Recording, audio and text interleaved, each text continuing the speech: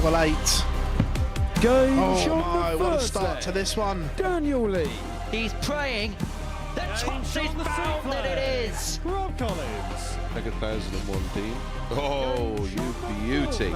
Taking out on day one to win his fixture. And what a way to start the day for Sebastian Bialecki.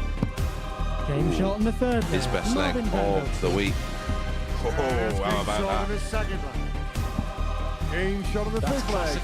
Oh, what that means to him.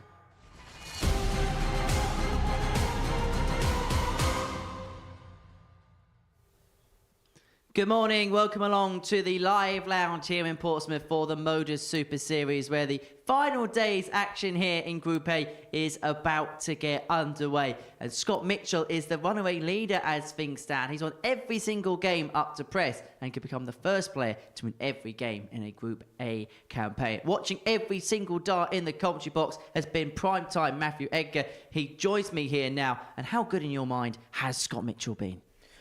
If you ask Scott Mitchell, he hasn't been good. He doesn't believe he's been good, but he has. He's been very good at the right times, and that's all you need to be. You don't have to be good all the time. You have to be good when the time matters the most, and that's what Scott Mitchell's done. He's been solid, he's been consistent, and he's been unbeatable so far. I'll just get the sense and the feeling with Scott. Since he's dropped off the Pro Tour, there's always been a big expectation and a big tag on his shoulders. Maybe in his mind he hasn't always lived up to that, but this week, even though he hasn't played at his best, he showed signs that he is one of the, even though we talk about him as a commentator in this building, he's still one of the best players outside of that PDC tour card system. I mean, let's be honest. When he came off the PDC Pro Tour, he came off that averaging around about the 91 mark. Everybody expected that Scott Mitchell was going to go and pick up titles, whether that was here, whether that was the seniors. A lot of people had Scott Mitchell down to be the seniors world champion at the first attempt. It didn't happen for him there. It takes a bit of time to adjust to. He's probably come down back off the Pro Tour again as a bit of a big fish, and it's took him a little bit of time to sort of settle again. We know he wants to go back there, and he's starting to show the signs now of the quality of a tour card holder. Well, nobody's gone 30 from 30 in a Group A campaign, but a few have gone close before. In this building, David Evans, Alex Spellman and Shane McGirt have gone 14 wins into the 15. Jim McEwen's done likewise, but in Southampton. And when you look at the list of players that are on there, Spellman, we said, should be a player that should be expecting to get on the tour in the near future. McGirk's going to be playing at the Lakeside later on this year. David Evans, a former World Championship quarter-finalist. This is an illustrious list of players that have come so close yet so far. That's what Scott can do today. It's not easy to do, to get to 14 from 15, because just think about the problems that this causes. This is over 3 days. It's not just a tournament on one day. You've got to be over 3 days. You've got to be good for 3 days against quality opposition at different times of the day. After sitting down, having a break, coming straight back into games. The format doesn't lend itself to someone doing this. It's a short format where just one little slip can cost you the whole thing. We could be about to see history, though, today. And you know what?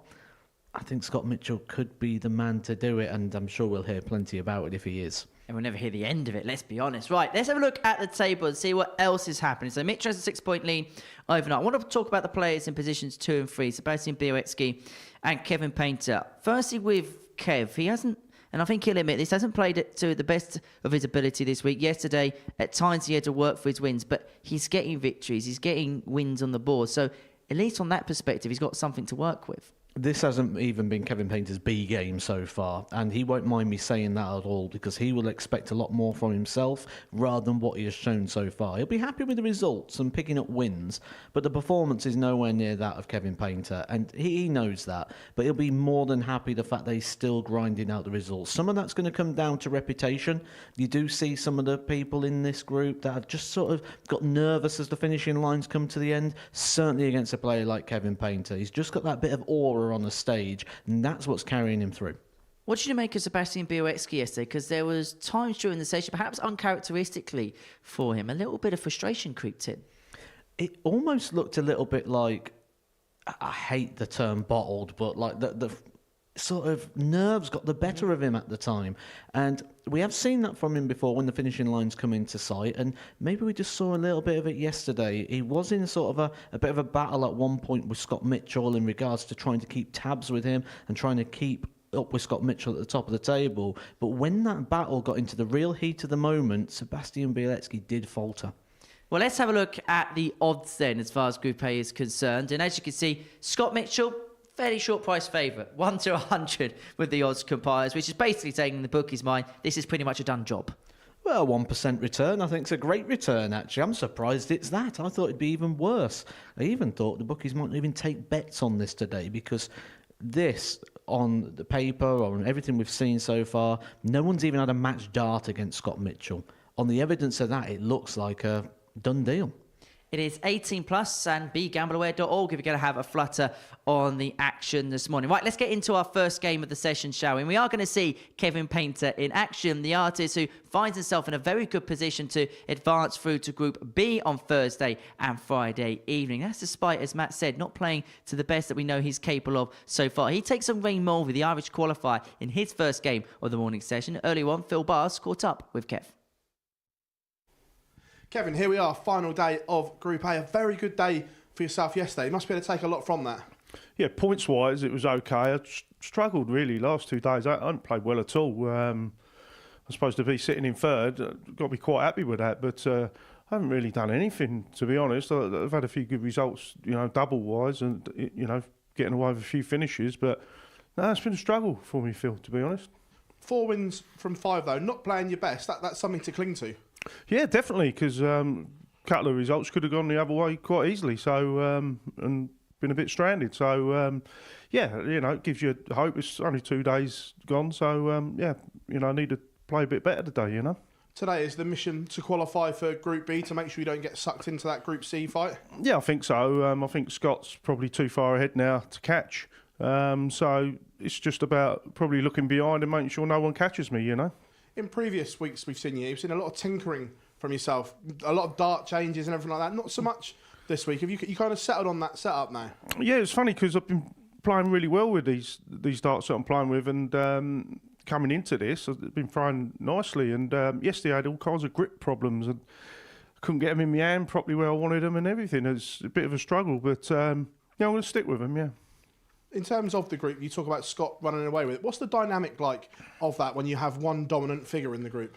Yeah, I mean, the problem with someone running away with it, you sort of think, well, you're playing for second place here or third, or, just make sure you stay and get in Group B, I suppose. But, Scott's been playing well. He's been very consistent out of all of us. So, Kevin, wish you all the very best today. Thank you very much. No, thanks, Phil. Thank you.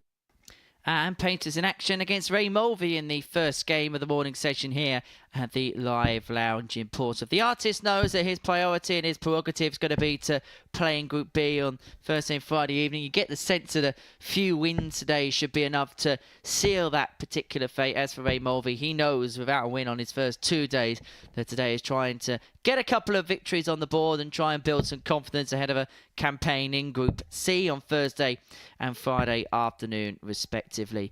It feels as if a lot of the I's have been dotted and the T's have been crossed, but for Kevin Painter, nothing is a certainty unless it is done. He's too experienced to fall in the trap of things being sealed before they are. As for Ray Mulvey, the 36-year-old from Ireland, won the Irish Masters last year, hoping to show us that sort of form that saw him win that particular title last year. And it is Painter that will throw the first dart of the day. And he'll be hoping to be throwing his darts next time after this session in the night-time, Matt. That's clearly his goal, isn't it? And rightly so, the mathematical advantage. And it's where Kevin Painter will more than likely come alive. It'll be 58. more suited to him than these early morning shifts, that's for sure. But he makes a very good point, doesn't he, that interview where 58. you can come into Wednesday, day number 3 of a Group A campaign, and just feel a little bit flat at times. When you've got a runaway leader, it does make you feel like you're literally 80. throwing for second best, or possibly even third best. You know Kev fairly well. Will it be something 85. that maybe not eats away at him, but something he knows that he's come so close to winning a weekly title here at the Super Series, but yet hasn't got over the line yet? And you feel he will. 98. A lot of the time when you get to the more ageing dart player, you suggest that maybe the time of winning 60. things like a week here at the Super Series have gone. But one thing Kevin has never lost, and it has been very evident already this week, is that competitive spirit, that will to win. I don't think you'll find too many 95. players with a better will to win than Kevin Painter. 100. Well, we say that one of his best qualities is digging in, and he dug in there with that max to put him in front of the leg. Just as Mulvey felt he may have had an opportunity against the darts, he does have a go at the fish, but it's not going to go for him on this particular occasion. So Painter should return 85. for 2 at tops Kevin, you to require 58. take out this opening leg. Well, he's missed the big number, has to spurn one. So it's only going to be 1 at tops. It's a bit of a regrip. We saw that a few 18. times from him yesterday. Wasn't Ray, happy you with the way require that 85. the dart was sat in the hand at certain points. The first point of the day could go in Mulvey's direction if he could pin the 85. If he can find the bull, in which he Shot on can. the first leg, And Mulvey Ray breaks and Mulvey. leads 1-0. Well, the issue for Ray Mulvey Second on leg, Monday it's was race the to throw finishing. He first. did tighten up a little bit Game on. yesterday, but it still wasn't quite to the levels that we'd expect here at the Super Series. But that is some start there from Ray Mulvey. 100. Maybe just coming into today feeling a little bit more free in the shoulders, knowing that his race is run in regards to 100. his position in the table, knowing he's going to be in a Group C campaign, knows he'll be joining us Thursday and Friday afternoon rather than the evening. But there is one thing 96. that Ray Mulvey has not managed yet, and that is, out of his 10 matches, he has yet to have a match-winning dart. And they are the 60. sorts of things, aren't they, Matt, as a player? They are certain statistics and certain flashpoints that you know and sometimes you can't get out of your mind. Well, it's a position we've not seen him in yet, isn't 125. it? So when that situation does eventually come round, which he's going to get an opportunity somewhere to win a match, it might be this one, the way 45. he's playing. He's averaging 91 in the early exchanges here, which significantly the best performance we've seen of him so far. Daily averages for Ray Mulvey, 45. 78.50, and then on Tuesday, 79.88. 80. Ray, you require 135. Well, 135 to double his advantage. Got 6 darts from here as Mulvey. Not going to take the 135 95. out. Hasn't really been a week littered with big ton plus finishes up to press. As far as yesterday was concerned, we had 180. just the 5 of them as Painter Ray, you finds his require second 40. max of the match and piles the pressure on this top to a 2-0 lead. Double 10. He thought that was in, didn't he? He was already down the It's on hockey. a That second one is, he leg, can go Ray and Mulvey. collect. Last starting hand there as well will be painful for Painter, who hit the maximum visit to leg, it's give Kevin himself to the throw opportunity. Should Game on. Ray Mulvey miss, but he's not missing today. 100. And do you think the fact that he can play a little bit with the shackles off, he knows exactly where his fate's going to be over the next couple of days. He's going to be playing Group C no matter what happens today. 60. I think a lot of this comes down to various conversations I've had with people over the years, and whenever someone comes onto a sort of TV stage for the first time, 58. it tends to be not that of a positive conversation. It tends to be one coming from a negative place in the fact that they say, I don't want to embarrass myself. I don't want to look silly. 97. Well, I suppose in a way, Ray has already had that moment, losing 10 from 10. He knows it can't get any worse. 100. And he knows it's not as bad as he would have felt or thought that it would be to come here and lose all those games. He's like, oh, okay, that's done now. Can't change that. 100. And this feeling's not as bad as I expected. So I can get up there now and play what I have been doing back at home, which, from what we've heard from people, is 55. some very good darts. And that's the thing he's got to draw upon, hasn't he? Because he's physically won a competition to get here. So he's been in the winner's enclosure to have an invitation here at the Super Series. 28. He's directly qualified through merit.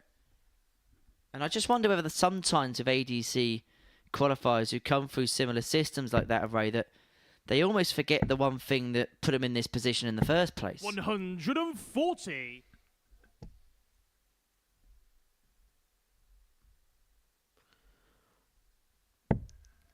Kevin Painter was in this exact same situation in the last leg, hit a 180 to leave 36. And it's a copy there from Ray Mulvey, who gets his first maximum of the game.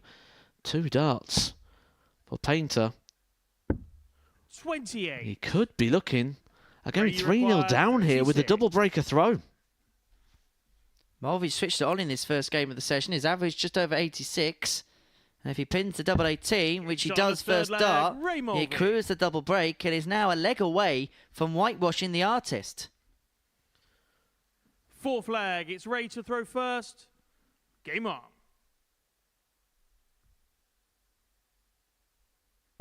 When we see Kevin in the background, you don't need words to accompany his thoughts. 100.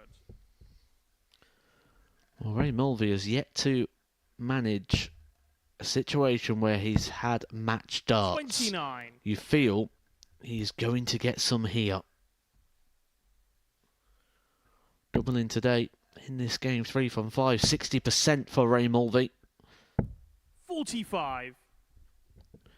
But you see there, the first time Ray Mulvey just wiping his hands on the trousers, maybe now just starting to feel a little bit of tension of the situation. Not just the fact that he might be getting a 55. win here, but a win against one of the legends of the game in Kevin Painter.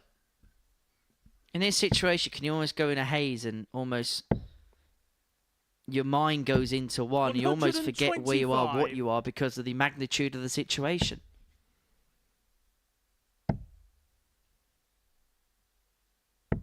$100. And he's got 6 here now, Ray, for the match.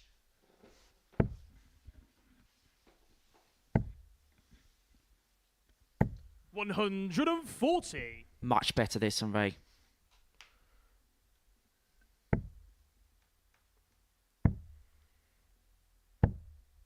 $90. Ray, you require 91. 91 for the match. He's got 6 from here.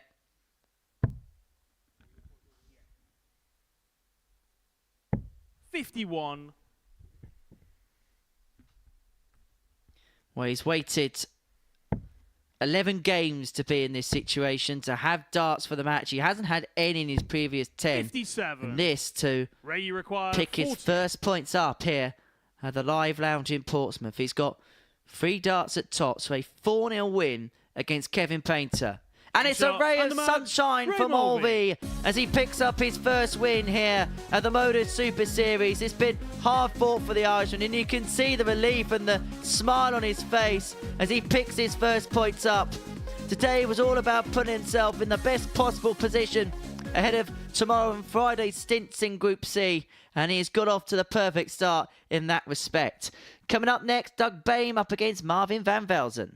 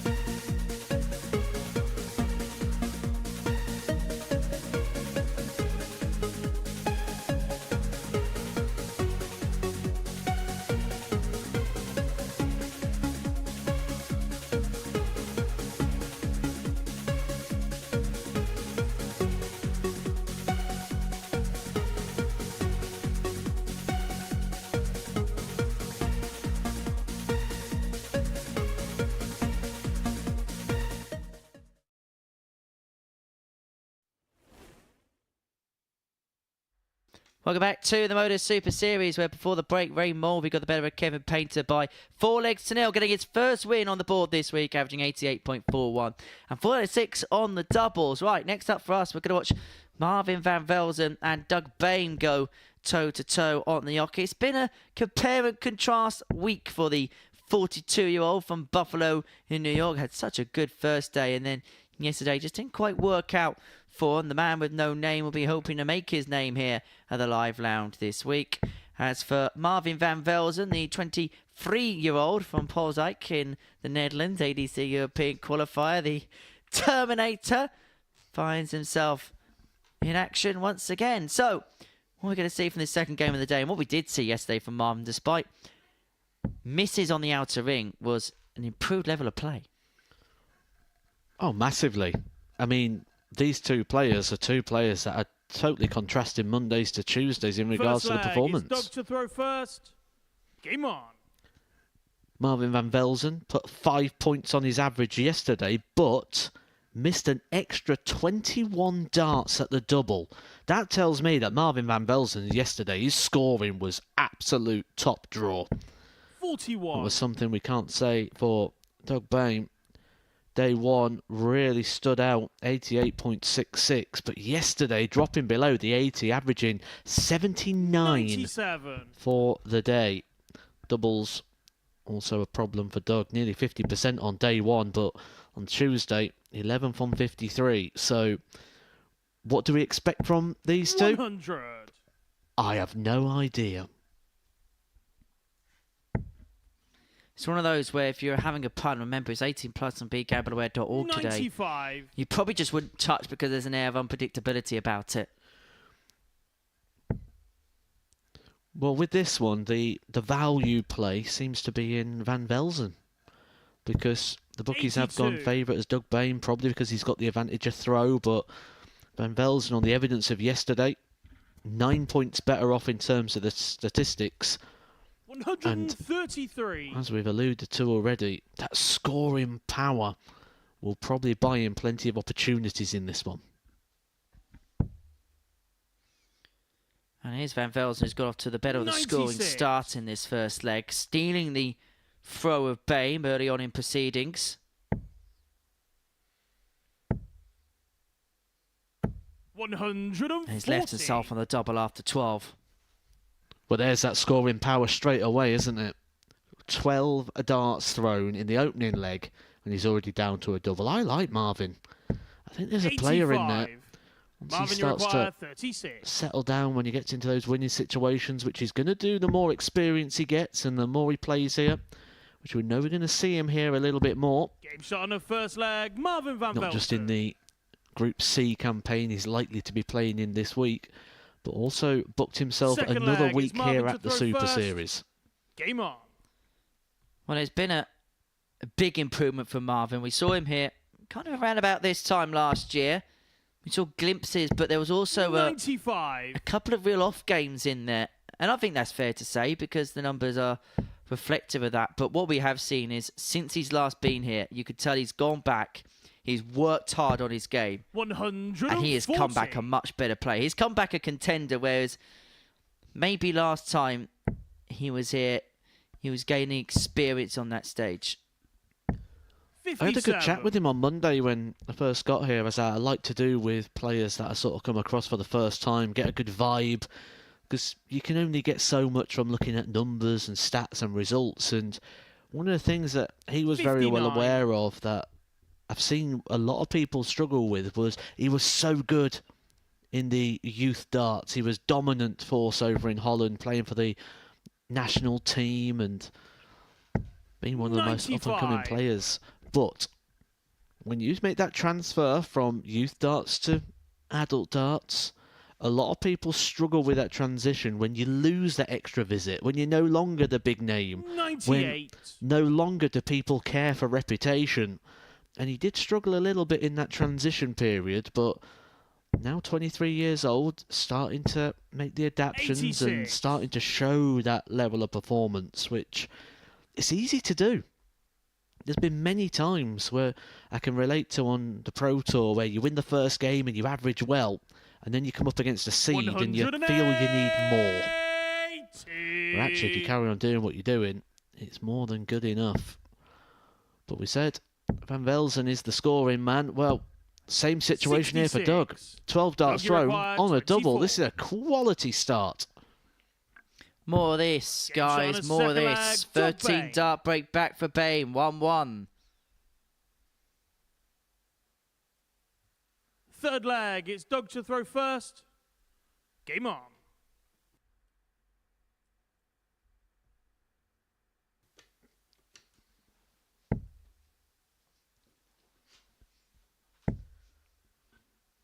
Perfect dart for Doug there.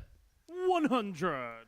Mentioned about the angle of entry of Doug's darts, just laying a little bit flat. You just want it on that bottom wire so you can do 96. what we'd have said back in the day for Phil Taylor, the stacker darts.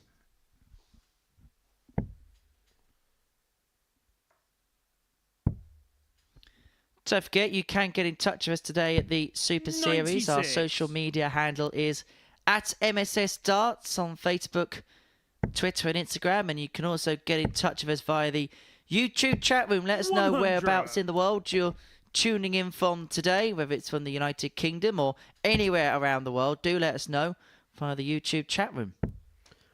Also, let us know who you're tuning in for. Who's your man? Who you're 24. supporting today? Do you think Scott Mitchell can do the lot? Can he be the first man to complete the card all the way through the Group A, the 30 points? 81. He's got it a bit tough as a starter. He's got to try and break the throw of Sebastian Bialecki. That game coming up next.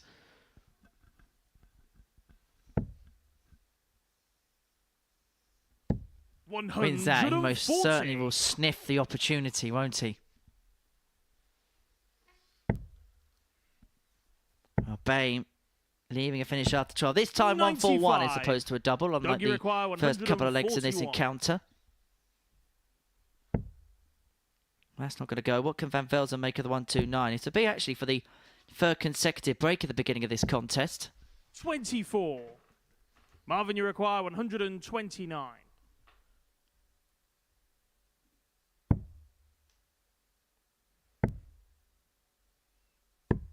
$104. Doug, you require Nearly 117. found a way towards it. So Boehm 117 to put himself 2 onto the good. Down for trouble 19. Can't find it. So Van Velzen for the third consecutive break at the beginning of the match, looking at 35. 25. Marvin, you require 25. 17 double 4. No Oh, score. that was wild, and he let us knew about that. Doug, you require 82.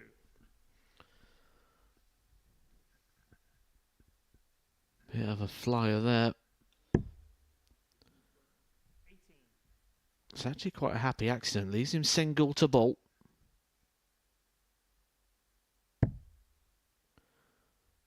He went aggressive, knowing that the safety net is the dart at the bolt.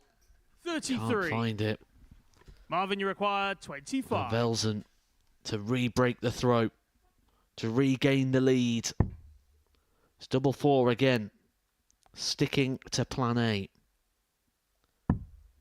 No score. Same result. Well, he said Doug, you behave. require 49. He can't believe it. And Boehm can step in. But again, a miss of a big number. Well, this has kind of gone from the sublime to ridiculous, this match, hasn't it? Tops. 9. First 2 legs, both players left on a double after 12. Marvin, Now you they can't require find one. 25. Well, plan A was 17 double 4. Plan B was do plan A better, and it didn't work. What is plan C? Well, plan C's attempt to do plan A better, but that hasn't worked out either. It's double 11. 3. Once they say the definition of insanity Doug, is you doing the require same things 40. 100 times and expecting the same result. Double 10. Feels like I've been going for a double 100 times in this leg. It's just one of those, you now just want to get in the ledge. You don't take any pleasure Shot in on winning a it. third leg, And it's Boehm Doug that Boehm. takes it and takes a 2-1 lead. Oh, I beg to differ. when Fourth leg, it's Marvin to you throw say there first. no one takes pleasure Game in on. winning it. Oh, there's a lot more pleasure in winning it than there is losing that one. I can guarantee you that. 96. There are many players out there, myself included, who in that sort of situation would probably have just let the opponent know about it. I mean, you watch a player like Gerwin Price, who's got that full-on sort of winner's mentality. 57. It doesn't matter if he goes out in 9 darts or 30 darts, he gives you some.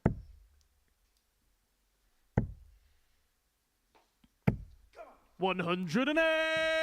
Maxi for Van Velzen.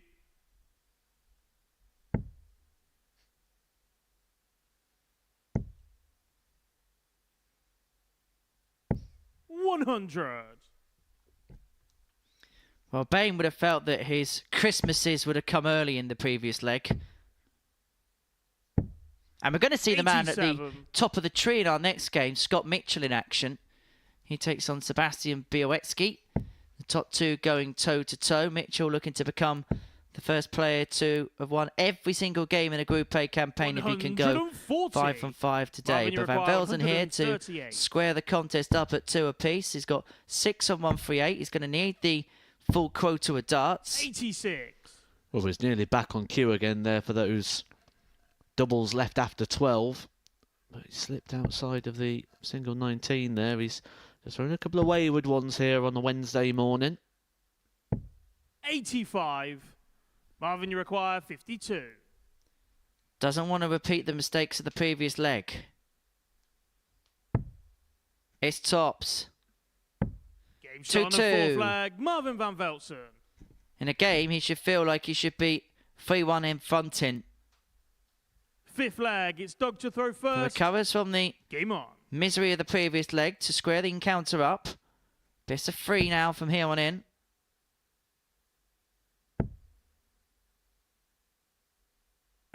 $100.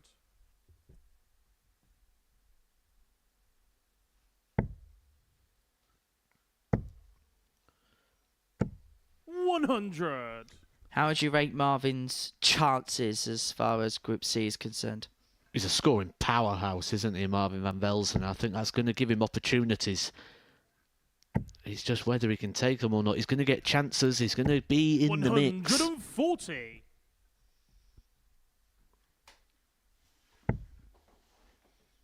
In case you don't know the lineups for the rest of the week, tomorrow as 100. Van Velzen finds his second max of the match. Group C is going to see Daniel Lee, Thomas Lovely and Stuart Kellett, the ADC qualifier, in action. And then Group B, it's going to be Bo Greaves, Rob Collins and Adam Lipscomb, the 43. local favourite.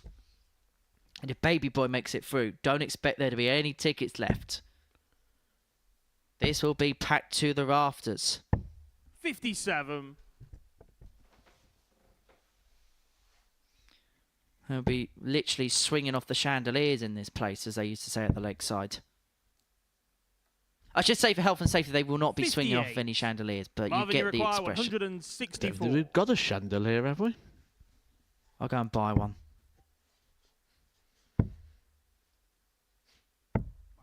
124. Doug, you require 160. Well, he's back on cue again. Look at that. 12 darts thrown on the double. He does this so often, Van Velzen. He's going to get the shot as well. 44. Marvin, you require 40. He's the sort of player that we've seen many times in a Group A where they've just had a few wayward moments. Case in point. Game shot on the But fifth sort of flag. grow Marvin Van into a Velzen. week. I wouldn't be surprised to see him here on Saturday.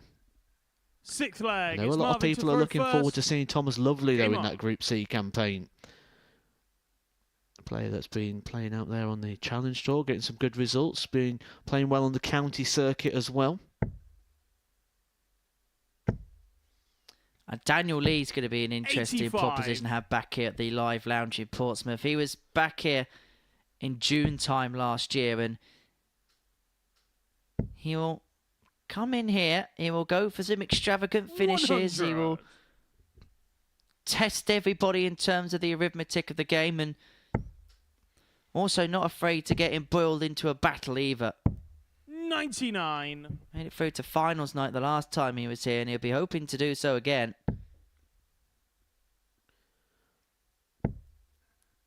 Tell you what, if Marvin van Velzen ends up in a 9-dart shootout, I'd be 81. backing him in that one. Just regular finding the treble almost every single visit. He's such a powerhouse on this scoring. 140.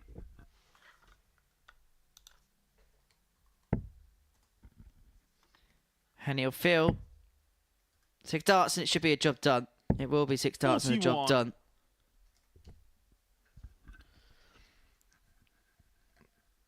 Well, it is the doubling percentage that is the problem for Van Velzen. Again, 12 darts 137. thrown, leaves himself on a finish. His doubling percentage so far this week is just 27%. If he can put a little bit on that, we could be looking at a weekly winner here. 83. Marvin, It's been you a week require of real 40. progression for Marvin van Velzen compared to his previous appearance here at the Live Lounge in Portsmouth. And he's Shot beginning to and the pick match, up results and Marvin put in van Velzen. performances reflective of that. A 13-darter to finish off, a 4-2 win against Doug Boehm. And yeah, that was sick, wasn't it, Marvin? A 4-2 win for the Dutchman, averaging 90.06. That was despite having 10 missed darts in the piece. He gets the better of Doug Boehm 4-2, who's got work to do. Next up then, Scott Mitchell on a quest to become the first player to ever win 15 from 15, and he can pretty much rubber stamp his progression through to the finals on Saturday night by beating Sebastian Bialecki next.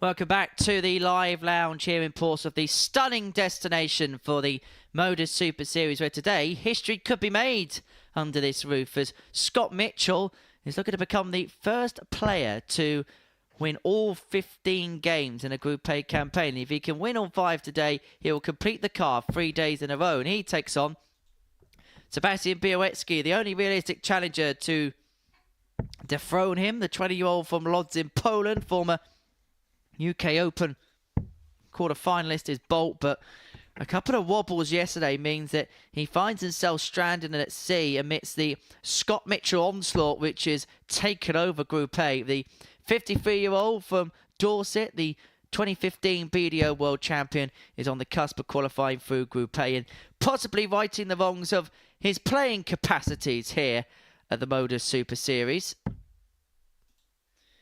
Well, he's been involved in many Saturday nights as a commentator here at the Live Lounge, and he's hoping to be back involved in the mix as a player. And if he does qualify, I expect this place to be close to capacity. If him and Lipscomb both qualify on Saturday, you won't get a ticket for the place. I can guarantee you that for nothing. Sebastian to throw first. But it's Bialecki who has the darts in this one. And if he can't win the group, he'll be hoping to at least stop Scott Mitchell from taking the record.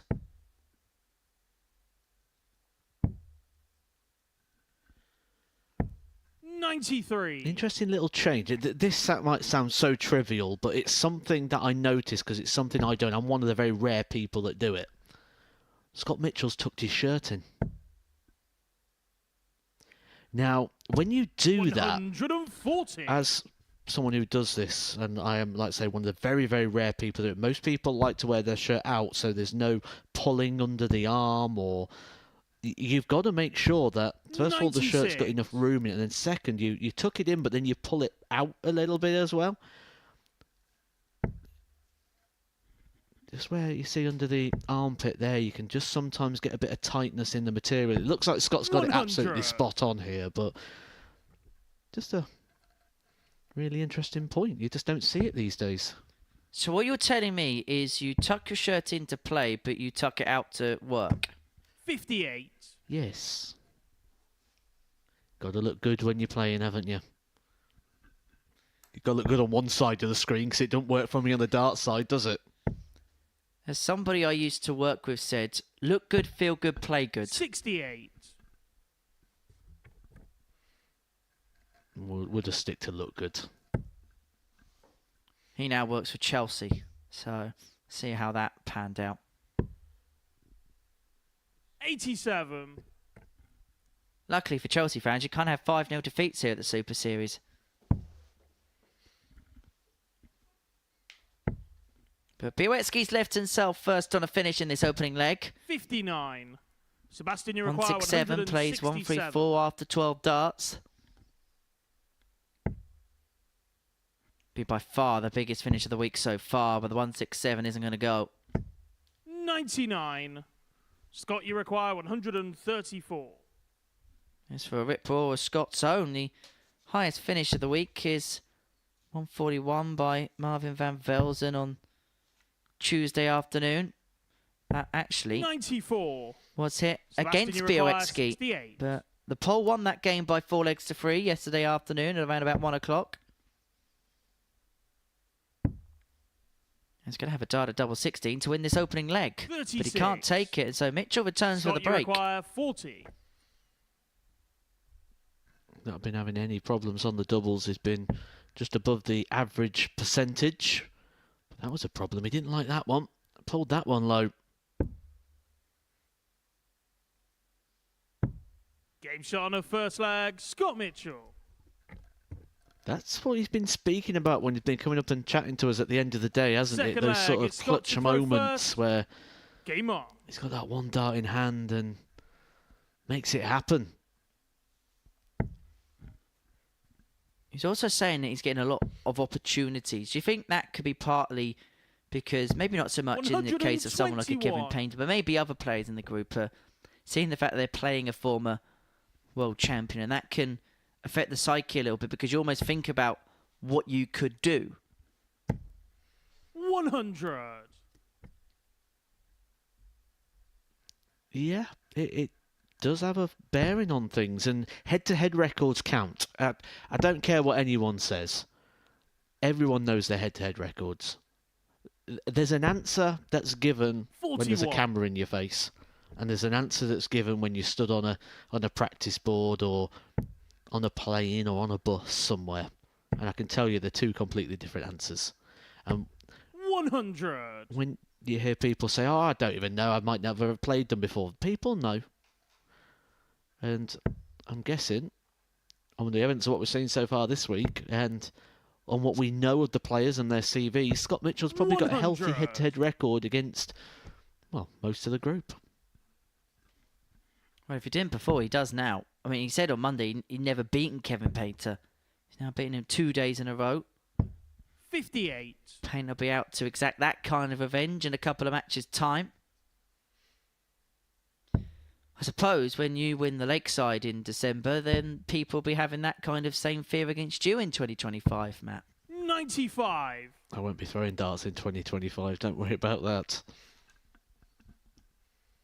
You're going to do the Nico Rosberg trick, win a world championship, and then suddenly retire into the sunset. 140. Winning a game might be a Scott, big you enough require problem at the minute. 144. Not been a problem for Scott Mitchell all week. Another one of those. Would have left him on the double 12. He fancied that, didn't he? You could tell with the puffing of the cheeks, the exhale of breath. 128. Sebastian, you require 103. But he has forced this 103 of Bialecki to go. Still a possibility. 82 left, went for the bullseye. And so Mitchell's going to return for double 8 to Scott, double his you require lead. 16.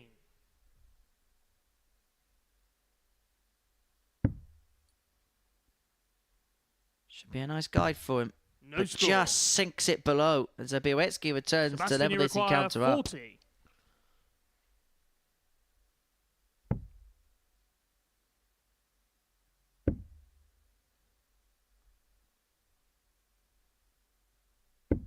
Game shot on a second leg. Sebastian We know Bialecki. Scott Mitchell is a thinker. I wonder how much is going through the mind at the Third moment leg. of It's Sebastian to Scott throw Mitchell in first. regards to being the Game player on. to make history, the player to do the 15 from 15. He probably would have preferred this game with Bialecki later on in the day. And maybe even the breakdown of who 96. throws first in each one of the fixtures. He probably would have hoped that he'd had the darts when he played Bialecki. Is this where, and you can confess this because you've done both 85. as well, is this where his other capacity here could actually come as a disadvantage to him because he would know that sort of stuff because that's the sort of stuff that he does as part of his research and prep? 120. Can one intertwine the other at times? It can, in regards to, I mean, when I played in this last time, the players were saying, Matt, can you just let us know what needs to happen? I'm like, I can't, I got the table. And then there was like, well, the table's on the laptop. Can you go let us know how it works out? I'm like, I'm not getting paid extra for this, you know. But they wanted me to let them know the scenarios and the systems because a lot of people want to know the breakdowns. 140. I don't think they're going to be asking Scott Mitchell the scenarios as to who wins the group. However, win for Bialecki would move it to within 4 points and would just make life a little 140. bit interesting. Sebastian, you require And he's 145. going to get 6 here from 145 to move himself 2-1 in front.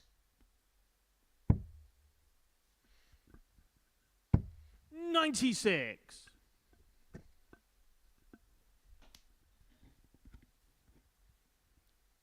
And certainly if Mitchell lost his first couple and Bialecki won his first couple, that 1 to 100 looked quite silly, wouldn't it? 100. Sebastian, you require 49. Well, 49 for Bialecki to move himself 2-1 to the good, just about in the 17. And so 2 in hand, a double 16. That's usually a nice guide for Seb, but he 33. cannot use it. Scott, you require 76. These are the chances that Scott Mitchell was aware of that he's getting where he feels people are just missing against him at the moment. And he just steps in. 58. Not on this occasion. Again, pulls it low. Sebastian, you Did require that earlier on the 16. tops as well. So a couple of worrying signs here for Scott Mitchell. Just holding on to the dart a little bit too long.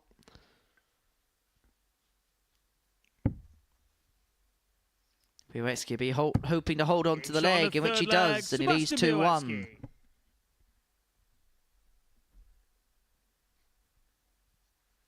4th flag. It's Scott to throw first. Game on. Bialecki steps into a 2-1 lead. The one thing to remember with Scott Mitchell as well is 140. he has been that dominant in his performance so far that he has yet to face a match dart. We had the same situation earlier on. Ray Mulvey in our opening game. He never had a match 134. start across the first 2 days of action. He won 4-0 against Kevin Painter. And when the situation presented itself for that trend to stop, he took it with the very first dart. 24.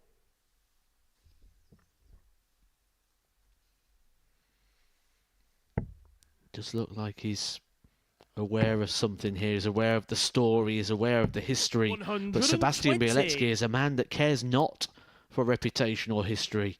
This is the player that stopped the hat-trick of Luke Littler.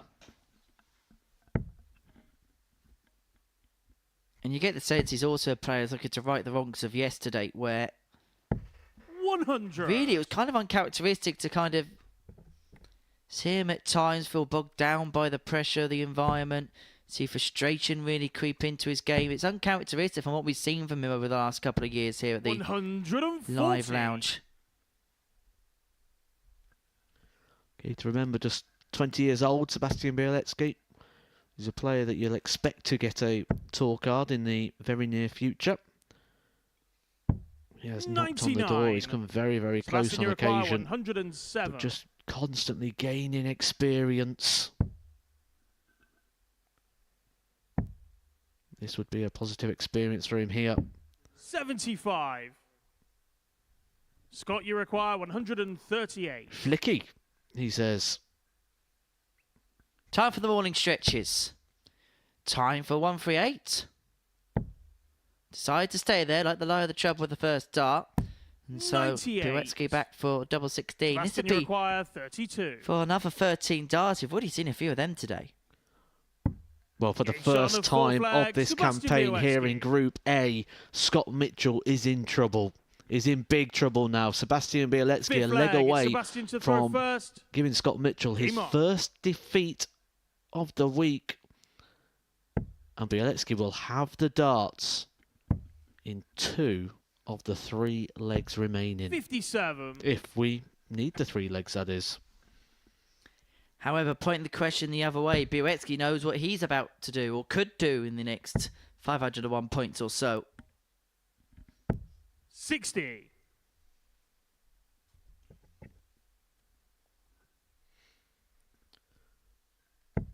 Well, we've talked a lot today about Scott Mitchell in regards to 140. going through the card and being the 30 from 30.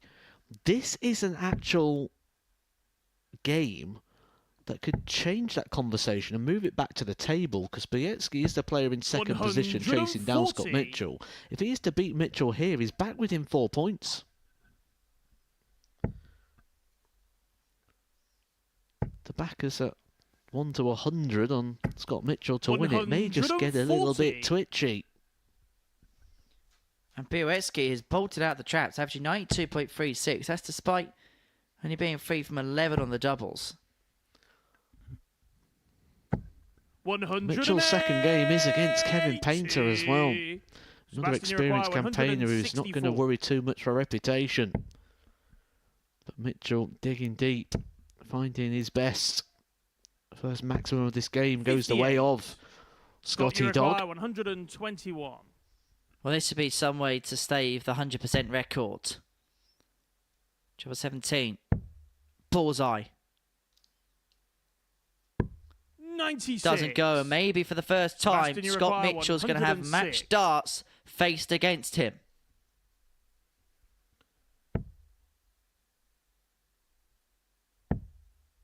He is at double 16. And the streak Getting is shot on the over. match. Sebastian Bialecki inflicts the first defeat upon Scott Mitchell in Group A, and it puts Boehm back into play. They have a conversation about the game that they've just seen, and Seb will know there's still a chance of winning this group. It's not the procession that they perhaps thought was going to be the case for Mitchell. A 4-1 win for Bialecki, 91.5 the average. Mitchell averaging 92.5. That gave a demonstration of the fact that, well, these two kind of been poles apart as far as this group is concerned. Right, next up, it's Ray Mulvey against Doug Boehm.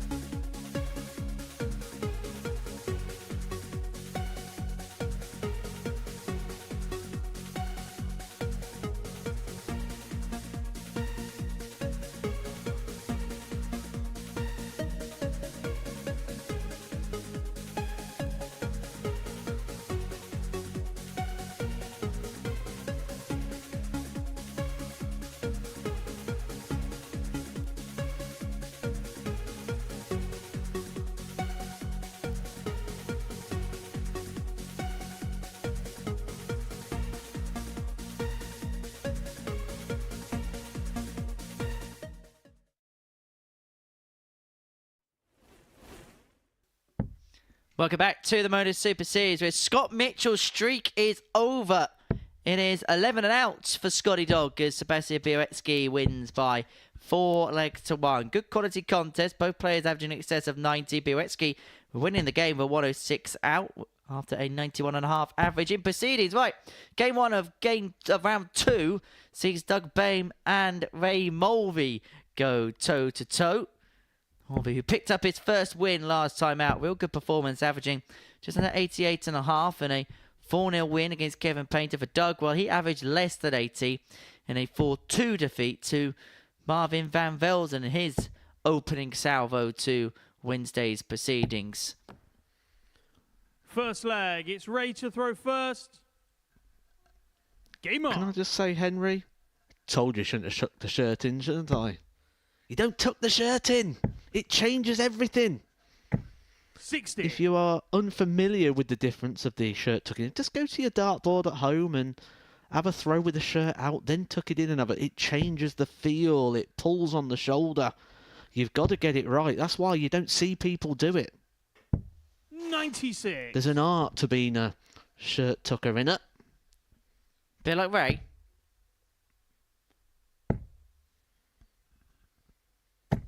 85.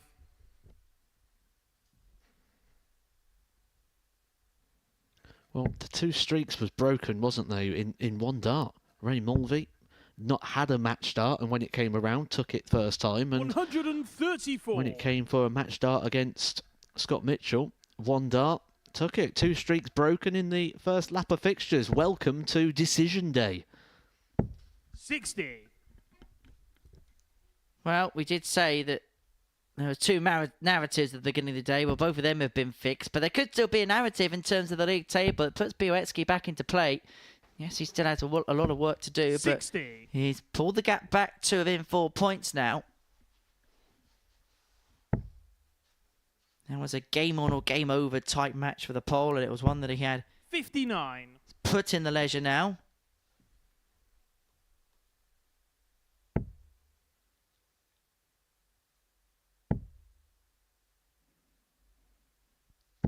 $140. 140 for Doug, puts him first to a finisher against the darts.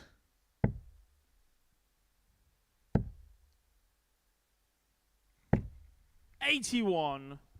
Doug, you Stay require the opening leg. 71.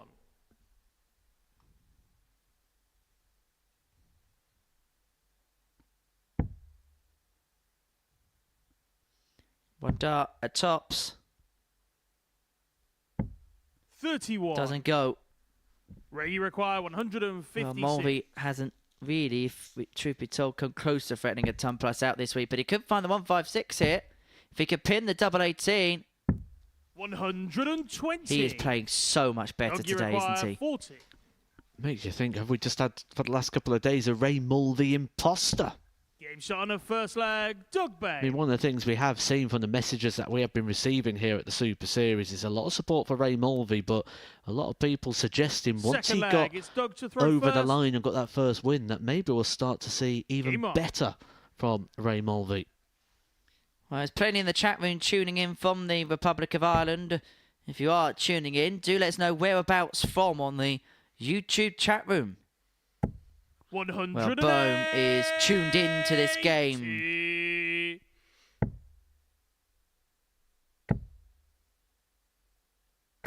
95. One of the things that's really interesting, though, about Ray Mulvey, and might be why he gets a little bit more inconsistency and gets a lot of darts bounced out, is 36. more bounce outs than anybody, is when you look at the flights are traditionally very small anyway, but a lot of the times he's not even squaring them off. See, like that second dart there, it's going in with 60. a flattened out flight, which means not only is he getting a small flight going to the board, but he's not going to get the same level of control because the flight's not open full. Imagine a parachute not opening full. It's going to just spiral.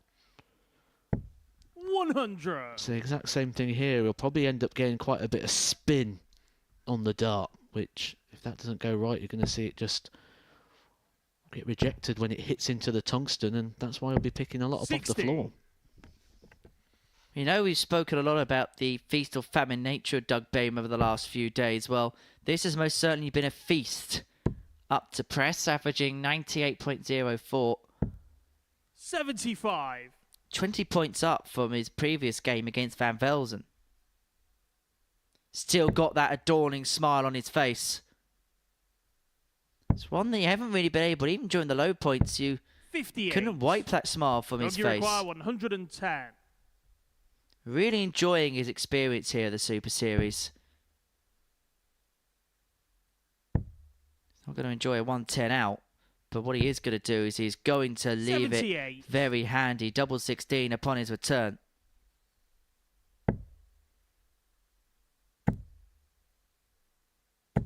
But it's going to be under pressure. 180. Maximum pressure Doug, you by require Mulvey. 32.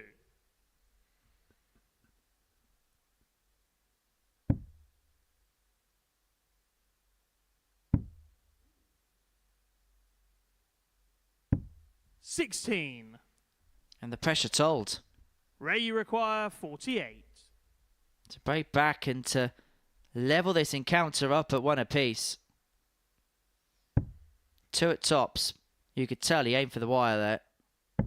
Game And shot on then the found second the leg, tops Ray perfectly Mulvey. to break back one apiece. Third leg, it's Ray to throw first. Game on.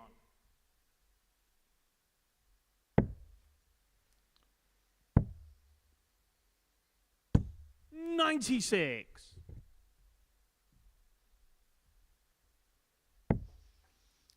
Sean McDonald is tuning in from Auckland in New Zealand for the action here. So that'll be 137. evening time, won't it? In that part of the world. I hope you're enjoying an evening's worth of darts. Not a bad way to set yourself up for bed, is it? 81.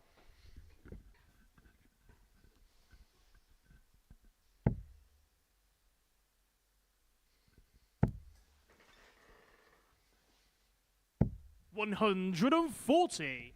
It's one of the key strengths I've found so far from Doug Boehm this week. That he doesn't let disappointment, doesn't let misses like lag into other shots. 96. He missed those 3 darts. He could have been 2-0 up.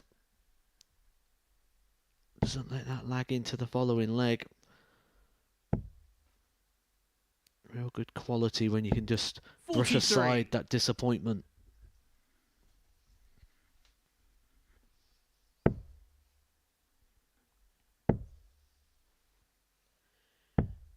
$44. Well, he's let an opportunity to have 6 starts of his own passing by, and in turn allow Doug another 6 to get. What would be the third consecutive break at the beginning of this match? And he is going to take full advantage of that fact. 116. Slip with the last, which in turn gives us another one of the beaming smiles from Boehm. 81. He's going to give himself a Doug, go you at require 65. 2 at tops.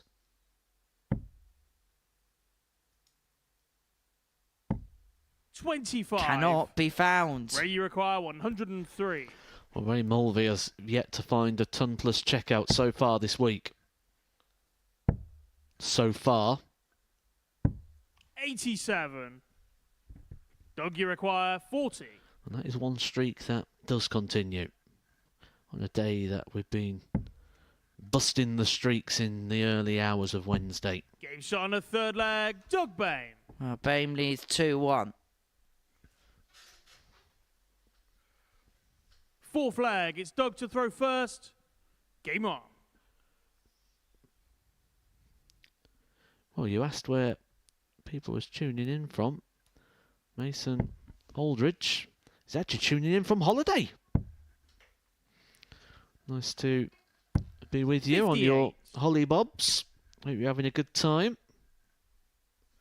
Hope you've gone all inclusive. Make the most of that, pal. 97. Yeah, enjoy a few cold ones on us, won't you? Well, Craig Firth is, well, probably living Paul Nicholson's dream because he's tuning in from Newcastle, Australia, basically combining his 2 favourite 60. things together, Newcastle and Australia. Never actually asked him if he went to Newcastle in Australia. I'm assuming he has. 26.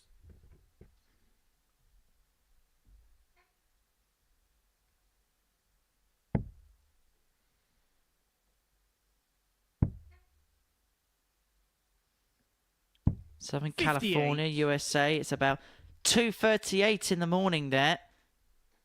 So either he's having a very late night or a very early start.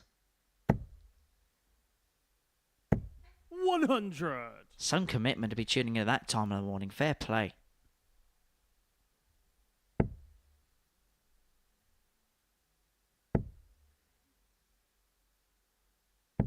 $60.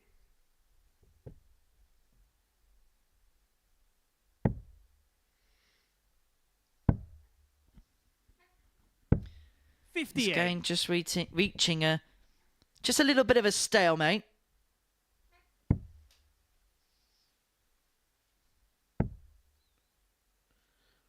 Doug still is in a position where he 87. can get into a Group B campaign. Kevin Painter currently holding on to that last position on 12 points, but he is coming up next against Scott Mitchell. Scott Mitchell, who has 45. been defeated just once so far. I mean, yes, he's not going to be the sole holder of the record, but he could be on the list of people that have done 14. And that is a very small list. Very small list of just 3 players. 94.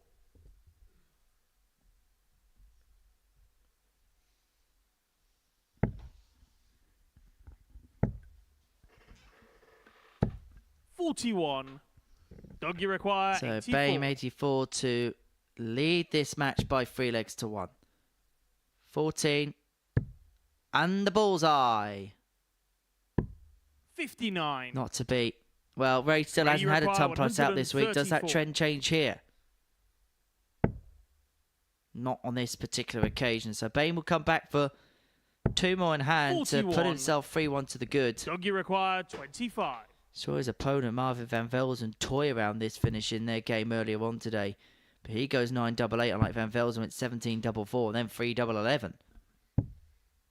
But just like Van Velzen, cannot find it. Ray, you require 93.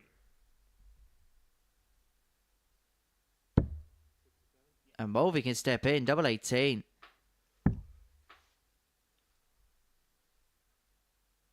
Well, 57. the first dart was awkward and it Doug, clattered you off the barrel require of the 8. second attempt at the double. Doug just taking a moment here. Not being rushed into the situation.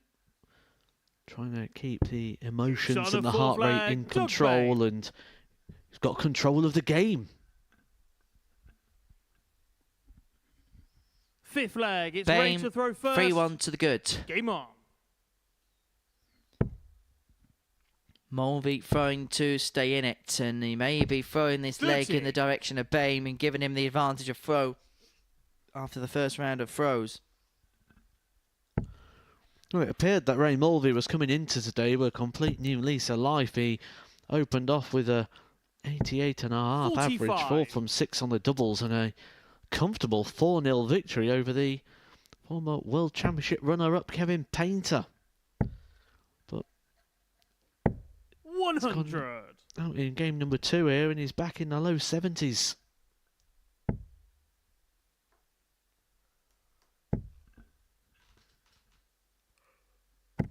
$140.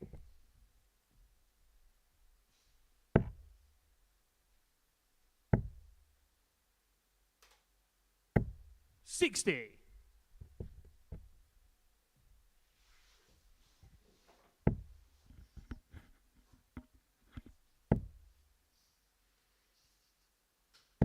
$140. Steaming towards the finishing line now is Doug Boehm. 45. Time on his hands, nearly 100 points advantage, despite the fact he's thrown 3 darts less.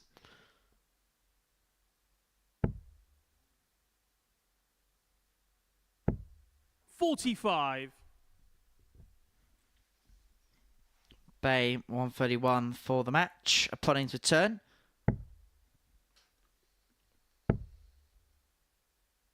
And is going 55. to have 6 to complete the Doug, you job require by 4 legs to 1. 131.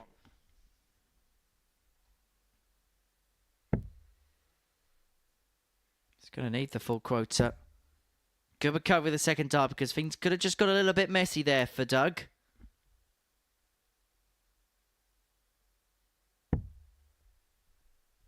$100.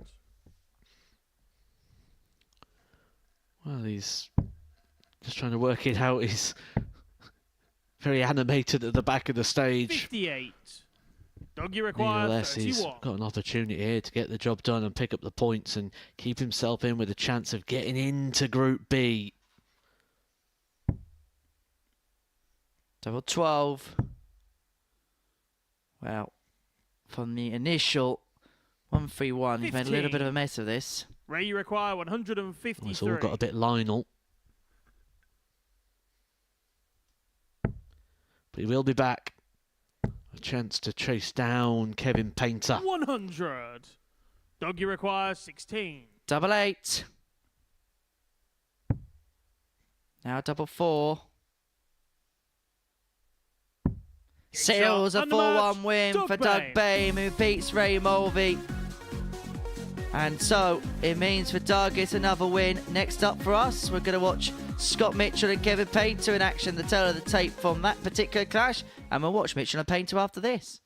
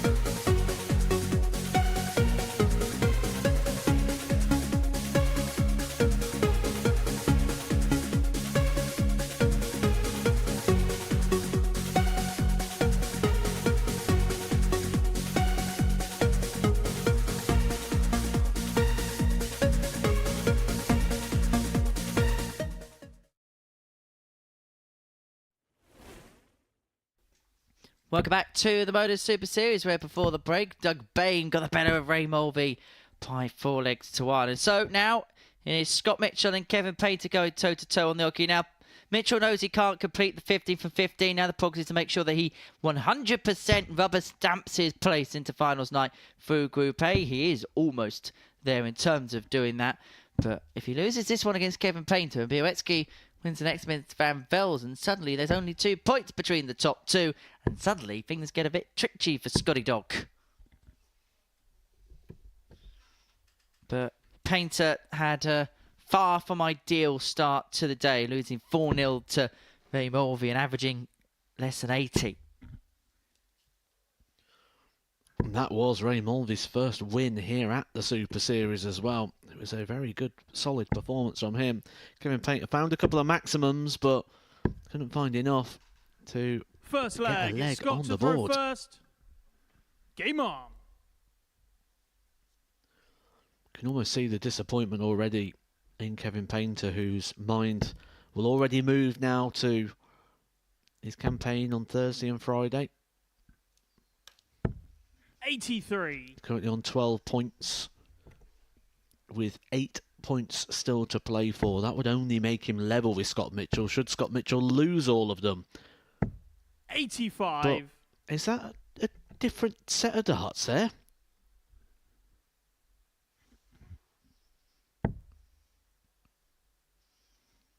Was this Kevin Painter who earlier on this morning said to Phil Bars that 100. the equipment I was feeling happy with? Yeah, just a bit of a change. Looks like the setup that of which of Nathan Aspinall. His stem and flight combo hasn't changed, but there is a 97. change in terms of the barrel.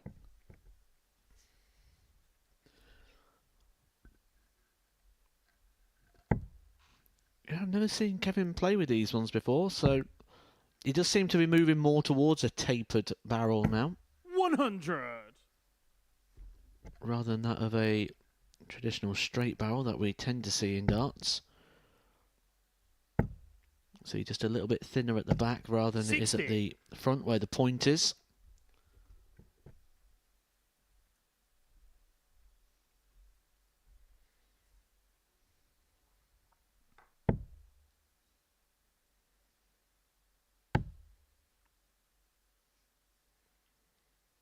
$140.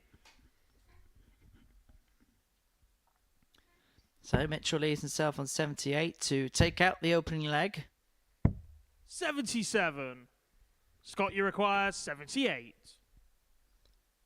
Should get at least a dart on a double. He's going to get 6 from here. And the first dart double he's going to get is at tops. 38. He will come back for 3 more.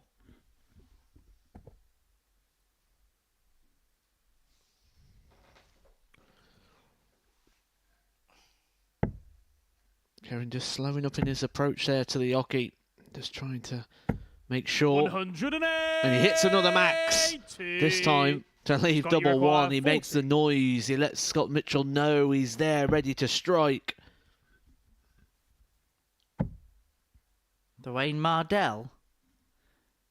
Well, Payne is hoping that he hasn't hit a dead cat 20. against Scotty Dog, and he hasn't hit a Kevin, dead you cat require against Scotty 2. Dog.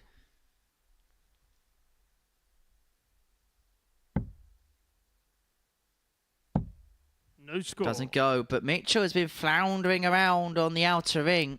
Scott, you require 20. No double 10. We'll give him a 1-0 lead. Game shot on the Eventually over first the leg, line. Scott 1-0 Mitchell.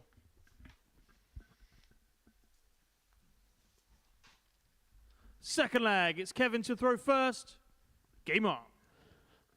I mean, for Scott Mitchell, he's just got to try and tick off the opponents with mathematical certainty. He's done that with the bottom 3 at the moment. Ray Mulvey, Marvin van Velzen and Doug Boehm cannot catch Scott Mitchell. If Scott Mitchell is to win this game, to beat Kevin Painter, he will tick off Kevin Painter as well. Meaning 100. only Sebastian Bialecki could catch Scott Mitchell, mathematically speaking.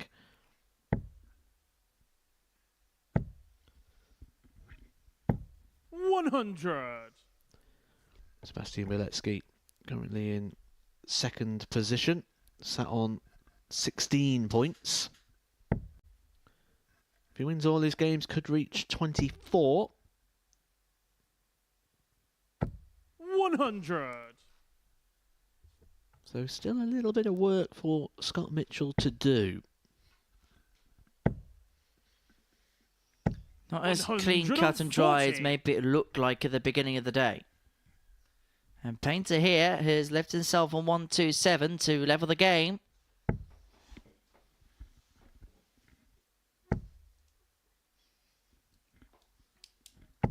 $100. Kevin, you require 127. Good leg this from Painter.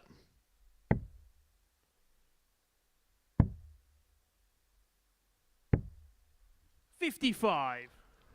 We talked yesterday about the rarity of the 5-ton leg. Something you'd expect to see a little bit more in darts, the 4 100 scores and the 101 out, but it is so rare. I genuinely think 60. we're seeing more 9 darters Kevin, than you 5-ton require legs. 72. I wouldn't be too surprised, especially when you consider the amount of people that split or go down these days. Tops 52. doesn't go. Well, this would be some way Scott, to you move himself require 200 fun. He's been 141. nowhere but anywhere in this leg, as Mitchell.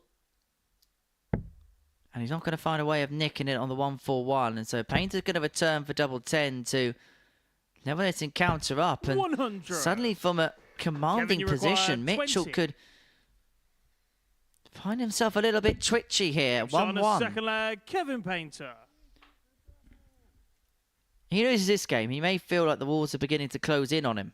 Third leg, it's Scott to throw first. Game on. What he doesn't want to do is give Bialecki in behind any kind of hope.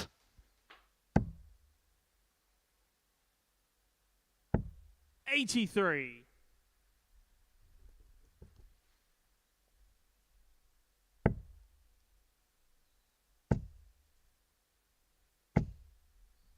$100. And this is the type of game that you'd expect Painter to really get up for. Even though these two would have crossed paths at different times at the peak of their powers, in recent years they've been 140. going toe-to-toe on the World Senior stage and other stages outside the PDC system. 70. And you get the feeling that these are two players that will always want to get the one up on each other when it comes to personal head-to-heads. Especially if this is the game we're watching as the final game on Saturday. Head-to-head was all in the favour of Scott Mitchell at the moment against all the players. But we will be joined by some new players on Thursday and Friday. Those of which the likelihood is Scott Mitchell's not going to be playing 100. against. Scott, you require 138. He's going to be kind enough to give us a day off if he qualifies.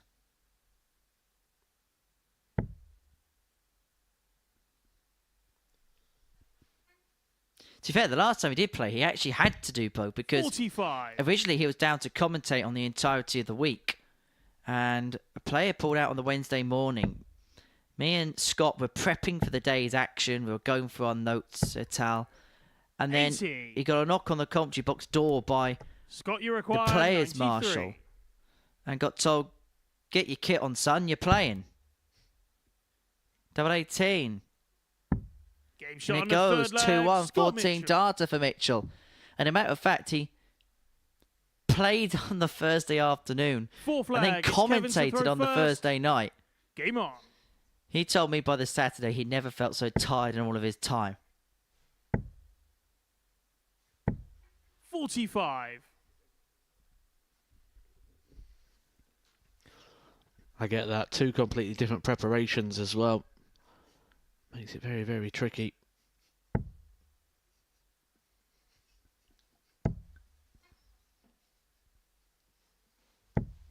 $95.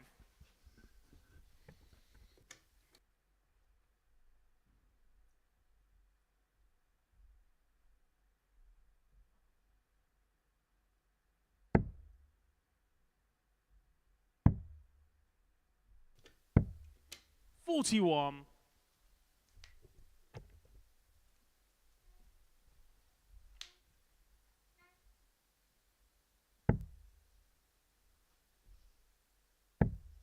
Well, here's a 10-point chasm, give or take, in the averages. Mitchell averaging 91.5.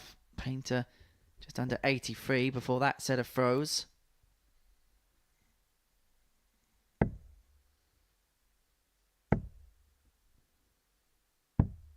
$99. What's going on that stage, Matt? Well, it doesn't appear that there's too much pace going on at the moment.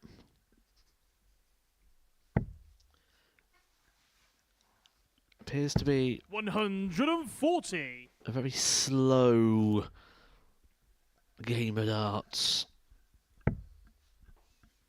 In that case, shall I get the kettle on? What do you want? Milk, 2 sugars, and I'll come back for the beginning of the next leg? 82.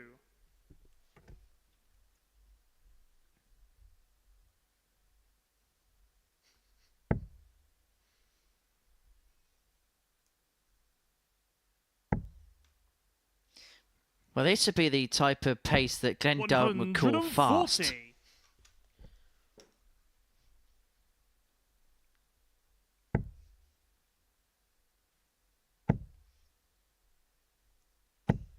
$100. Scott, you require 85. Amongst it all, though, Scott Mitchell a chance here to break the throw of Kevin Painter.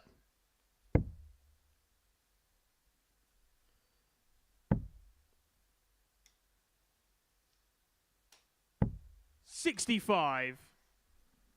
Kevin, you Doesn't require go, and so Painter to level this 134. game up, 134. And we'll be conscious of the fact that Mitchell has had misses on the doubles, but the mistray there into the single one irks the artist. See Scott Mitchell there. Just have a little glance at the 55. board.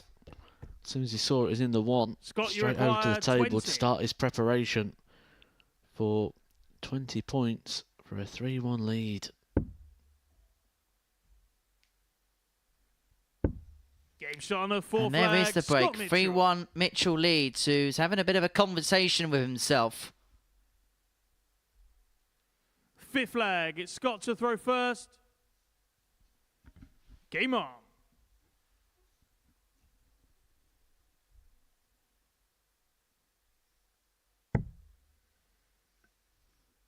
You can feel it.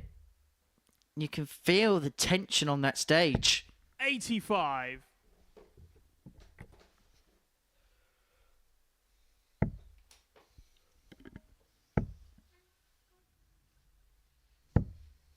$97.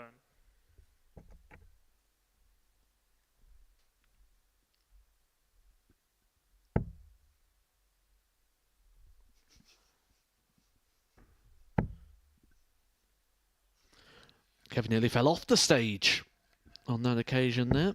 140.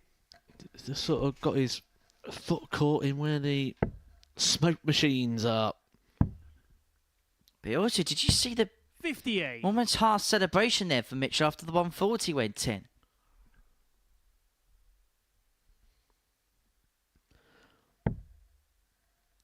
It's like an old school game, this, isn't it?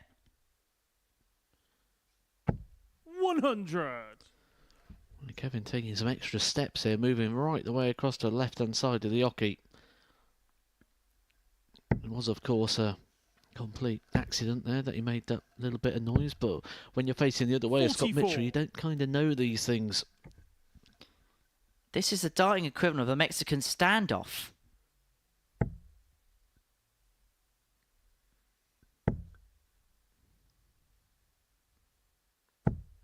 $55. Well, he's standing quite close to where the camera shows you the board. I suppose he's just trying to keep moving. We know that Scott Mitchell's quite steady in his approach round and the way that he moves. So, I mean, when I played Scott Mitchell on that stage not too long ago, I did a wider walk, 122. as in Scott, you getting require closer to the wall on the 121. left-hand side.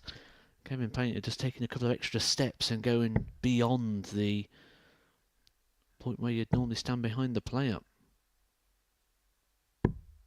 90. Do you know that's ironically one of the rules that don't exist in darts. There's no rule in where you have to stand. You just have to retrieve your darts to get out of the exclusion zone. He could stand next to Jack 135. Garwood if he wanted to. Scott, you require 31. Well, Mitchell could be standing on the cusp of qualification if he can take out the 31. 2 in his hand, a double 14. To win the contest 4-1. And win it he will. And the match. Another Scott intriguing affair between Scott Mitchell and Kevin Painter is won by Scotty Dog by 4 legs to 1. Well, that really was an intriguing affair, wasn't it? There's a little bit of a wry smile on the face of the former world champion. I think he enjoyed that win. I'll tell you what these two have provided in the last couple of days are 2 real entertaining fixtures. The standard good as well. Mitchell winning by 4 legs to 1. Coming up after the break, Marvin van Velzen takes on Sebastian Bialecki.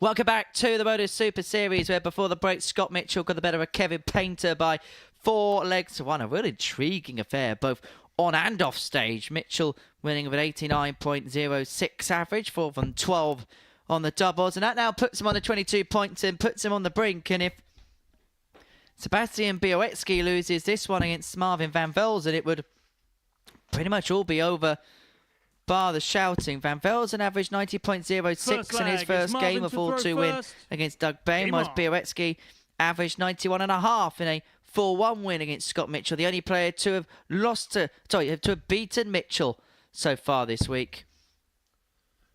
They played to type. 84. This could be a very tidy affair, Matt.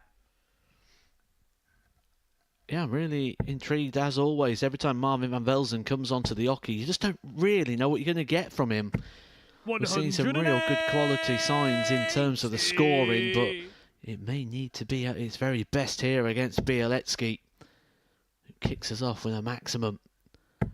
Always finds a treble, doesn't he, Marvin van Velzen? Which is always going to keep him competitive, always going to give him a chance and an opportunity. 85. As you mentioned, Bialecki, this is kind of win to keep your hopes alive. But I do get the feeling that down in that practice room, 137. they will feel that it's already job done. They'll already feel that Scott Mitchell is through. Probably because he's telling them that he's already... Right, no, he probably isn't, but I can imagine that is a practice room where when you 85. think of characters Marvin, you like require Kevin, you think of characters 155. like Scott, I think there's going to be a lot of mind playing in that room. It won't be a quiet practice room, put it that way. 96. For me, that's the most Sebastian, you require enjoyable part of 151. darts and this whole thing. The practice room shenanigans.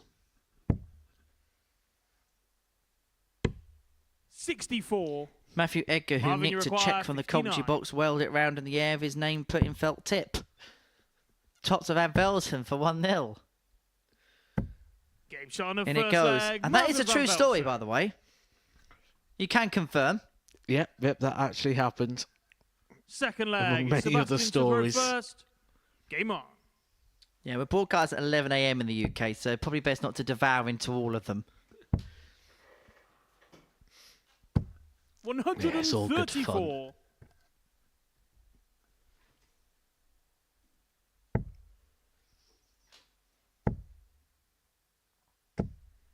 $95.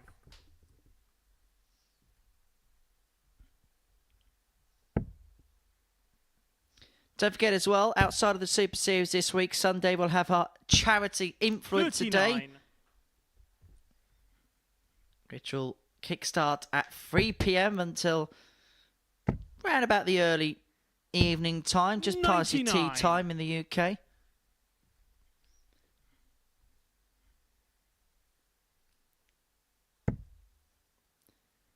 Chris Mason commentating on that, I heard.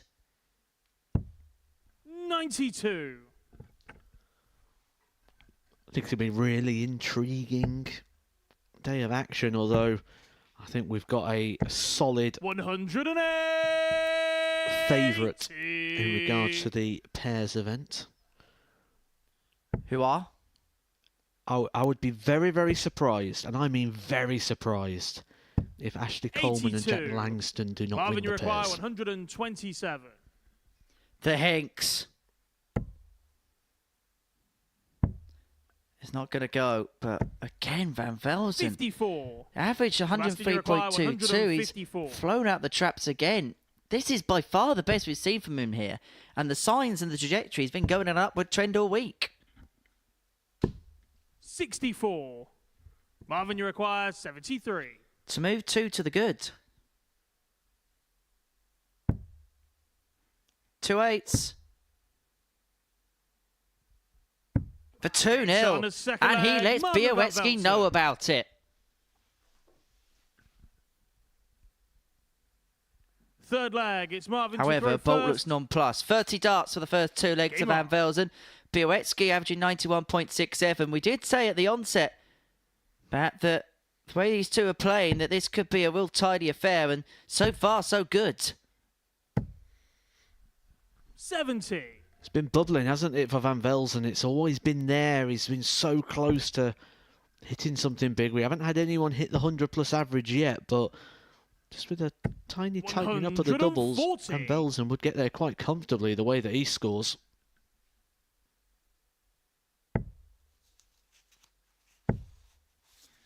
Well, at the beginning of the week, 123. Van Velzen was a 28-1 outsider with the odds compilers to pick the title up. Now, I don't think he's going to be drifting 85. into massive numbers, but I wouldn't be surprised if those odds are at least halved on the basis of play today. And of course, don't forget 95. tomorrow, you'll want to be tuning in from 10 p.m. because we're going to see the debut of Bo Greaves here at the Live Lounge in Portsmouth. The long-awaited debut of the reigning Women's World Champion and the 98. Women's World Match Play winner, twice World Champion, of course.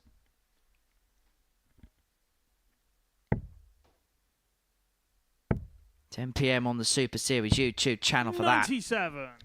Well, I'm looking forward to that. Got a front row seat to the action. Really excited to see Bo here, see how she gets on. Also, really excited seeing in the afternoon the return to this sort of darts for Stuart Marvin, you require Kellett. 116.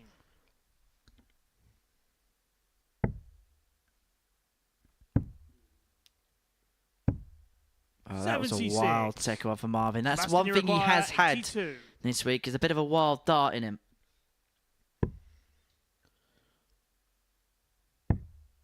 To break the throat. To get us back on track. 62. Marvin, you require 40. That's how quick it flips and turns. Marvin van Velzen now 3 darts in hand for a 3-0 lead. Game shot on the third leg. Marvin van Velzen. I think he's 3-0 up, Matt. Well, one celebration weren't enough. He gave it the double. Fourth leg. It's Sebastian to throw first. I Game tell you on. what, he's playing Daniel Lee in Group C. I tell you what, that's going to be an encounter because Daniel Lee isn't backwards and coming forwards himself.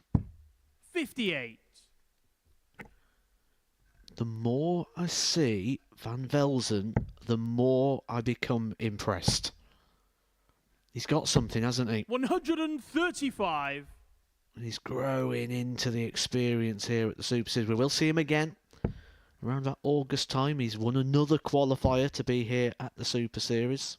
A 115. bit like Jimmy Van Ski, who picked up multiple tickets via the qualification system. And we're going to see him 180. at Champions Week 80. at the end of May. That'll be massive, I believe that will be for him. 44. Yeah, he's instantly become a bit of a fan's favourite, hasn't he? Van Ski.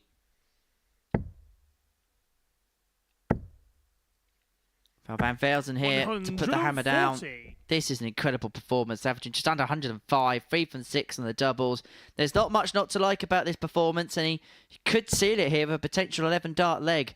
Bialecki averaging 89.5, 140. now Marvin, 92, you require 46. and he's had just a solitary dart, double to show for those efforts. Tops of the match. And a Game shot remarkable and the win match, for Marvin van Velzen, which is finished off with an 11 dart leg, an average of 103.66, 4 from 7 on the doubles, and I think he enjoyed it. The first ton plus average of the week goes the way of the Dutchman, and a comprehensive 4-0 win against Bialecki. That's the first 2 games done and dusted. Mulvey Mitchell's next.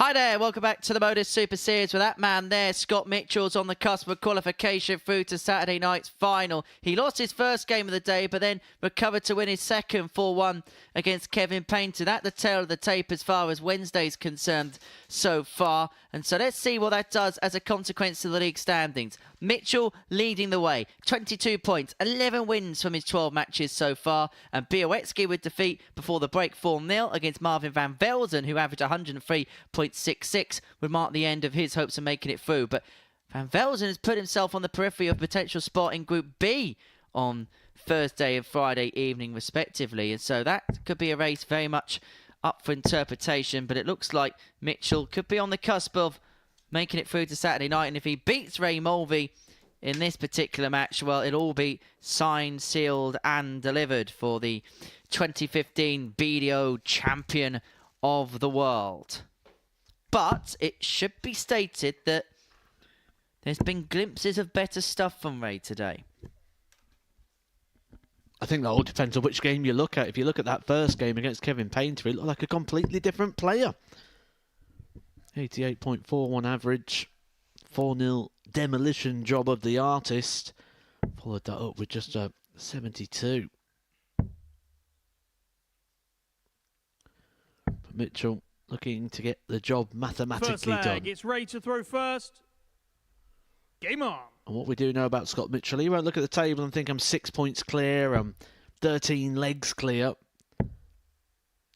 He only deals in 59. guarantees.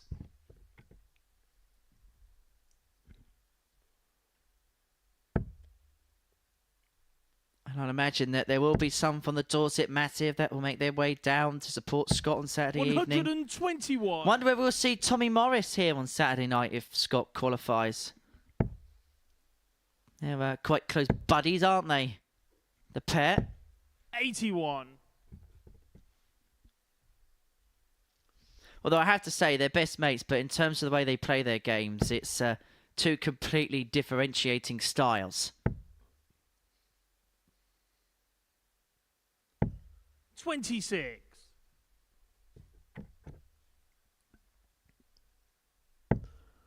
Yeah, Mitchell, one of the more methodical players on the tour. 100.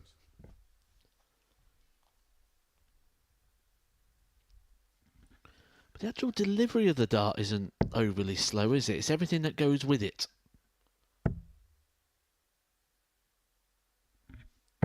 100. It's just like when he's ambling round the farm.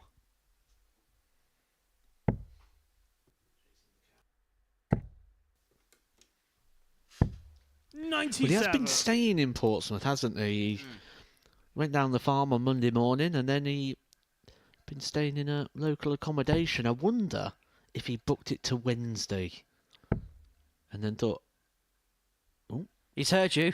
I think he's seen a fly. I think you've opened your wallet, Matt. 100. Ray, you require 164. here's one of the most off-putting things when there's a fly in the room. Just catches your eye line and it moves so quick that you can't help but just naturally gravitate to the 140. movement. Scott, you require 154. Well, 154 for Mitchell for 1-0 lead of the break of throw. Well, Mitchell's in that position where I believe he has booked the hotel for the entirety of the week. So, do you go back to the 41. farm for a couple of days, or do you Ray, just you require treat the next 24. couple of days as a few days in Portsmouth just to relax and recoup? He's a bit of a quandary, but Mulvey's taken the lead. Shot on That has the first snuck in the leg, double Ray 12. Mulvey.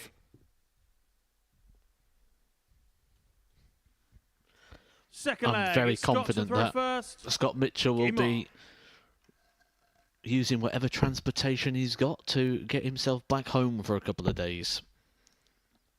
Although if he is staying about, does he want to give us a day off 100. tomorrow and we'll have a lay-in? To be fair, if he gets back by tractor, he might be back just in time for the first game on 100. Saturday.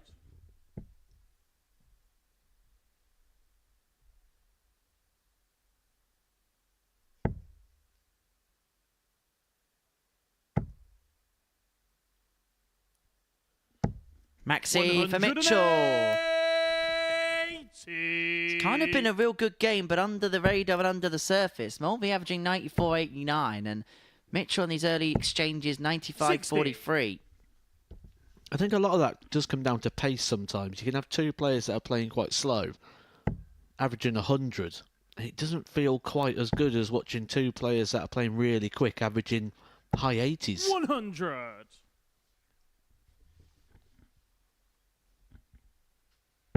For Mitchell, leaving 1-2-1 after 9. 59. Scott, you require 121. And he's going to have his time to take this out. I don't know why you're so surprised by hitting the treble, Scott.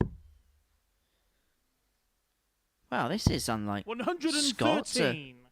go about that way. 25 to leave himself 36. He has plenty of time on his hands. 36. Mulvey not able Scott, you to require 8. continue the heroics of the opening leg where he took it out in 16. Shot on a second leg. Instead, Scott Mitchell out in 13. And when he was running through the card, he was doing that so often, wasn't he? With Third just 12 leg, it's darts, ready to leaving throw himself on a first. double. Game on. The timing to perfection.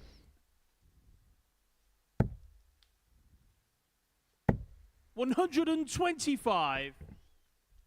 Remember, win for Mitchell in this game against Mulvey would guarantee his progression through to Saturday night's final here at the Live Lounge. And you can be here too for Saturday night here at the Super Series. 140. Dartshot.tv, the place to be. Scan that QR code and, well, tickets are available pretty much throughout the whole course of the summer here at the Live Lounge in Port. Up until about the middle of 59. July. You can actually book tickets up until week 8 of the next series, which is on the 20th of July. So plenty of opportunity to be down here in Portsmouth for the Modus Super Series. It's in Portsmouth on the south coast. Why don't you make a weekend of it? Plenty of accommodation 140. nearby.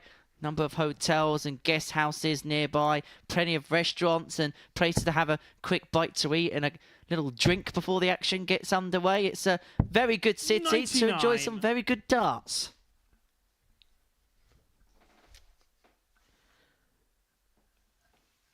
And also, if you go check out any of the local karaoke bars, you'll probably find Henry Deacon. 60. Yep.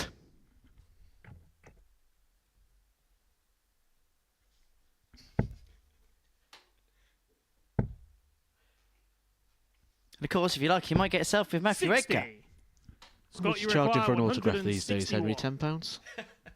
5 have hit on hard times. Mitchell, 161. The bullseye. Be by far the biggest finish of the week. And taken on the third superbly leg, by Scott Mitchell to Mitchell. break it to lead 2-1. He's halfway now towards qualification.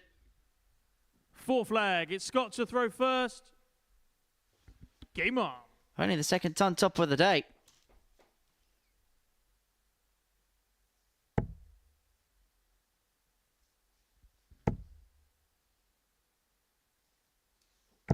$140.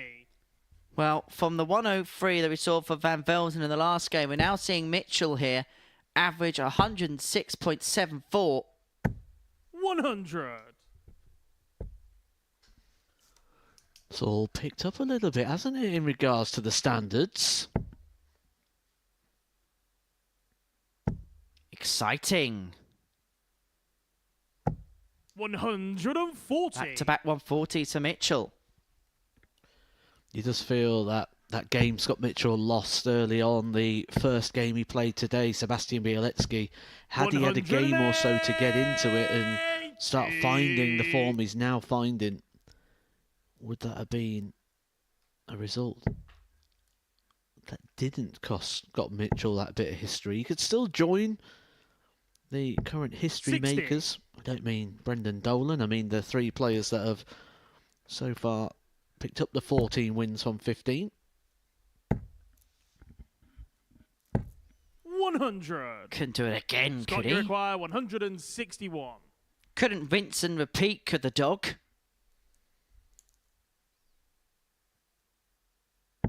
No, barking up the wrong tree.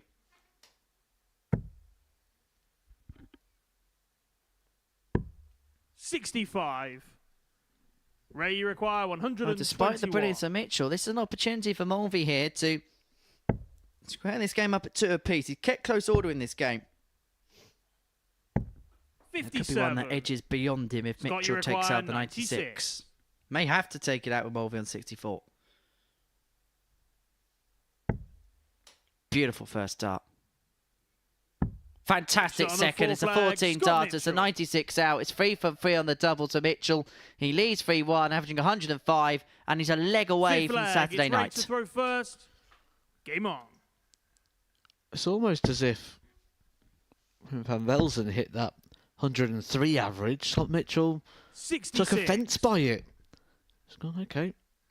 Anything you can do. And I took it personally. Come on, he says after the treble 20. 95. He knows he's on for something a little bit special. Knows he's got the chance to get the job done as well in regards to the table. He'll be very well aware. He's sat here long enough to know 100. the different probabilities and possibilities that emerge. Well, if he got a bit of a wriggle on, he could have obtained his highest ever average, which is 107.78. Also turns out to be his highest TV average as well.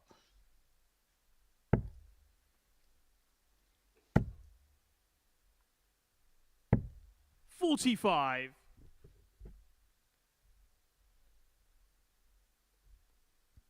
So Mulvey has taken the initiative as far as this leg's concerned, but Mitchell can change the tide with another treble here.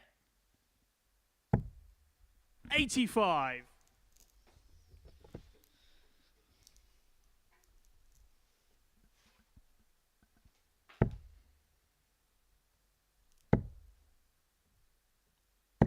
$100. Interesting. I don't look at his career earnings. Just under, outside of the Lakeside win, which he won 100 grand. Right, just under another 100 grand on top of that. So it doesn't count his 100. Lakeside and BDO performances, the database that we're looking at. And look what he's left for the match, Matt. The biggest finish we've seen so far this week, and it actually came in this fixture. 45. Scott, you Came a require couple of legs ago. 161. To double up. Doesn't go this time, and so Mulvey back for the 1-4-5 to bring Patines back to 3-2. 90. Ray, you require 145. So Mitchell now 71 points away from a place in Saturday 60. night's final. It's Scott, been you require comprehensive for the 71. former Lakeside champion, and he can seal his place here.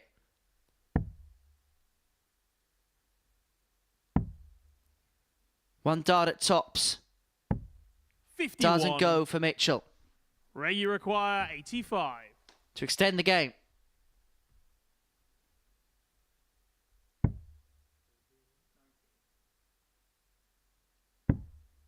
Ball to stay in it. 60. Doesn't go. And so Scott you Mitchell require to seal 20. his place in Saturday night's final wants double 10. And Scott Shot is and the top match. dog Scott as far Mitchell. as Group A is concerned. Mitchell, the best man, the top man, and the man who makes it through to the finals. He is the Group A winner, and comprehensively so. 13 games played, 12 wins on the board. And Sir Ray Mulvey, well, he congratulates his opponent on that weekly success and does so in sumptuous style, averaging 98.3, 4 from 5 on the doubles, 161 checkout in the middle of the match as well. Scott Mitchell is heading through to Saturday night's final. Bialecki is guaranteed a place in B, or should be guaranteed a place in B. He takes on Doug Boehm to guarantee it, rubber stamp it for sure after this short break.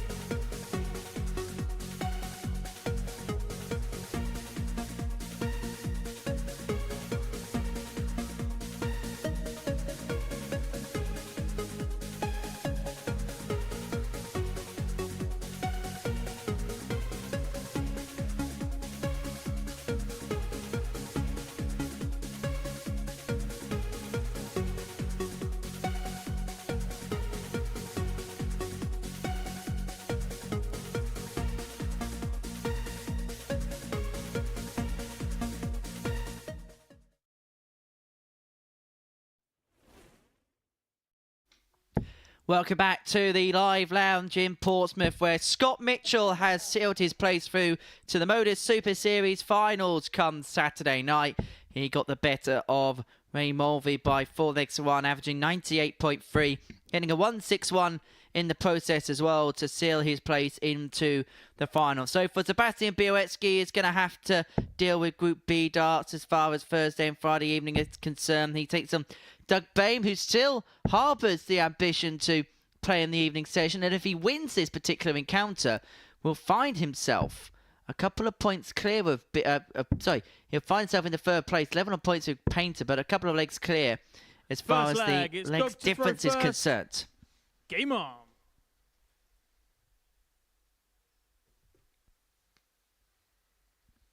Well, if the race for Group A was seemingly clear-cut, the race for Group B seems anything but. Painter 12 points, but he has a minus 3 legs difference. Van Velzen's made a real march. He's on to 10 points plus 1. Boehm on 10 points plus 1. In fact, Van Velzen and Boehm are actually level on everything. It's only Van Velzen who is 60 in front of Doug on the head-to-head records as of yet.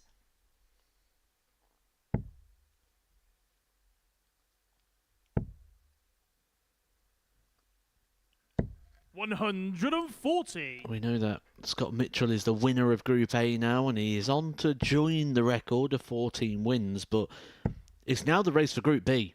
Doug Boehm is one of the players that is in that race, just 2 points away from Kevin Painter. Kevin Painter has not been on it today. He struggled yesterday, but struggled still getting results so far today. He's just picked up one leg from his 96. opening 2 fixtures, so could be in danger here of dropping into Group C. The way that Doug Boehm and Van Velzen have been playing today, you don't 100. think it's too Doug, you require far-fetched. 170. Doesn't want to fall into the trap, does he? Boehm 6 darts on 170 here. And if he loses this game, 84. there may be alarm bells beginning to ring.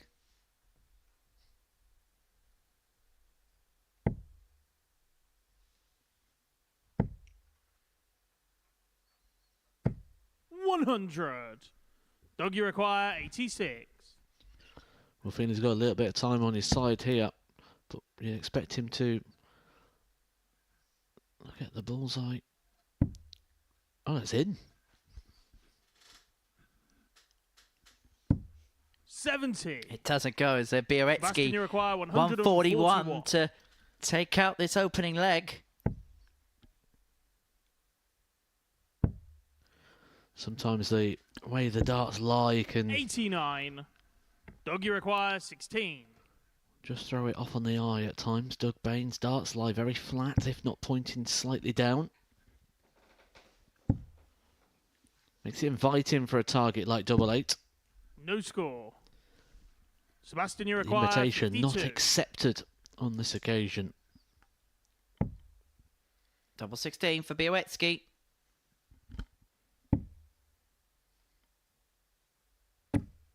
Doesn't 20. go, and so Boehm back for 2-8 to take the opening rubber. Doug, you require 16.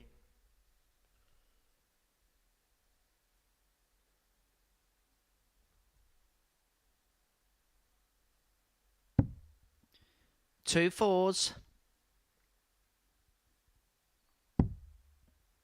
Double 2. Bialecki waiting patiently in the background, on but the he isn't going first to get his leg. chance. Doug Boehm. Boehm leads 1-0.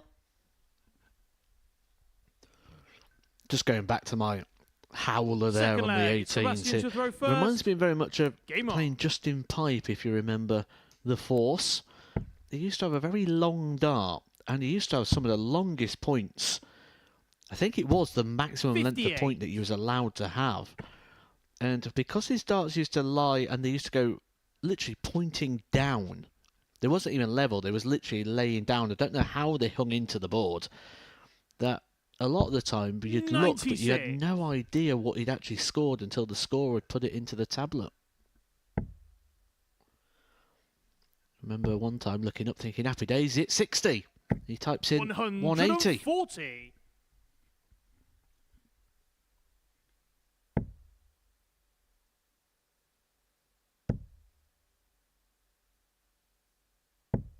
$70. Bialecki will begin down on the 19s here.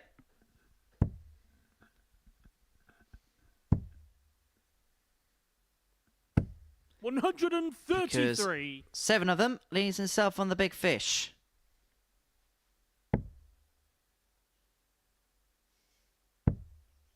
Or as Colin Lloyd called it in Eurotour commentary the other week, the big shark. Sebastian, you require Can Bialecki get his 170. teeth stuck into this finish? Would he have even gone for that finish? Any which way, 44. he had 6. But hasn't quite cleaned it up to the sort of degree he would have liked.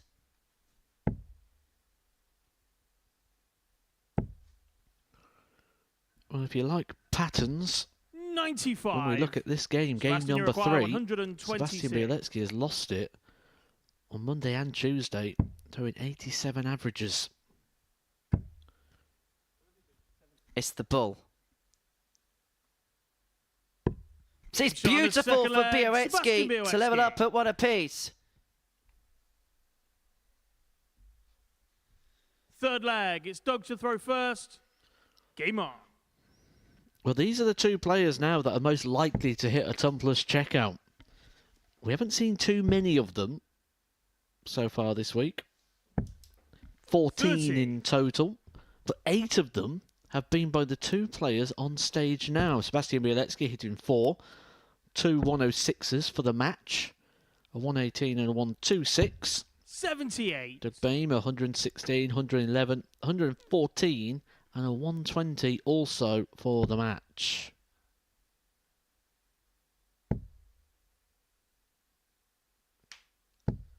$85. I do want to cast our mind just a little bit forward to tomorrow night's action, because Group B does 100. have a real intriguing dynamic to it, and not just because Bo Greaves is making her debut, but you get the sense that in a group like that where sometimes only winning half of your match is enough to send you through, that 60. you'd find a harder case to see Bialecki not qualify than perhaps do qualify. I mean, we all expect Bialecki to qualify. 100. Bialecki expects himself to qualify as well. It would be a major disappointment if he wasn't to be here on Saturday night. But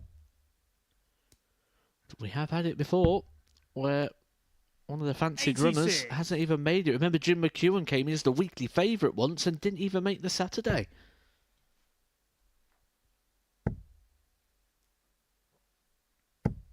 $140.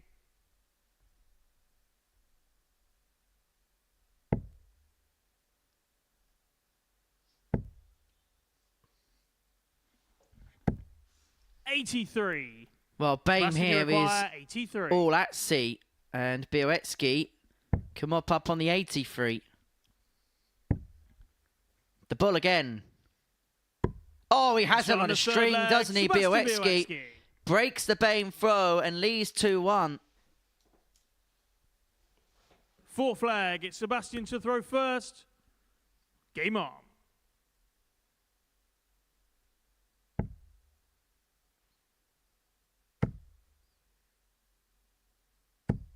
$100.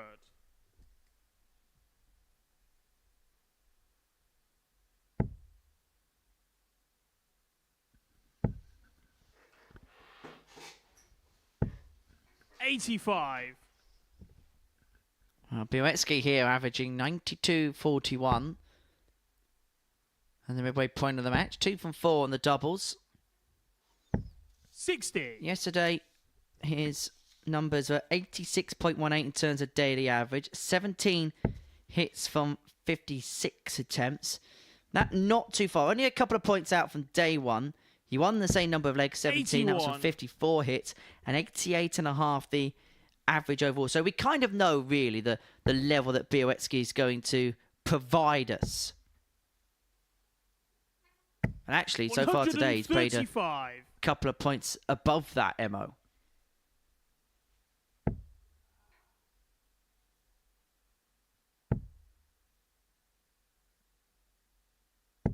$66. Does it feel like Doug's just going to have to find a way of regrouping throughout the rest of the day and into tomorrow? Yeah, getting into tomorrow, that's where the real 125. business end is. For a lot of players, when they come here on debut, it's all about just using this Group A for what it is. Get some experience, get used to things up there on the stage. 95. Something that Marvin van Sebastian Velzen Uruguay, has certainly 81. done. He's grown into the week. He's got better and better as it's gone.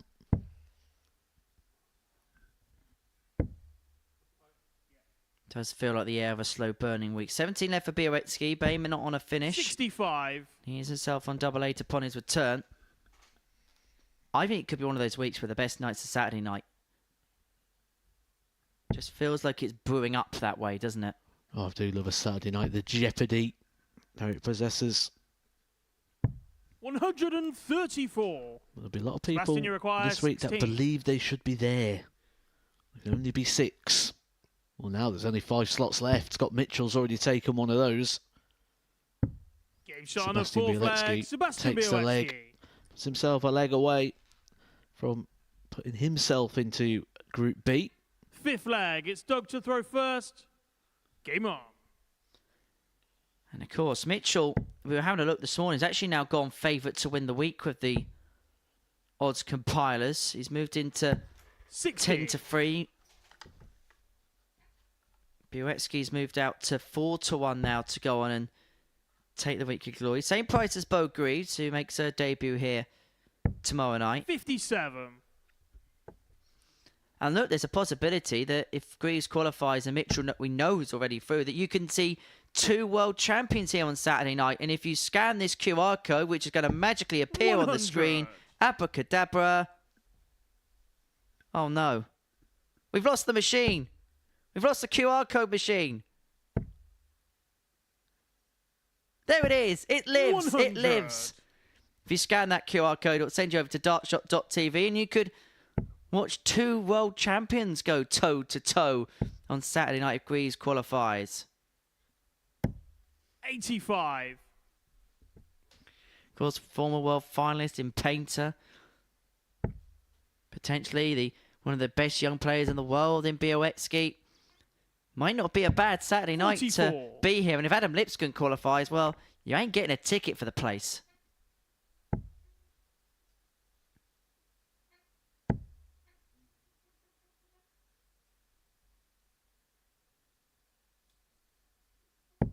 $60. And to be fair, some of the audiences we've had this series have been incredible. There's been some really good Saturday nights down here. 140. I saw the first 3 of this series and really looking forward to getting my teeth stuck into another Saturday night.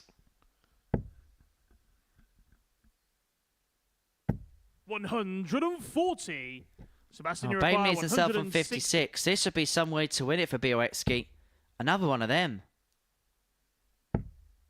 Wasn't far away. So Boehm's going to have a chance to bring it back to 140. 3-2 with the Uruguay, 56. Tops. Double 10.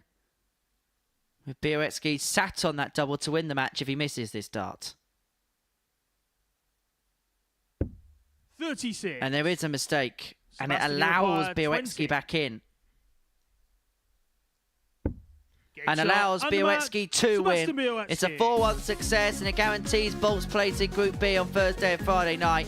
He beats Doug Boehm by 4 legs to 1. Good performance, good game. 90.48 the average for Bialecki in the end, including that 1-2-6 checkout. A couple of those legs won on the bullseye. And so coming up next, Kevin Painter against Marvin van Velzen. There's a huge match in the race of Group B.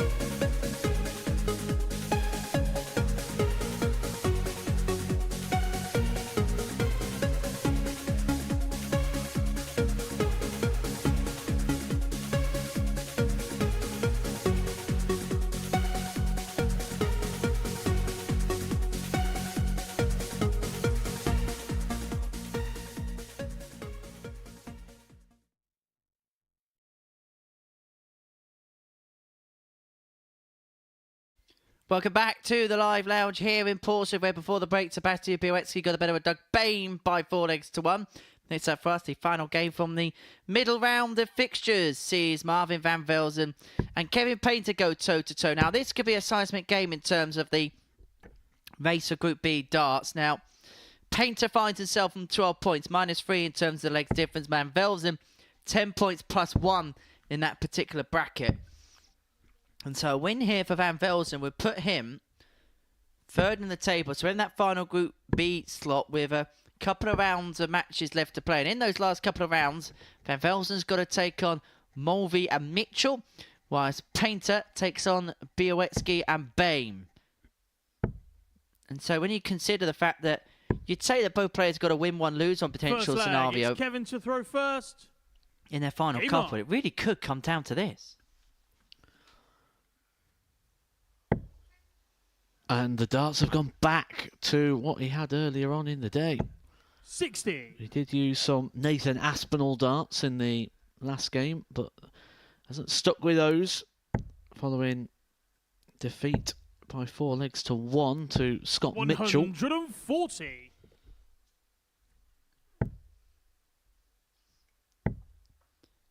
There's the Johnny Clayton 55. darts by Painter. I suppose today's a good day really for Kevin if he wants to tinker and experiment and try different things, because he knows he can't win the group. And if he's not too fussed about 25. where he'd rather be in regards to a Group B or C, then he can have a little play around and see if he can find something for the back end of the week. 45. However, of course, there is financial value on where you finish in the group. So Scott Mitchell, for example, has won double the amount of money that Sebastian Bialecki in second place has won. And then the prize money gets divvied up 140. on a proportional basis from third down to sixth. And that'll be, again, the same case in Group C and Group B tomorrow and Friday, 57. respectively.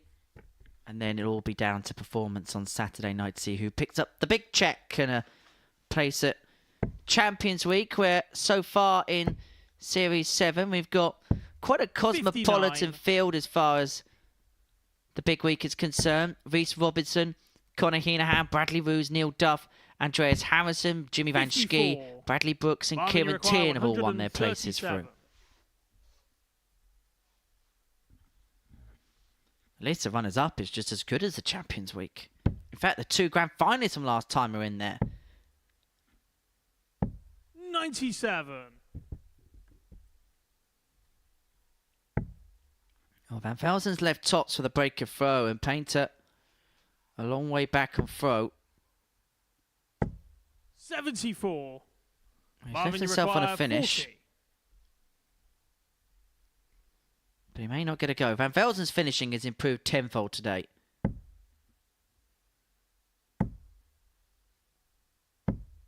No score. But he's found 3 misses Kevin, you there, and require this would be so 156. typically Kev if this went. But it's not going to. 123. Would it be fair to say that Kev's Marvin, you found require ways 40. this week, but he hasn't looked likely? He's not looked comfortable. Game shot on the first leg. Marvin van Velzen. He's just not looked settled with things. We've seen him look at the grip. We're now seeing him changing Second leg. darts. It's Marvin to throw first. Just not a player at the moment who's very happy with Game on. what's happening. Sometimes you can lose games, but you're playing well and you think, well, I'm eventually going to start winning. It doesn't matter. I think that will be the concerning thing right now for Kevin Painter. The fact that he's not playing 100. like Kevin Painter. Well, I mentioned the list of runners-up. This would make a Champions Week of its own. Jamie Kelling, Andy Bolton, David Cameron, Scott 60. Taylor, Mike Warburton, Tom Sykes, Colin Osborne, Gilbert van der Mine.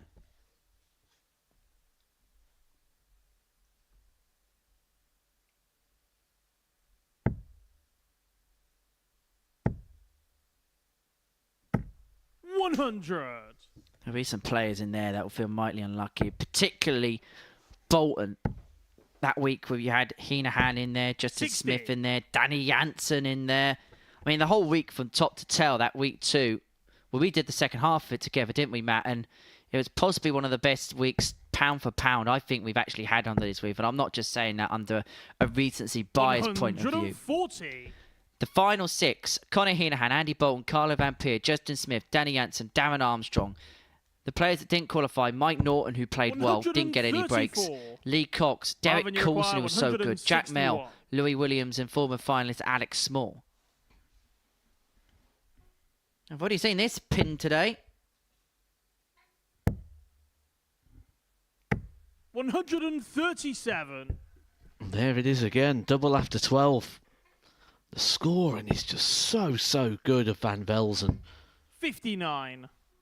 Marvin, you require 24. And he's got a couple of visits to take it out. Game Only shot on needs the second one leg, dart. Marvin Van Velzen. And that's about 13 darters we've seen from Van Velzen so Third far on leg, this it's Kevin Wednesday to throw morning. First.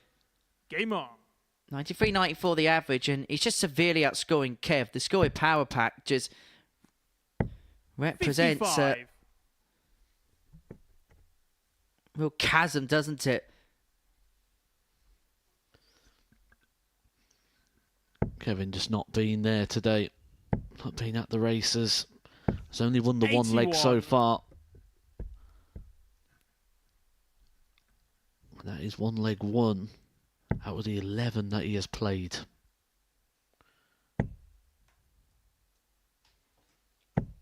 $100.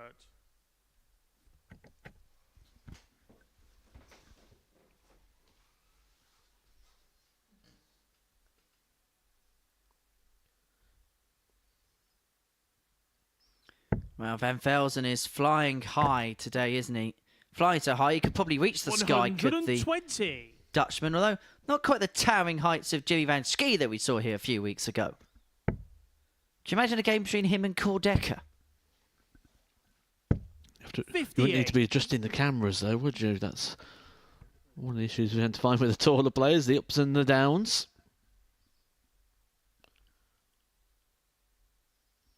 I'll never forget the game between Cordecker and Makura Suzuki. 60. Do you remember the handshake? Sort of just hand disappeared, didn't it, for Suzuki? 42. Put it this way, you prefer playing hide and seek against one than the other.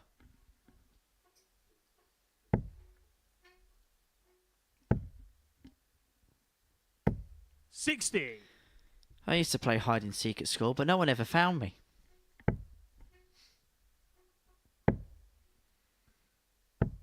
$45. Well, Van Velzen looking to find the double breaker throw.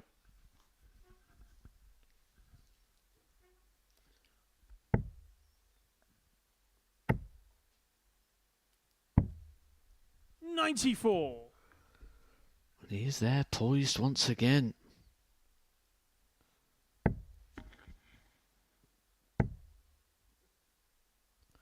Wry smile from Kevin Painter, who's thinking, where was this earlier? Where was these treble 20s when I needed them the most? 129.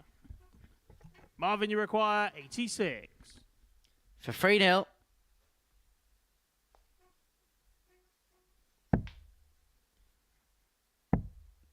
The bullseye. It's been pinned a few times today. But it will not be found by Van 47. Velzen on this occasion. So Painter's Kevin, got you require 72. an opportunity to get his first dart at a double in this match. If he can keep it straight, he's going to have one at tops. 52. Would it be for just his Marvin, you second leg require of the day? 39.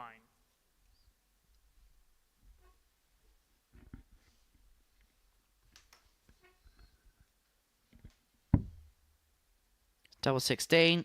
It's 3-0 Shot on Van the third Velzen. leg, Marvin Van Velzen. Think he's enjoyed himself out there. And Fourth now has the leg, it's darts Marvin to to seal throw a first. whitewash win against Painter. Game on. This would be the second game to 0 for Kevin Painter. He just looks like he's looking for a bit of tinkering again with the tungsten. 99. Be interesting to see what comes out the hand of the artist. Well, these two could not have any more contrasting days.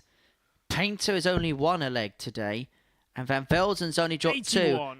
2. Is he playing with a couple of barrels of the Aspinall and one of the Clayton there? That's exactly what he did there. 2 Aspinalls first and then the Clayton one last. Either he didn't have enough time to change them, or 100. he's still unsure what's working best and he's just trying to find some form of an answer here. 96. I don't think that's going to help him very much either, because he's had 1 treble with the Clayton and 1 treble with the Asp. Or maybe that is what he's going to do. Maybe he's going to throw with different ones. Oh, he's changing. Again, he's over 58. at the table having a bit of a tinker. Well, he's shut the case up now. He's down the water. Maybe he thinks this hasn't got long left.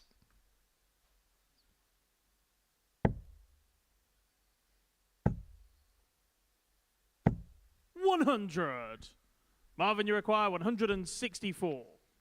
Well, 6 at least from 164 for Van Velzen to get over the line and seal a 4-0 success against Kevin Painter. I think he was caught in 2 minds there. I don't think he 88. knew whether to go for the heroics or go for the pragmatic. He's just not happy with that point of release at the moment. Kevin Painter's just not 46. feeling the dart how he'd want to. Marvin, you require 76. Van Velzen, 76 points away from a comfortable 4-0 victory. Game shot. And he wraps it up Marvin in Van sumptuous Velzen. style. And now it's advantage Van Velzen in the race for Group B on tomorrow and Friday evening session. And he knows that the ball is very much in his court now. He beats Kevin Painter by 4 legs to nil, averaging 91.09. Coming up next, Scott Mitchell, Doug Boehm.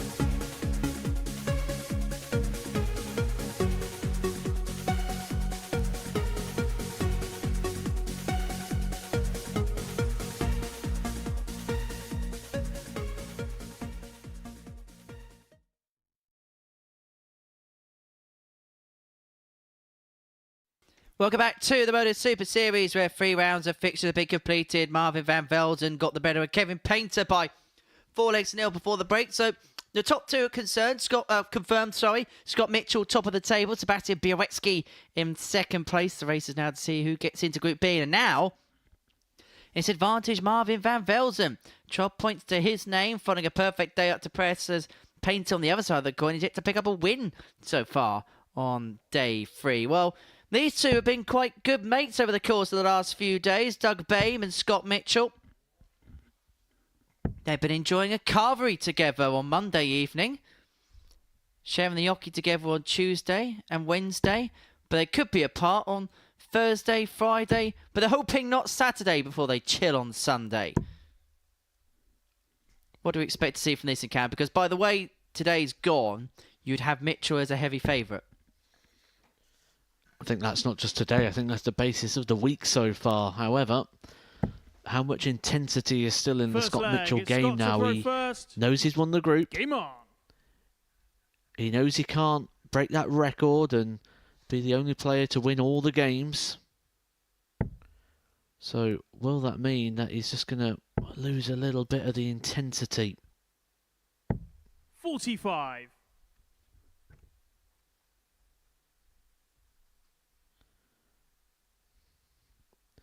You just watch the body language of players when they get into this situation.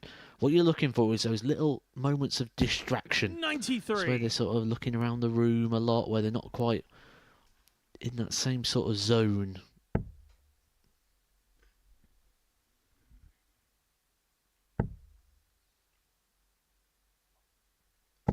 $140. Of course, you can get in touch with us via the YouTube chat room.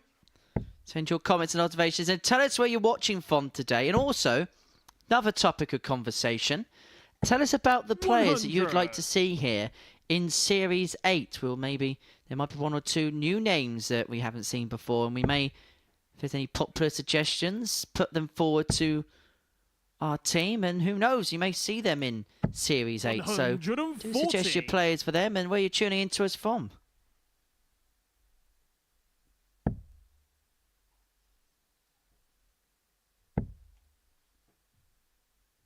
I know who I'd like to see in Series 8. Somebody 41. called Matthew Edgar.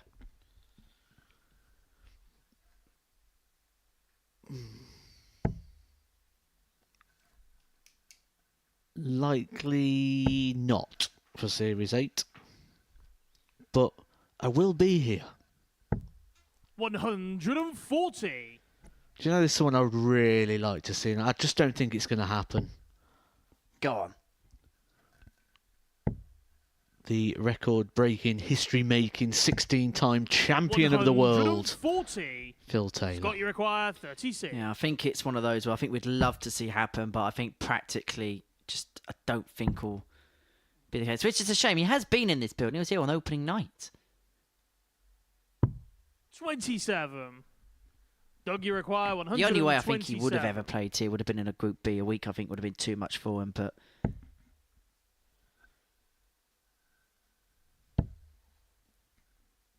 the ball would have been for the Hinks. 82.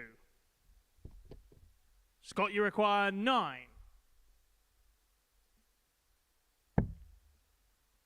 Double 4.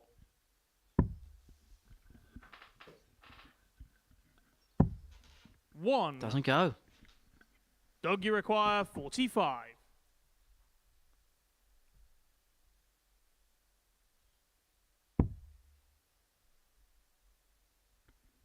Double 16 for the break.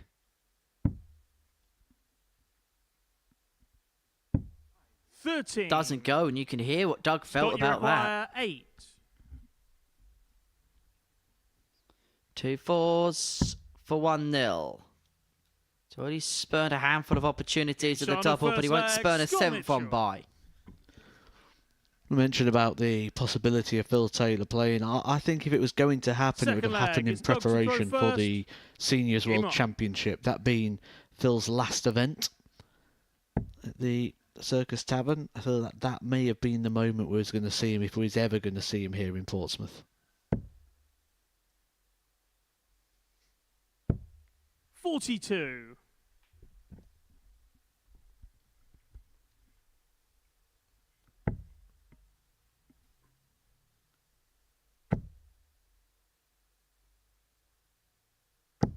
140. Interesting one from Alan Green. A name we may well see here next year. Steve Beaton. 140. I'm going to stick my neck on the line and say we will see Stevie B here in 2025. We know Steve Beaton is planning his last year on tour being this season. 100. We'll be expecting to see him at the Tavern for the Seniors World Championship. And I agree, I think he's going to be here.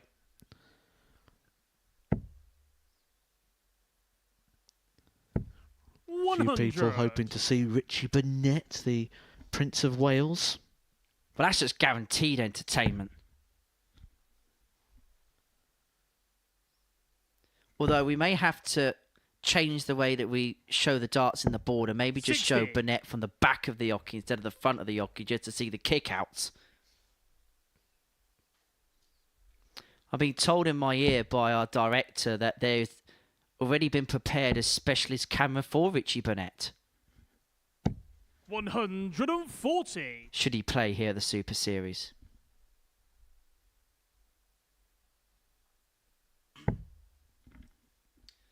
Well, Boehm 79 to square this game up at 1 apiece. Not quite been the rip roarers that we've seen in the last couple of 100. matches. Doggy requires 79. But by the same token, it hasn't been bad either. Been middle of the road.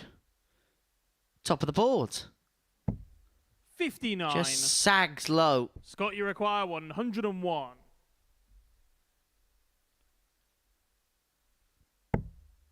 Triple 19.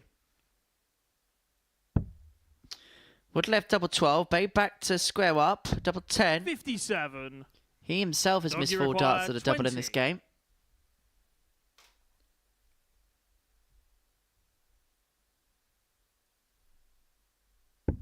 Game shot on a second leg. And it's Bang. 1-1.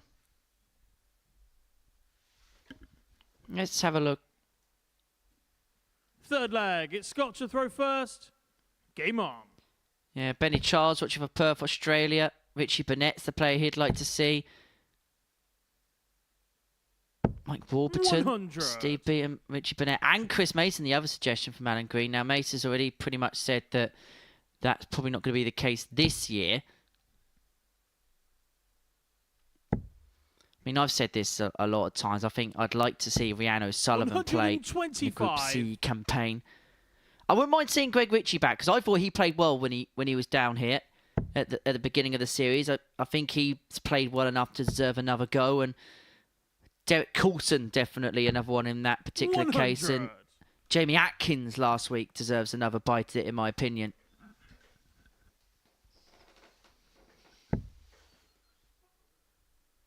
However, the spaces are just few and far between because there's such a clamour for players globally. 85.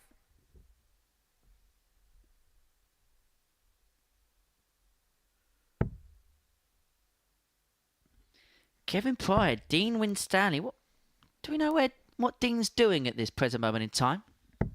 100. I believe he drives lorries, but I could be wrong.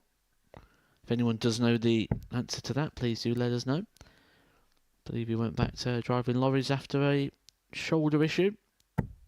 135. Kevin Pryor, Peter Manley, why not? I'll have you know, the week Peter played, we finished very, very late.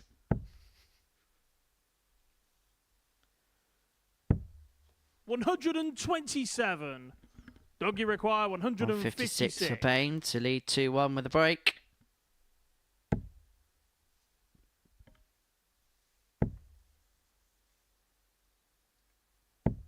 $100. Scott, you require 74. To put his foot under the table as far as this game is concerned. Bullseye. 49. This time doesn't go.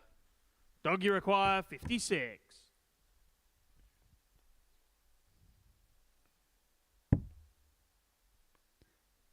Tops. Double 10. 36. Doesn't go, and so Mitchell returns for 2-1. Scott, you require 25. Double 8. Game shot on 2-1 the third Mitchell. leg, Scott Mitchell. Really good suggestion here as well. Stowe Bunce, the man who had a good run Fourth last flag, year at it's the Dr. Grand Throw Slam of first. darts. Game on. He's been a player that we have tried to get in touch with. I think the other issue as well with Stowe is he's said about this publicly as well with other tournaments is these 140. work commitment doesn't always help with playing on as full-timer basis as perhaps he would like. Alex Spellman is a player that a lot of people are talking about. He's been excellent here at the Super Series. 123. Johan Engstrom, the sweet ferret. Good player he is. So we'll write a tally down of all these names. 59. There's some good suggestions by you lot in the chat room today.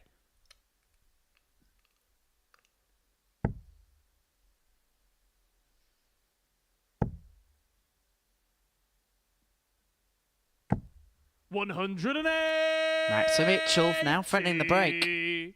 On the subject of Dean, of course, Lorraine still doing some great stuff in the women's game. Good broadcaster as well.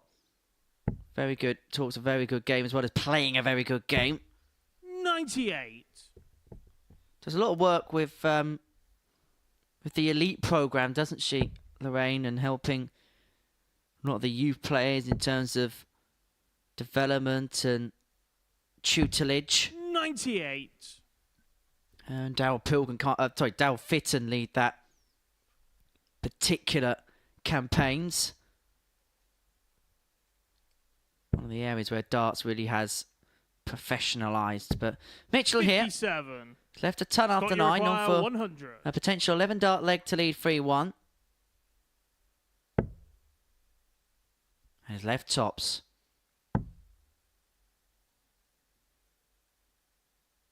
And he Game shot on finds the tops fourth for a dozen flag, Scott darter. Mitchell. His second ton topper of the day. Bang on Fifth the nose. flag, it's Scott to throw first. Game on. It's another good performance. It has been a fantastic week so far for Scott Mitchell. And it's nice to see that he's playing this with the same sort of level of focus and intensity that he has until the point of qualifying. 121.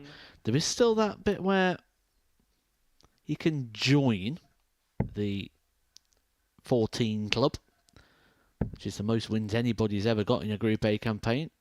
You can do that by winning this 83. and beating Marvin van Velzen in the last game, which is not going to be no easy task the way that Van Velzen's been playing today. Averages of 90, 103 and 91 for Van Velzen in his 3 victories 60. from 3 matches.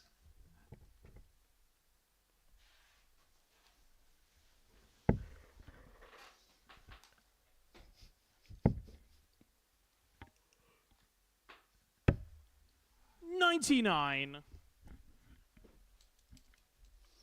Love to see Colin Monk play again. What happened to Colin? Well, we have seen Colin play here, and actually was very unlucky not to make it through. It was only a 156 from Matt Clark that stopped him from 83. qualifying through to a Saturday night.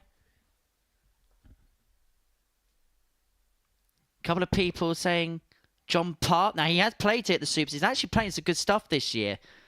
That wouldn't actually be the worst shout I've heard, John Park. 26.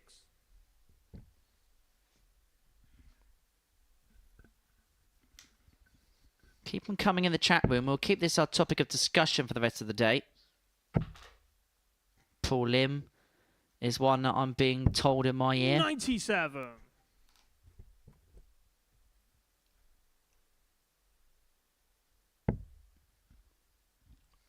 Couple of shouts to Noeline van Leuven following her Challenge Tour success. 140. Scott, you require 140. Well, Mitchell 140 for the match. A 4-1 win. It'd make it 13 wins from 14, move him on to 26 points, and he could do it in style. All about setting up now. 100. Doug, you require 153. 2 trebles to double. It's a big outside opportunity, but it was an opportunity. It's one that's not going to go. And Mitchell to keep this 59. steamrolling performance going Scott, you over Group require A. 40. Double 10. Kisses the wire. 20. 2 hog the bed, but neither could find a Scott, you way in. require 94.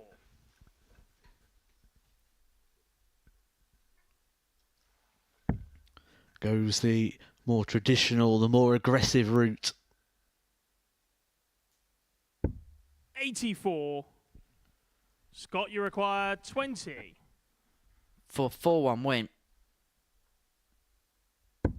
Game shot. No and the problem match, for Mitchell. Scott Mitchell. He makes it win 13 from 14, and he is a game away from tying the record for most wins in a Group A campaign.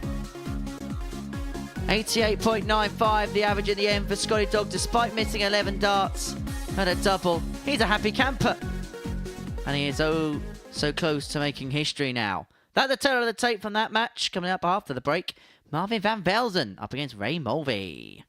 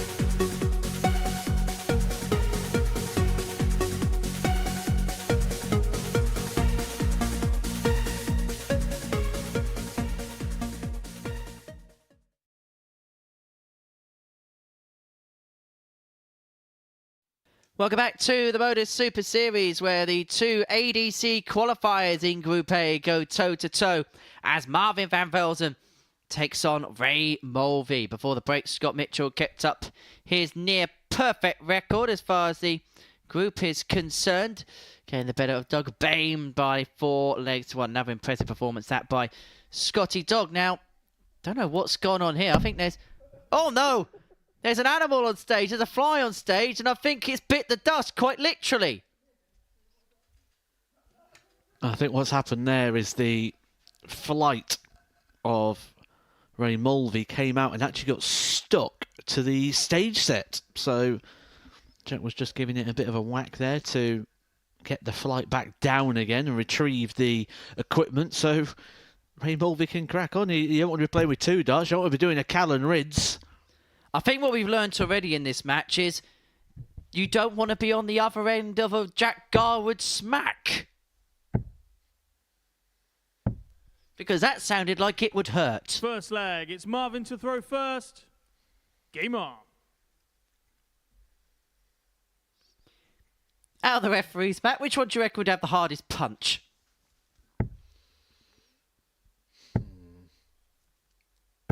$140. Only one winner in my mind.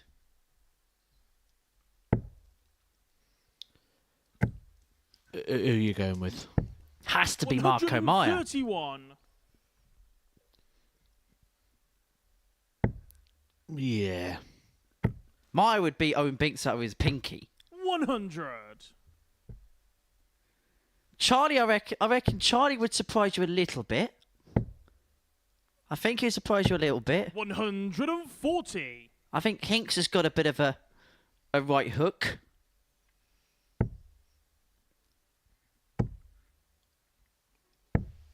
$97. Although I reckon Owen would fancy himself.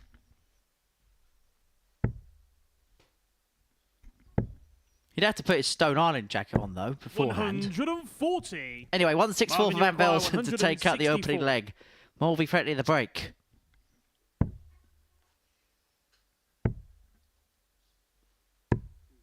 $89. Ray, you require 90.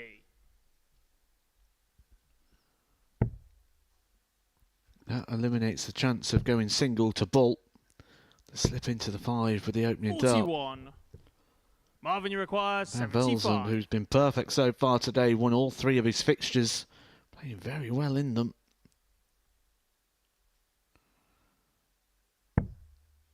But he's in a situation now where he's got something to play for 35. Ray, you require 49. in that battle with Kevin Painter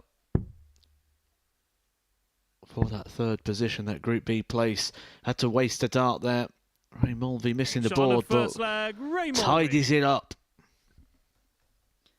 15 darter to take out the opening leg. Second leg, it's Ray to throw first. Game on.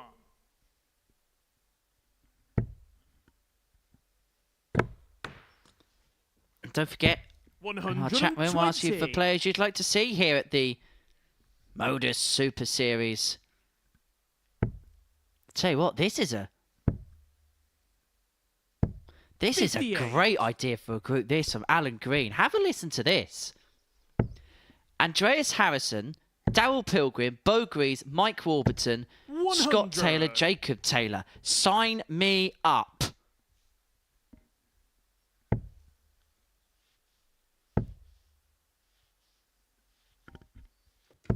$60.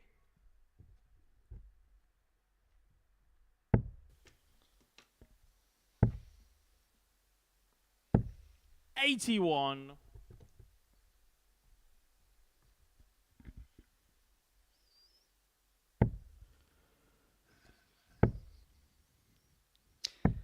This is going a way that you wouldn't have expected it on the balance of play of what we've seen so far today. But again, it just goes to show that every single game is different in its own right. Ray Mulvey only won 1 game so far 45. here at the Super Series. That was his opening game today when he beat Kevin Painter by 4 legs to 0. The other 12 fixtures have all been defeats. 140. Taking on a player in Van Ray, you Velzen require who's 155. not even tasted defeat all day today. He's been very good, very solid. But so far in this game, Mulvey's been gravy and he's 139. left himself on a double after 5 visits here. Just when you thought Van Velzen was going to take a march in that race for Group B qualification, another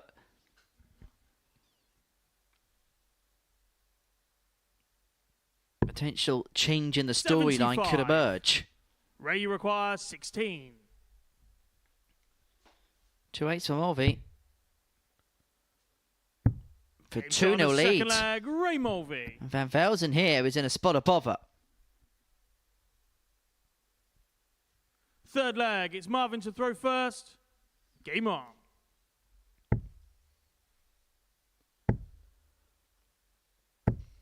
$55. This really is going against the expectations. But Ray Mulvey did this to Kevin Painter. Just got on a roll and just 60. steamroller through. Van Velzen's worst performance of the day so far, 90.06. Thus showing how 44. good he has been, but he now drops into the 70s in this game. We've actually had a message from the defending champion, Scott Taylor. 85. Keep me out of groups with Bo, please. He's running scared as the champ. Tell you what, there's a few players in the chat room today. We've got Jim May. Do you remember him from last year from 134. Luxembourg? He's tuning in. Jamie Atkins is tuning in today, supporting his England captain, Scott Mitchell. That would be a bad 100. group. Jim Mayer, Scott Taylor, Jamie Atkins. I'll have a bit of that.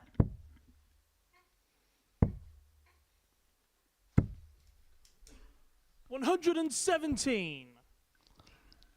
Starting to find his scoring boots again here, Van Velzen. And that is his key strength, his key attribute. 36. Marvin, you require 151.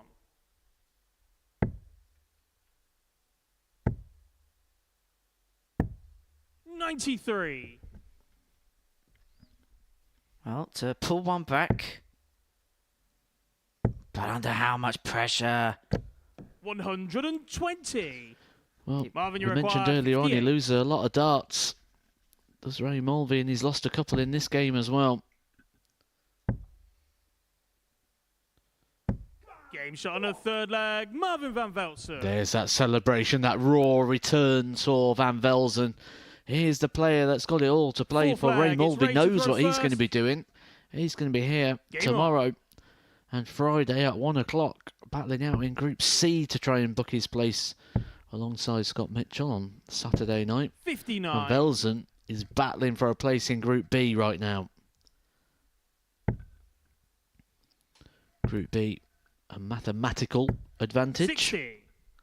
but also a timely advantage as well. That evening slot, much more preferred for the players. 81. Jim Mayer, almost in Terminator words as we watch Van Velzen on the hockey. I'll be back, Deacon. 122. I thought you said Terminator. I don't know what Terminator you've been watching, but 100.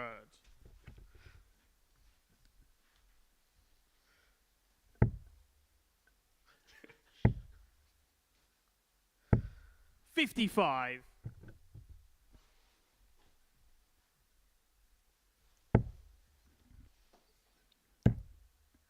just expect this one to sit on top. You could see 40. the angle, and again a dart to the floor.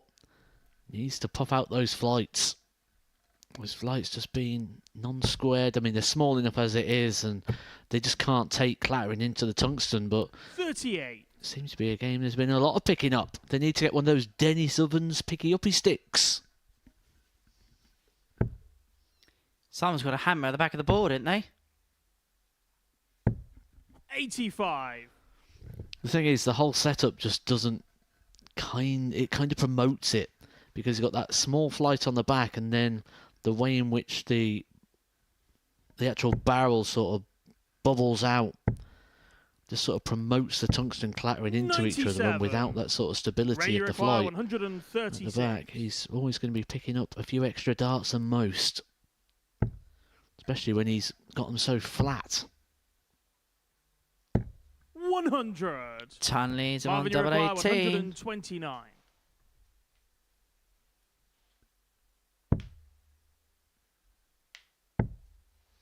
To move into a 3-1 lead. Mulvey looking at 89. double 18, Ray, but you may have to require take it here. 36. Van Velzen sat on tops himself.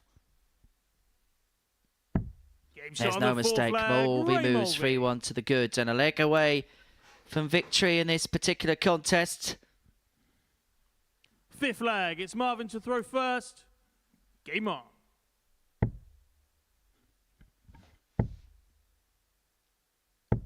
$45.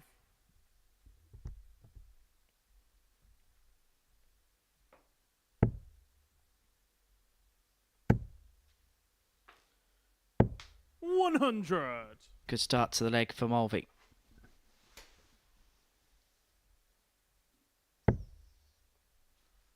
Jamie Atkins is in Scott Taylor's camp. They're all running 60. scared of Bo, who's going to be playing tomorrow evening. 10 o'clock here on the Super Series YouTube channel. And if she qualifies, you could be here on Saturday evening here at the Live Lounge in Portsmouth. 42. Tickets available via dartshop.tv and by scanning that QR code on your screen there. 95. Tickets available until the middle of July, so you can have a summer darty party in Pompey.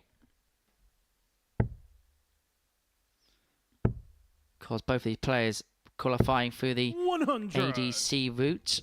Mulvey in the UK via the Vault Series, which anybody and everybody can play, and the only exception is you can't be in the 128 tour card holders list. And if you head over 83. to dartsatlas.com, there's more information available on there as to how you can play in those events, whether you're a beginner wanting to get better or you have ambitions of playing 89. gear. It's for anybody and everybody. Multiple games a night, and you could be playing on this Super Series stage and do what Mulvey could be about to do and win a match. 83. With a finish you probably didn't Ready, expect to be require coming back for, slipping 170. into the treble four, but still leaving himself on. A handy accident. A chance to take the biggest one of them all. It's not going to go. But just wants to leave it handy here with Van 41. Velzen. With Marvin, you plenty of require work to do. 135.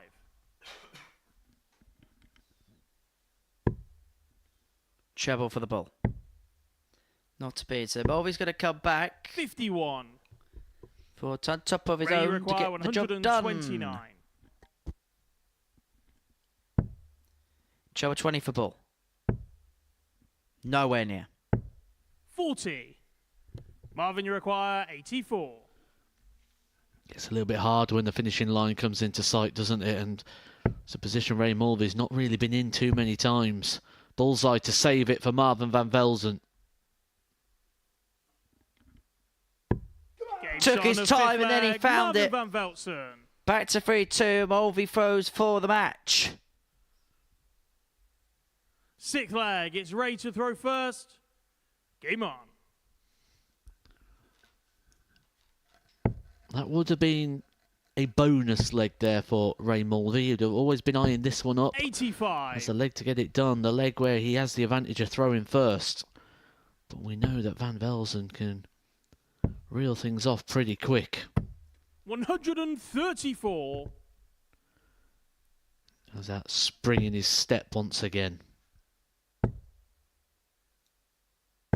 140.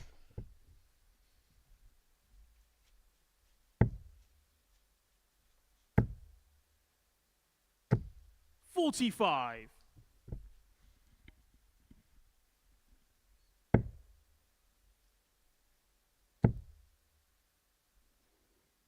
140. But this has been a great response from Mulvey. It could have been so easy for things to have unravelled. But he has left himself on 136 and he's going to get 6 to Ray, you require see the game out and seal a 4-2 win.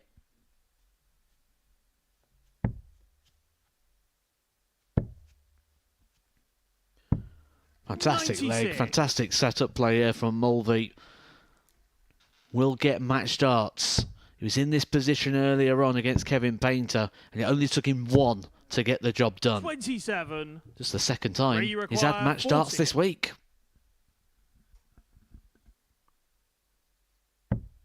And last time, he made no mistake. Well, that is awful. Game shot. But he and has the match, found a way. Ray I don't Mulvey. know how, but he has. It's a 4-2 win for Ray Mulvey, which has put Van Velzen's chances of Group B progression into a little bit of jeopardy and a little bit of doubt. Real good performance that from Ray. Another average in the mid-80s. He's improving as the week goes along. Van Velzen, the wrong end of a 4-2 scoreline. Coming up next, Bialecki and Painter.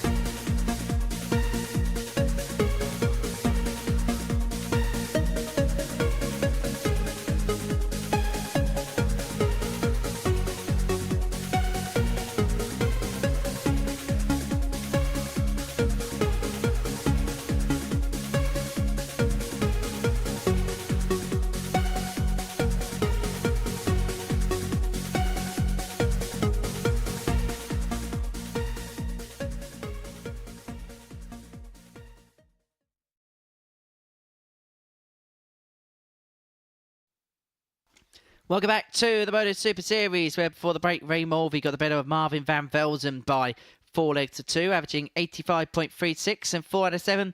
When it came to the doubling, next up for us, the final game from the 4th round of fixtures sees Sebastian Bialecki and Kevin Painter go toe-to-toe on the hockey. As far as today's gone, when it's been a bit of a disaster for First leg, it's the Sebastian artist, to throw first. Painter winning.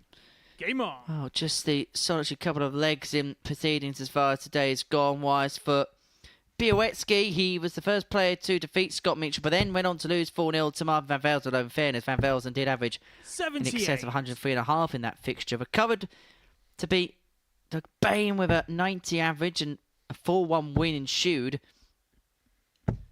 It's fair to say, 100. if Seb turns up to the level that Seb's played at, he should expect to win.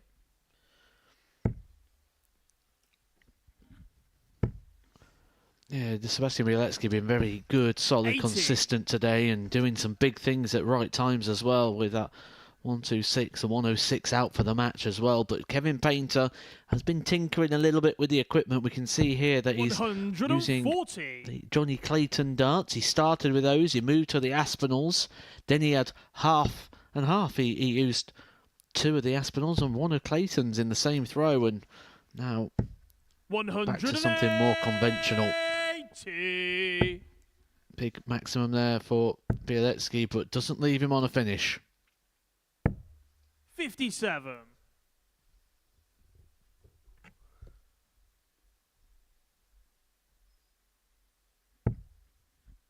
Well, Bialecki knows where he's going to be over the next couple of days. Still a bit of uncertainty as to where 45. Kev will find himself.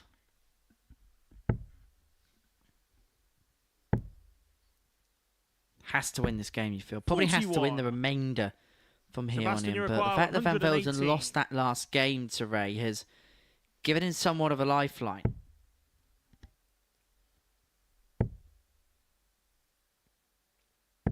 $94.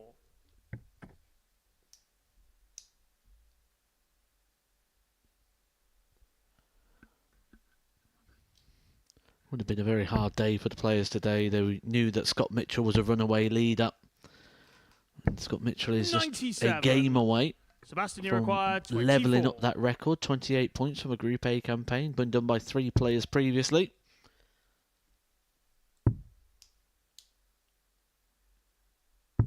Game shot on the first leg. Sebastian Bialecki Bialecki. makes it 1-0. Second leg, it's Kevin Certainly to does throw hurt first. the most when Game on. it is the last start in hand, just when you think you're getting that opportunity. 83.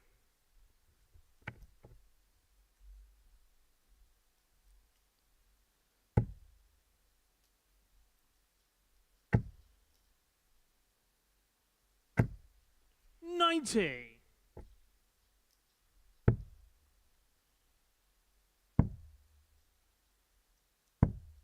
$43.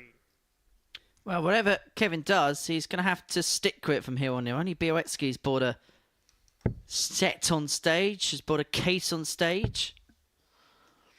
I wonder if that is 100. so the temptation is not there to switch and tinker with equipment. That the danger is, what if you break a stem or bust a flight?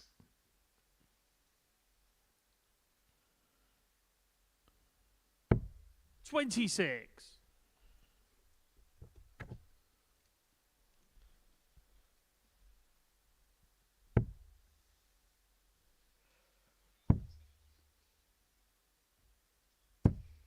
$58.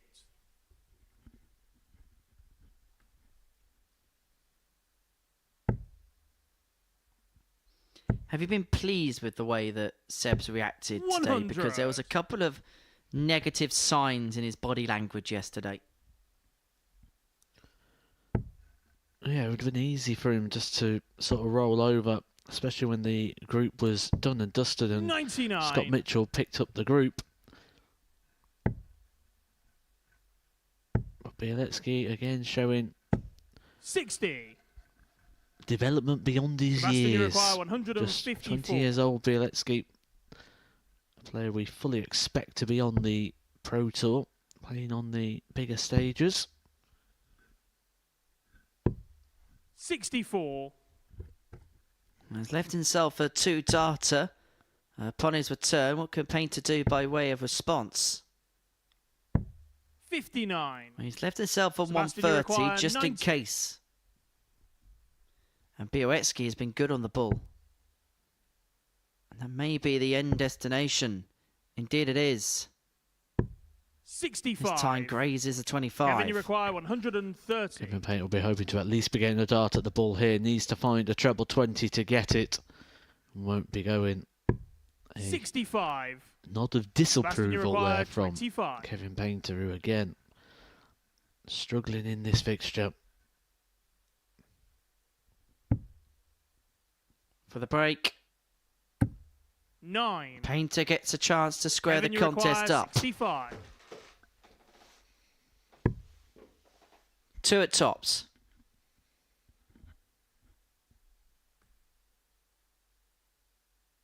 Game shot on a second leg. Kevin 1-1. Painter. The artist levels proceedings up. He took that in Third true leg, Kevin Sebastian Painter to throw style. first.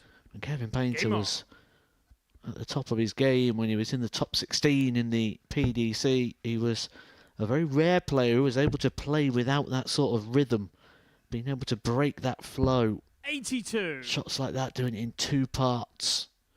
We do see a couple of other players now adopting that, most notably Rob Cross is sort of the modern day 78. Kevin Painter in those finishing situations, but it still works for the artist.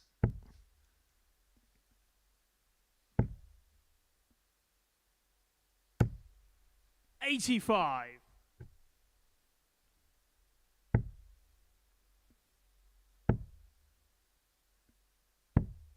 $92.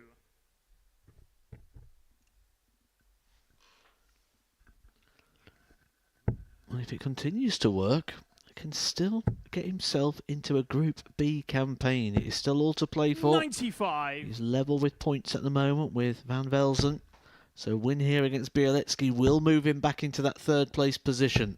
100. It is the last position of significance in which is available for the players.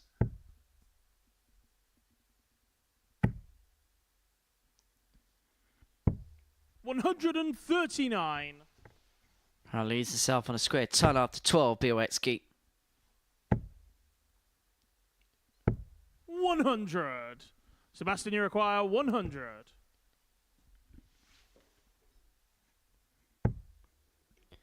Perfectly pinned tops. For Game shot on the 14 third darter. leg, Sebastian And that's Bialecki. Bialecki's 3rd ton plus out of the day. Puts in 2-1 to the good against the artist. And could Fourth leg, condemn it's Kevin to throw his first. chances of progressing on. into Group B on Thursday and Friday. 108. Max for Painter. His first of the game. It's first of the game, but the 12th of the week for Kevin Painter. Sebastian Bialecki's hit 13 of his own. 100. 14 if you include the one that he's hit in this match. 85. His joint level with the biggest 180 hitter of the week, 14. Marvin van Velzen, who has played 14 games, so he's averaging a maximum per match. 100.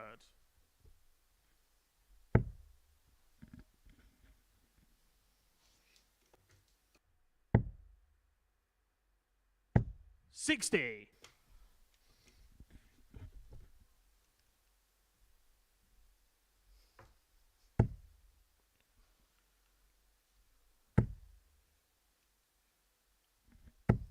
$60. Painter here. 6 starts on 176 to level the encounter at 2-2. 95.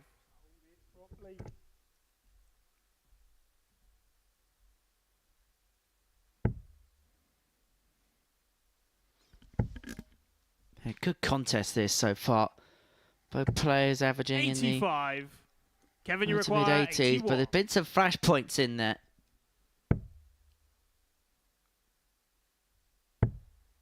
Double 13, 55. not to beat. Sebastian, you require 156. Painter has a look at his watch. Time might be running out if Bialecki could have pinned the 156, as you won't. 60. Kevin, you require 26.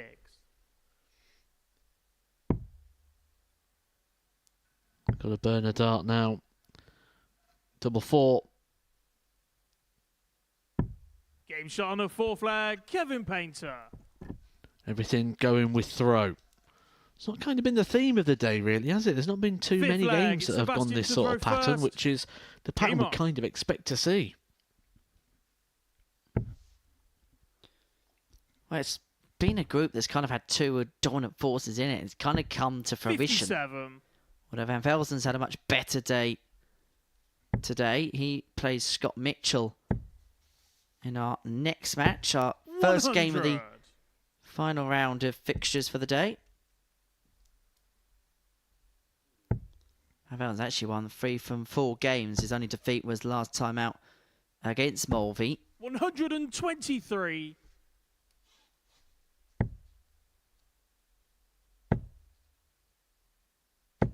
$140.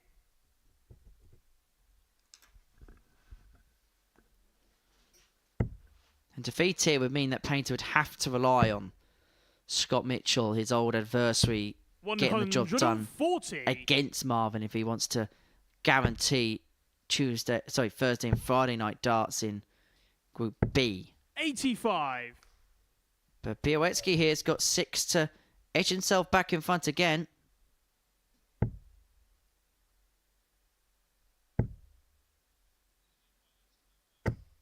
$100.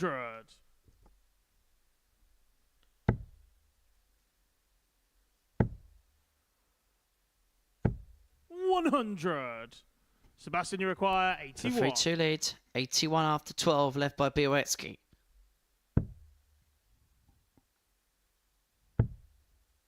Bull. For Game shot on the another fifth flag, finish in the Sebastian middle of the Bialecki. diddle, and it solves the riddle once more for Bialecki.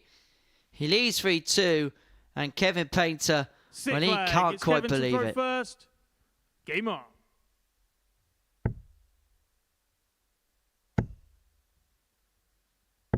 $140. You can tell there's a little wry smile beneath all of that.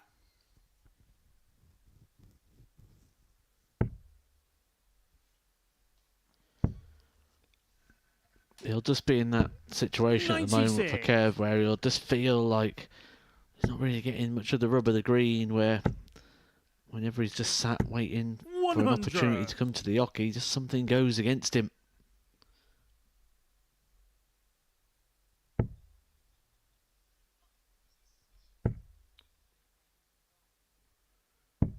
$59.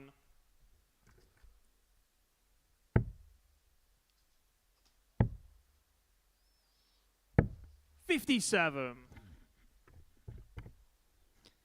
Now, Painter, we're going to push himself towards the edge of what would be the first last leg decider of the day. We haven't had too many games that have actually gone tight today. In fact, we've only had 2 games today that have gone 100. 4-2. That was Van Velzen against Boehm and Mulvey against Van Velzen. Everything else has gone 4-1 or 4-0. It's been a quick fire day here at the Super Series.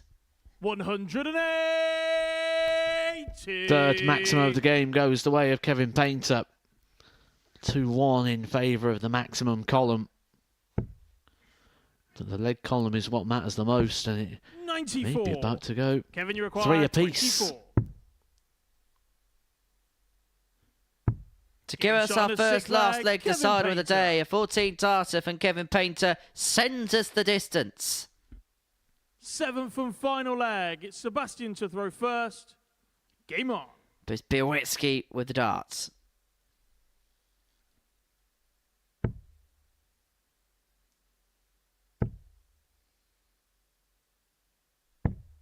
$57.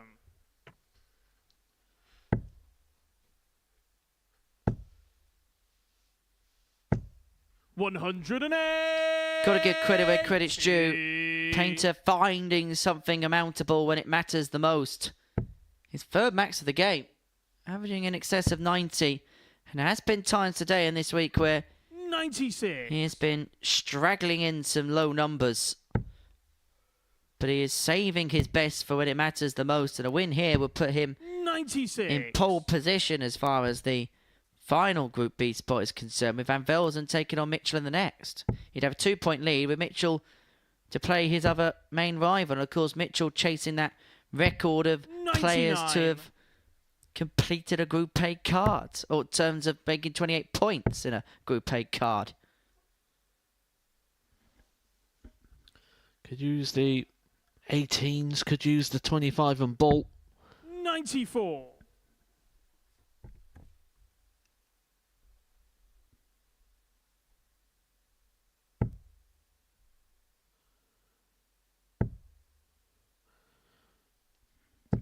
That will hurt, Painter. Kevin, you require 131. I said every time he feels like he's sat ready to pounce on something, someone hits something against him and he'll be feeling that's happening again. You can see that with the smile across his face. That's not a smile of joy. That's not a smile of, I enjoyed Sebastian Bialecki hitting that. 95.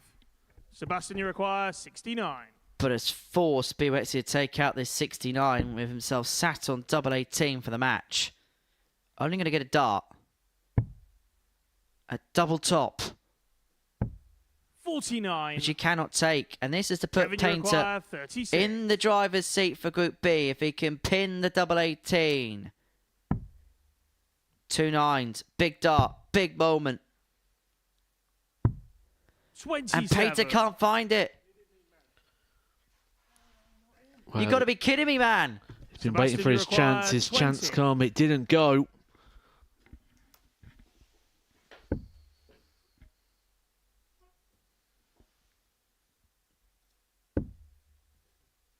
One left. There wasn't much he could see, and he's found a way of finding that third dart Kevin, you between the require first two. 9.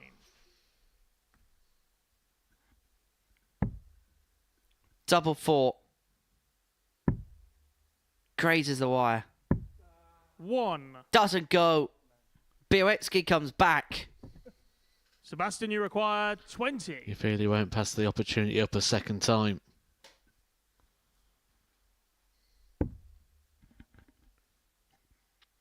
Another invitation for Bialecki. One Game that shot. this And the time match, he takes. Sebastian Bialecki. And he gets the better of Kevin Painter 4-3, who himself has had multiple match darts. And you can tell Painter knew the significance of that match. And he cuts a frustrated figure as he departs down the stage. Bialecki wins 4-3. And so we head to the final round of fixtures. And we're going to kickstart with Marvin van Velzen against Scott Mitchell.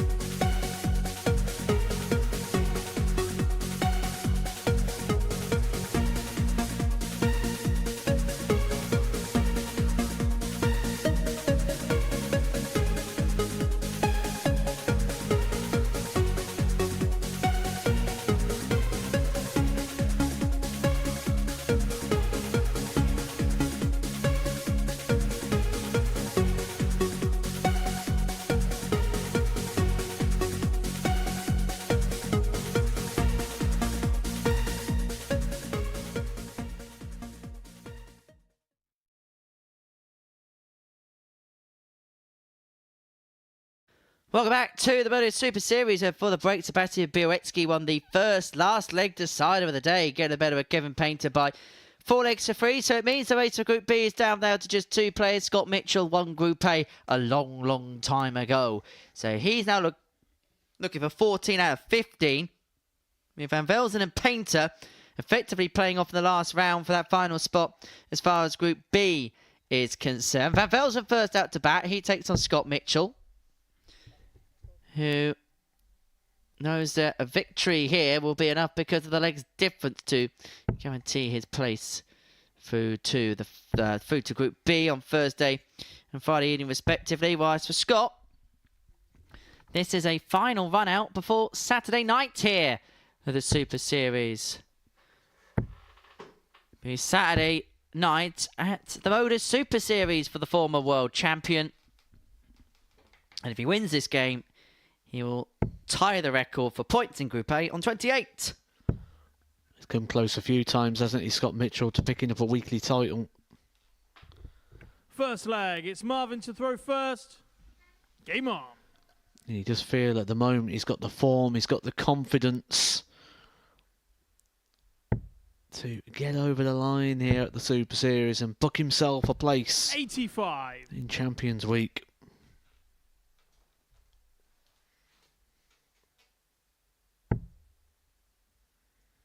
Do you feel it's overdue for a player of his ability and capabilities? Oh, absolutely. 140. Mentioned at the top of the show, we've mentioned many times already this week that when he drops off the PDC Pro Tour, a lot of people, myself included, thought that Scott Mitchell was 60. going to win a lot of titles, not just picking up some titles. And so far, it hasn't really happened for Scotty Dog. 140. Well, these two have given us 2 cracking encounters this week. 48. Yesterday, Mitchell won 4-2, averaging 98.86. Van Velzen losing out with a 97.1. Mitchell 40% on the doubles. In the final game of Monday, Mitchell averaging similar numbers, 100. winning in the last leg decider, averaging 98.69. Hit a ton shot. Van Velzen averaging 93.7. That was the game where both players were averaging in excess of a ton for large 58. swathes of the match, but it was missed doubles at the end that 121. dipped their averages below.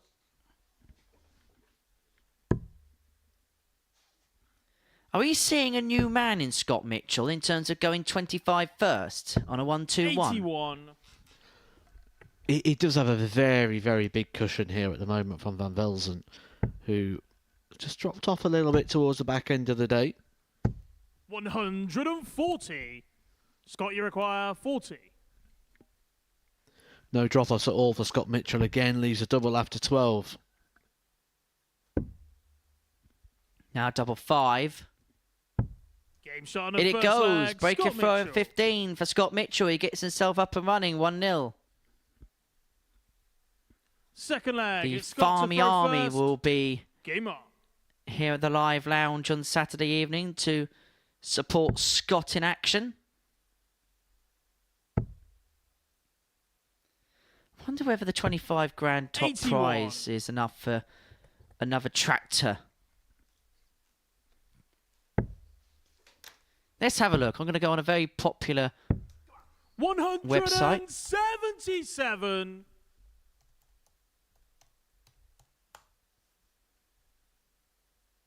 I'll tell you what, actually it is. I've gone on, well, just about. If you add in the fact that there's also going to be prize money for winning this week, I've actually Googled it. 100. And I've gone onto a very popular second-hand website. And you can buy a new listing, a telehandler demo 100. forklift load-all teleporter for £25,500. So if Scott Mitchell does win Champions Week, he would have enough money to buy himself another tractor. 41. I've got a feeling he might use it on other things. Oh, it's a lovely thing. It's got 140. twin opening doors. It's had its third service. However, he's going to have to get a wiggle on. He's going to have to win Champions Week and book it quickly because there's just about a month left on the listing on eBay. And he's going to have to pick it up from Reading. 95. Anyway, back to the darts. Van Velzen 84 for 1 apiece.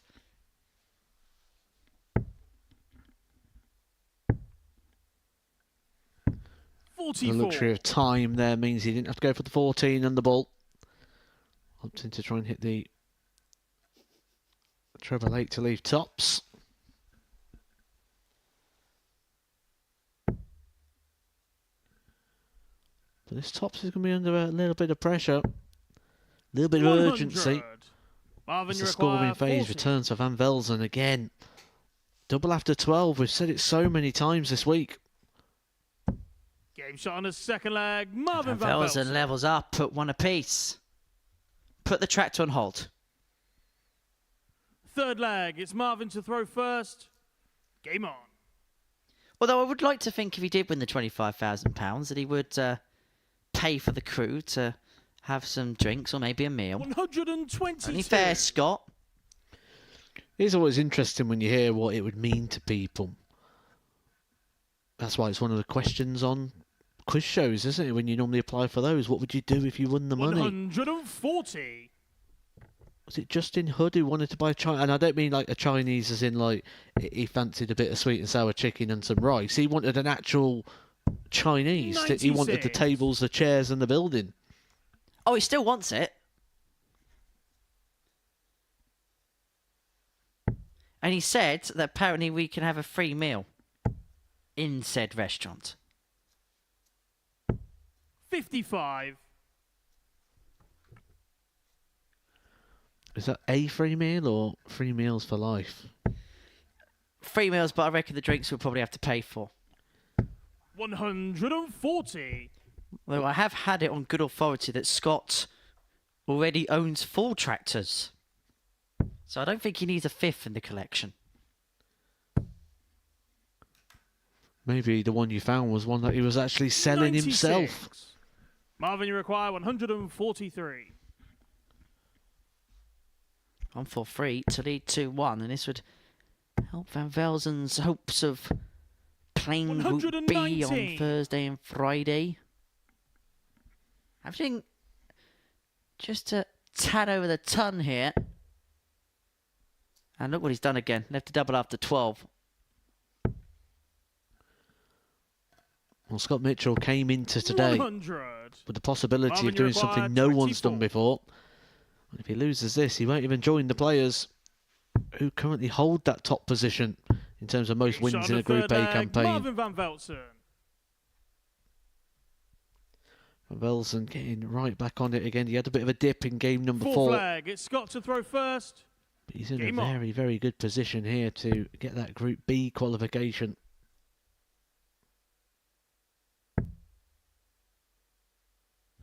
Mitchell's on a 9. Mitchell's on a 9.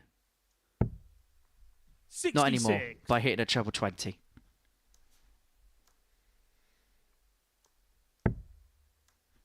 Van Velzen's on a 9. Van Velzen's on a 9. Not anymore. 135. He took the treble 5.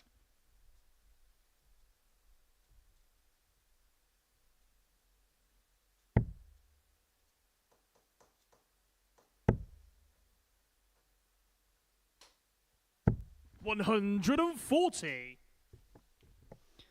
Well, we said that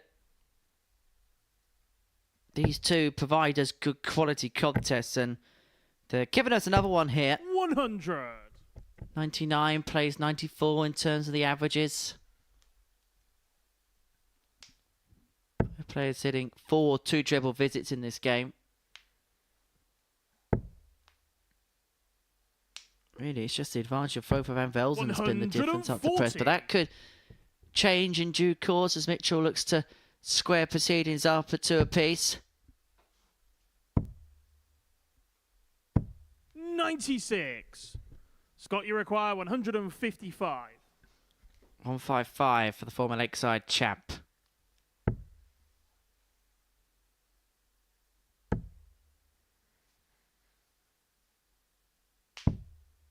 42.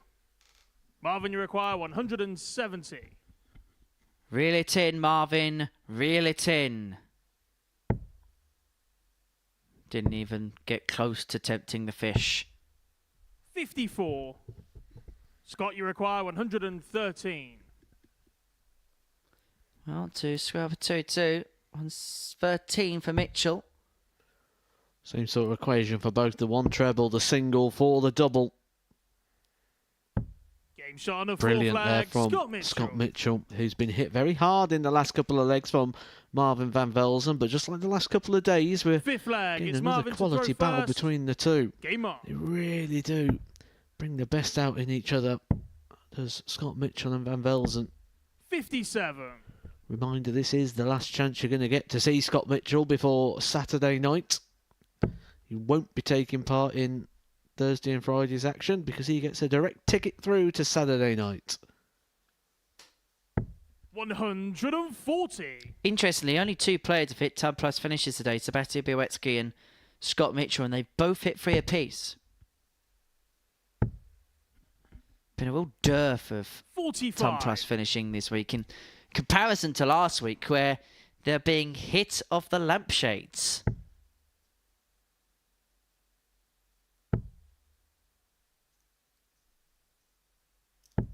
100.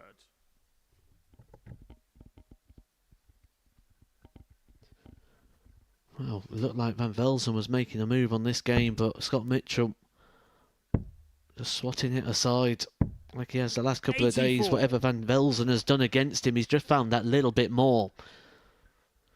That is the confidence of the man at the moment, the man who is the captain of the England darts team. 100.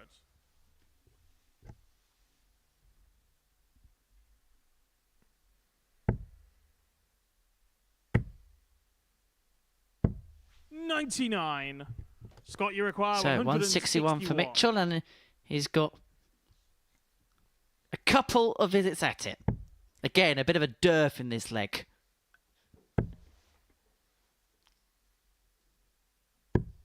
$105.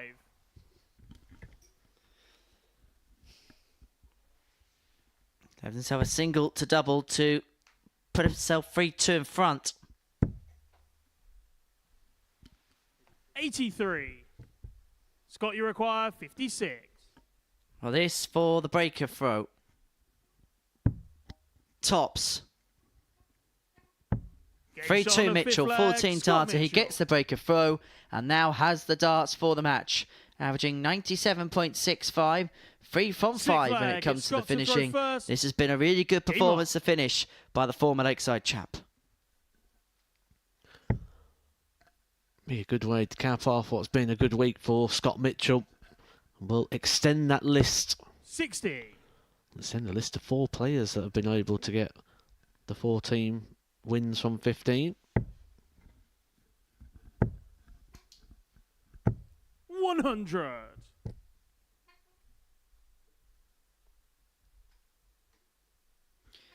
Couple more games after this. We'll watch Painter against Boehm and then Mulvey and Bialecki. And that'll be the end of our Group A action where me and Matt, we're going to have a few hours away, aren't we? And then we'll 22. be back tomorrow afternoon from 1 o'clock to watch Group C develop.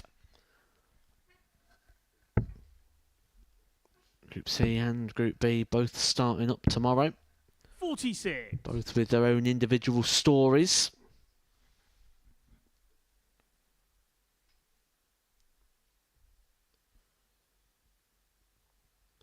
Get the return of Stuart Kellett to international scenes. 140. Really looking forward to seeing how he fares. And we're up in the evening, the debut of Bo Greaves, who I know I'm not alone in the fact of saying we're really looking forward to 79. seeing how Bo Greaves gets on here at the Super Series. I expect to see quite a few people tuning in to catch the recent winner of a women's series, where she did it without losing a single leg. 100. And there's a lot of you that are watching that aren't subscribed. And that's a silly thing to do, isn't it? So click that subscribe button. You'll be notified whenever we're live. And of course, don't forget to like our videos as well. Helps with analytics. 60. 133 likes. If you can get that up to 150 before the end of the show, we'll be more than appreciative of that. Over just about 1,400 of you watching this afternoon. To appreciate your company as ever. And on top of that, we've got a very good bullseye challenge for you this week, which will be good fun. 99.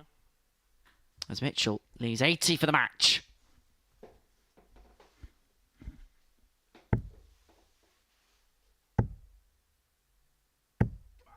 Under pressure, though. 80. At Scott, the you first require maximum of the 80. match, but it could be at the most important time. Mitchell would be expecting a dart at tops. He gets a dart at tops on the match. 40. And it wasn't far Mulvey, away. you require 36. Well, this is for what would be our second last leg decider in succession.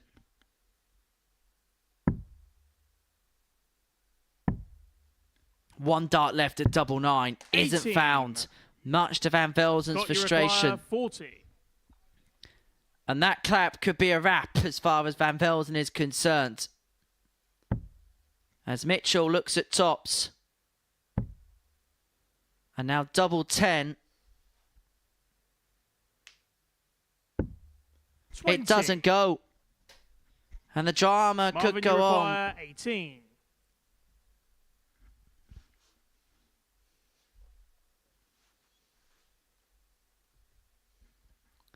Goes straight for. No score. And then goes the wrong side. And so Scott, you Mitchell require 20. comes back for double 10. To join a handful of players. To have picked up 28 points from a Group A campaign. Near Shot. And the match, perfect. Scott Mitchell. Scott Mitchell with 14 wins from 15 in Group A. Scotty Dog didn't just win this particular group. He romped this particular group. He wins 14 from 15. Scotty Dog is top of the class. He is top dog. He led from the front and he leads at the end. He crosses the finishing line emphatically, averaging 89.74, 4 from 11 on the doubles, including that 113 out. Coming up next, Kevin Painter and Doug Boehm go toe-to-toe.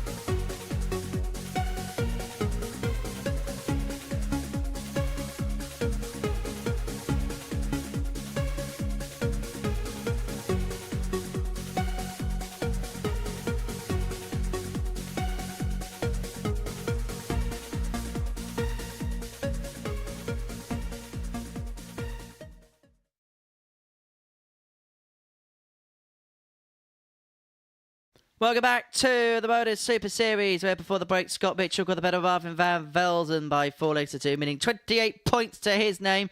But the race we're looking out for now is the race for Group B darts, and it is still just about in the hands of Marvin van Velzen. Kevin Painter has to beat Doug Boehm in this next match to make his way into the Group B scenario on Thursday and Friday evening. Defeat to Doug. He'll beat Seb and Marvin, who'll play Group B, Kevin, Doug and Ray in Group C. So everything will be sealed following the end of this particular encounter. For Kev, it's knockout darts. And I think if there's one player that will really suit this knockout element that this game provides, it will probably be KP. He's the type of player that, as we know, likes to play with a bit of edge, and there's no edge quite like a game like this. Especially if he does want to get in that Group B campaign where that mathematical advantage is clear and evident. He'll have a better opportunity of getting through a B than a C. Most of the players want to be in the B. Everyone ideally wants to be in the Scott Mitchell position at the top of the table. But only one player can do that. The next best thing, Plan B, is Group B. First leg, it's Kevin to throw first. Game on. Be interesting to see what darts he's using on this situation. We have seen him tinker a little bit today and move around. He's sticking with the Clayton darts, the darts that he's been practicing with, the darts that he's been playing Monday and Tuesday with. Just had a slight waver in the midpoint of the day to the Nathan Aspinall dart. 45. But has decided once again to not bring up a case onto the table. I think it just removes away that possibility of temptation, the possibility to switch. 180. And suddenly there's already a lot more zip about the Painter throw and the Painter game. 100.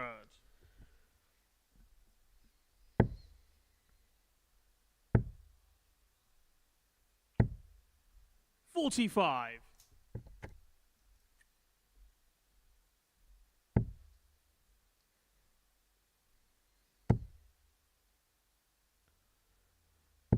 140. Kevin, you require 136. Another for double eight.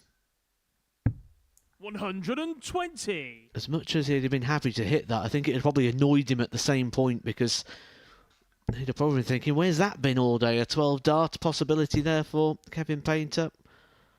Still, 95. could be a mighty fine leg. Kevin, you require 16. Well, it's a 1-0. Game shot on the 13 first darts, a leg, real Kevin good Painter. start from Painter. The artist one up. Second leg, it's Doug to throw first. Game on.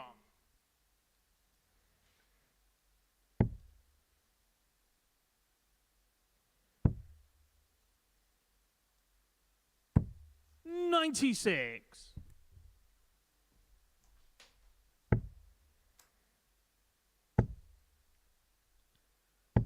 100.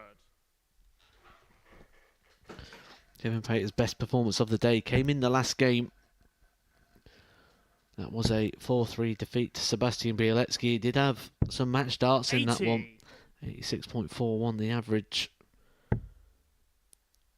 That is sort of the best performance he's had since game number 95. 4 on Monday.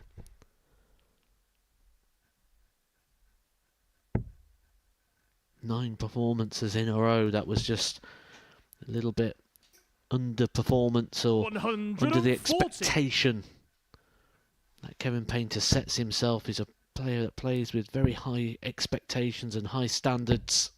98.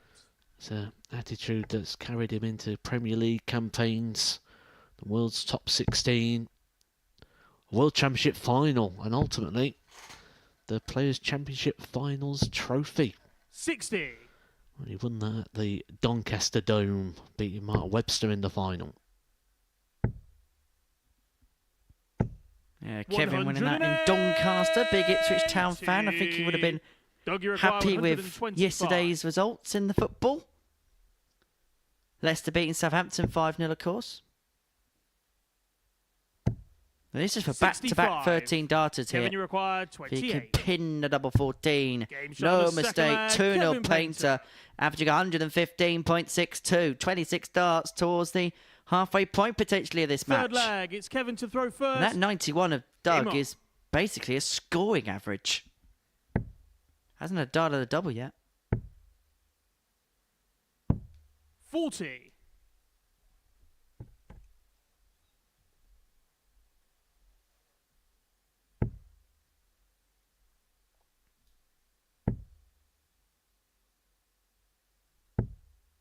$100.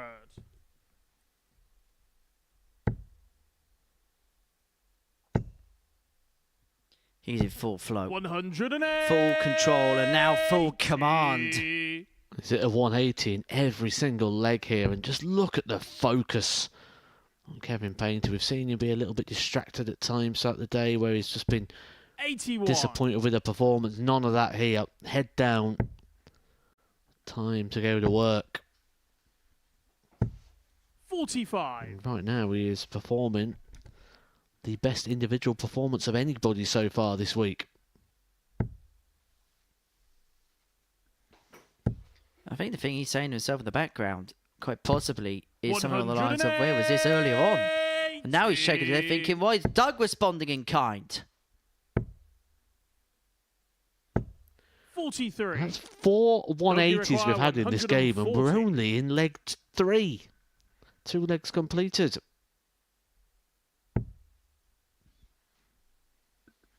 Yeah, Kevin going to leave one after this visit to leave himself on 13. 45.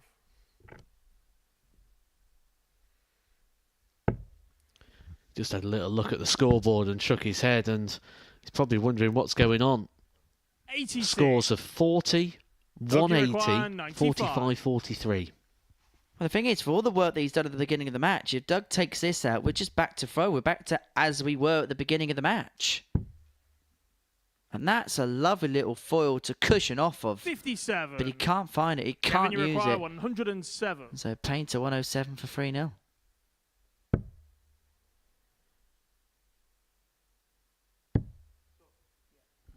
Tops.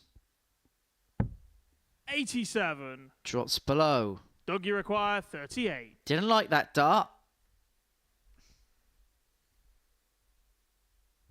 Double 19. Game shot on a Back third to leg. 2-1. Doug It's a Bay. break for Boehm.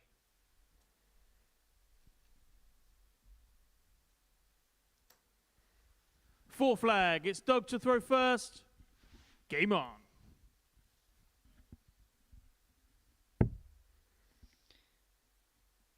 I feel like sometimes when you watch the artists, you when the opponent's throwing, you just 85. looking in the background and seeing what Kevin does. He's one of those players that you can't not watch because you don't know what's going to happen next. 100.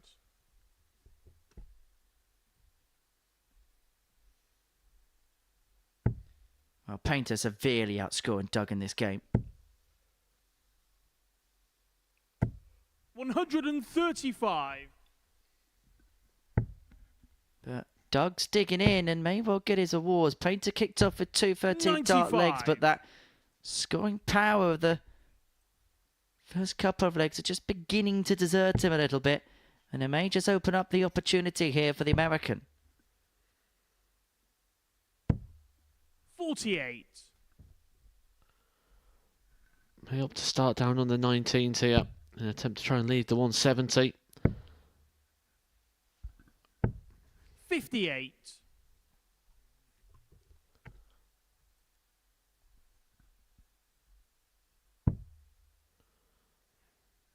Well, he was running away with this at the start, Kevin Painter.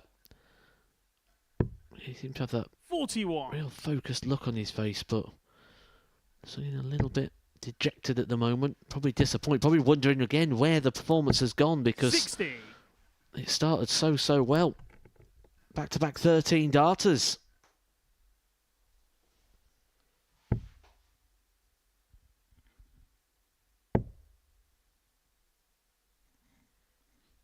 This could be a big dart in terms of if he finds a treble, he's in full command of the leg. If he doesn't, he just presents a bit of an opening to Painter. 59. Painter will see that and think, right, opportunity here if I can find something surmountable. But 60. a trebleless visit means that Dog, you require both 133. are left stranded in tough finishing territory.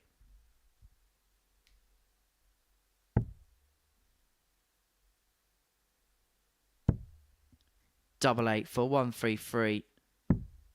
117. Well, he's miscounted. He thought he'd left Kevin, you require 36, not 16. 128. And he knows the error of his raise now. Well, he's kind of lucky he didn't hit it or come inside. 88. It would have been disastrous there for Doug if he Dougie had to go all the way requires back 16. to the 133. His inaccuracy could be the reason why he wins the leg now by some weird reason. Game shot on a 4 flag. And Boehm Dog levels up bang. at 2 apiece.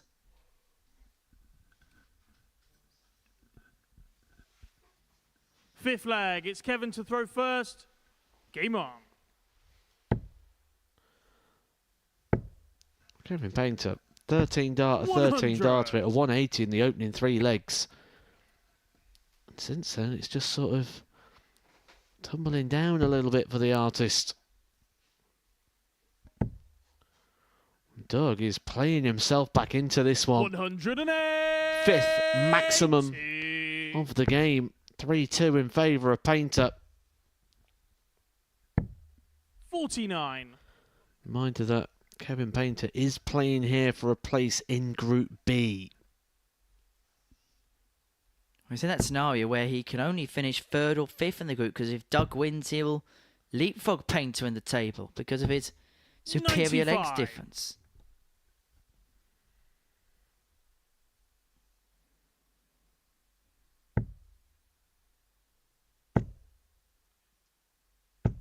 $95.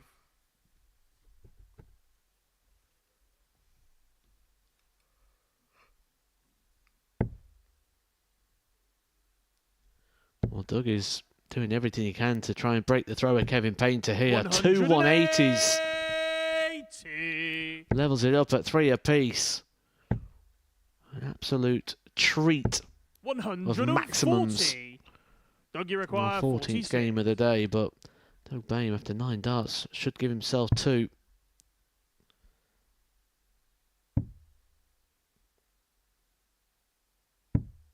$30. Kevin, you require 117. Imagine hitting 2 180s in a leg and losing. Doug may experience that if Kevin Painter could have found the treble 19, but a throwaway Doug, you dart with the require last one. The 16. frustration starting to boil over for Kevin. Boehm looking to step in on double 8. Game And shot on step the in he fifth will flag. with a Dog 14 bang. dart break and now has the throw from 2-0 down to win 4-2. Sixth flag. It's Doug to throw first. Game on. Mulvey and Bialecki will round off the day's action after this, but this the last game which carries weight in terms of league positioning. 45. And, well, a couple of legs ago, Painter was severely outscoring Doug, but Doug has brought it back to an even kilter, and in doing so, now really does have the ascendancy in this match. This was a game on Monday that did just get a little bit frosty. 140. You just get that vibe that the temperature is starting to change. 41.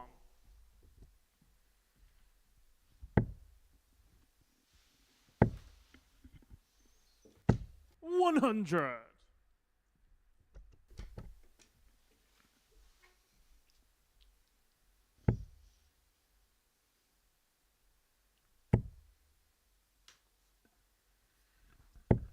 $100. Good fun with the last dart. Just keeps him in touch this day. But Painter's taken the darts to take us all the way. 45.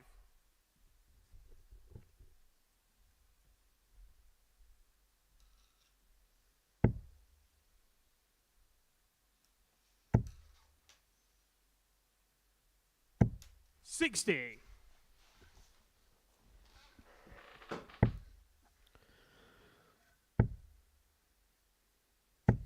$100. Doug with a lot of work to do if he's going to see this one out on this occasion. Did all the hard work in the last game, the two 180s, to get the breaker throw from Kevin Painter, but he's not been able to drive home the advantage. 81. Just his second Kevin, you treble of the require leg. 116. Giving Kevin Painter 6 darts at 116 if he needs them. He will. But that's not the part of the equation I thought was under threat.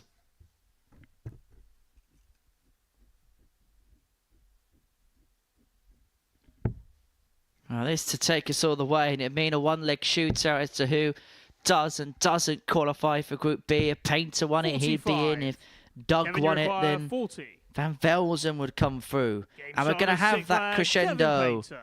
And I tell you what, Painter there with a celebration almost as if 7th and final leg. the It's one that's Kevin been to put throw the other first. way, and there was no look in terms of the Game fist bump on. before the last leg. Now, there was some tension in this game on Monday, and quite possibly there's a bit more 60. tension on the stage in this meeting on Wednesday. I do think that little celebration, that little point is something we've seen quite a lot from Doug Boehm. A bit of imitation there from the artist. 140. Well, they say imitation is the greatest form of flattery, but I don't think that was Kev's intention. Needs a treble though now. 96. Good find with the last dart. Keeps this leg at an even kilter. Marvin van Velzen is probably watching with his eyes over his hands.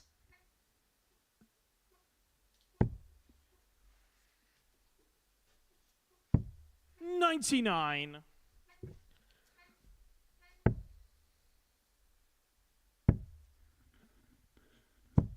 $96.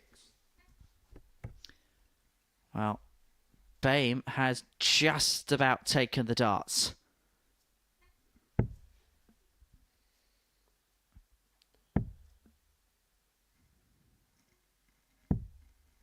$50.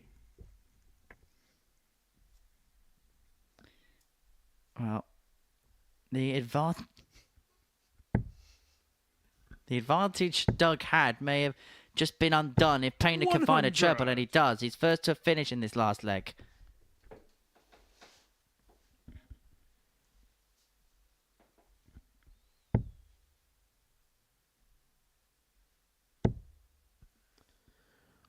Another one of those would cause problems. 140. Leaves him Kevin, handy. you The require little 149. point to the side, which was seen now from both players. 2 trebles required to get a dart at the double. Now he's got to rely on mistakes from Doug Boehm, who hasn't made too many in regards to the outer ring. 79. Doug, you require 72. For the match, and this would send Marvin van Velzen into Group B. Keeps it straight. He gets a match dart at tops. Steps back and takes his time, but 32. cannot fire home. And now Painter Kevin, you require gets 70. his opportunity to get the job done. And he may only get a dart at tops. Will it be 1? Will it be 2? It should be the 1. It's going to be at tops. He does it in 2 parts. Game shot. And he finds a way Kevin over the line, Painter. and Kevin Painter will be playing evening darts at the end of the week. He gets the better of Doug Boehm in a last leg decider 4-3. Tense at times, but not for Kevin Painter. He wins 4-3 with a 91.22 average, 4 from 6 on the double. So it's going to be he who's in to be. One last game to go. Mulvey against Bialecki.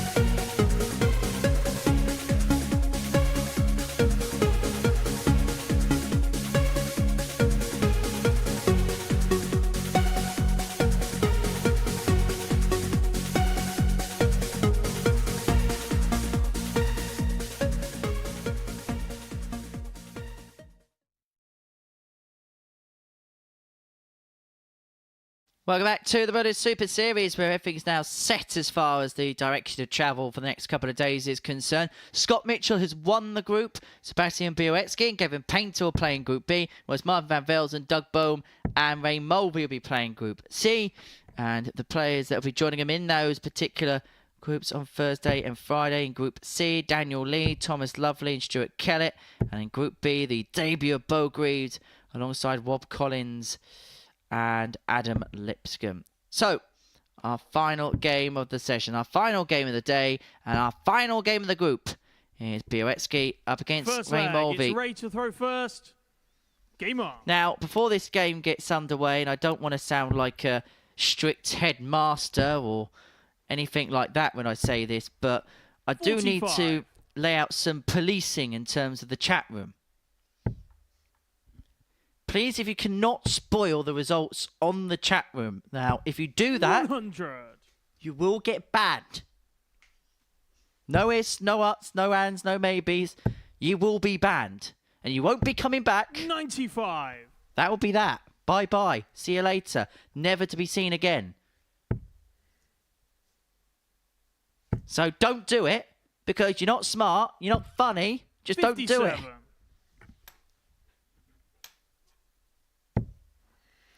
Angry Deacon has spoken. So I spent a week with Chris Mason last week, can't you? He is rolling with the gavel.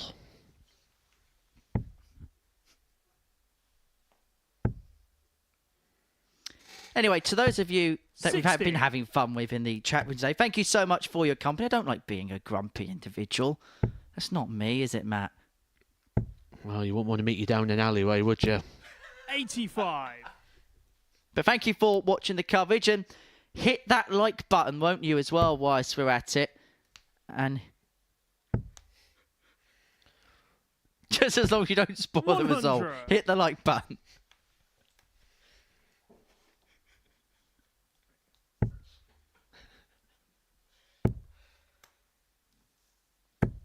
$60.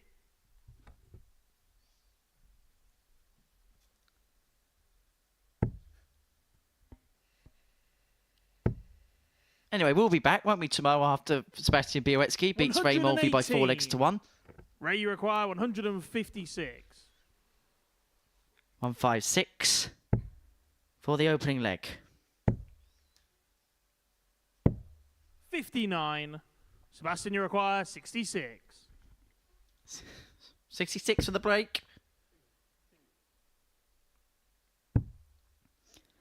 Doesn't go on this occasion. There's been a couple of slips there from 26. Bialecki, but Mulvey hasn't quite Ray, you require 97. cleaned up like he would have liked. So 97 for the first leg.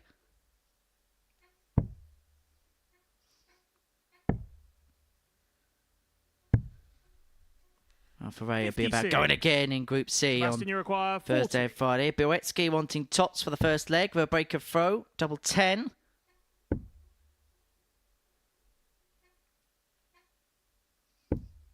$30. Not to be, and so Mulvey back for the Ray, first you leg. require 41.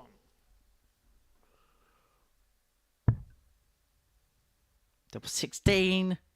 Oh my, double 9 now.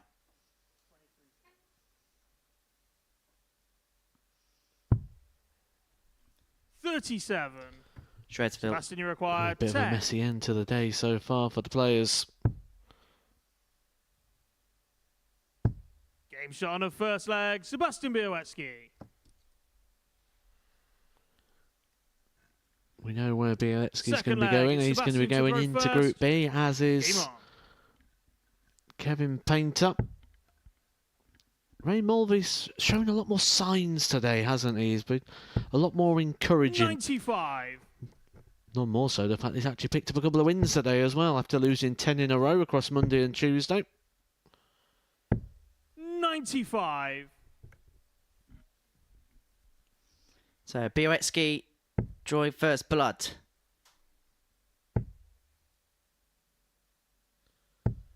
$135.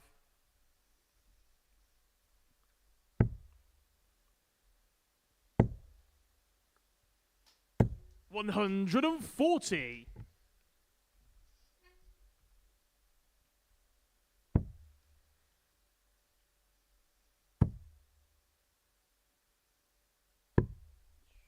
95.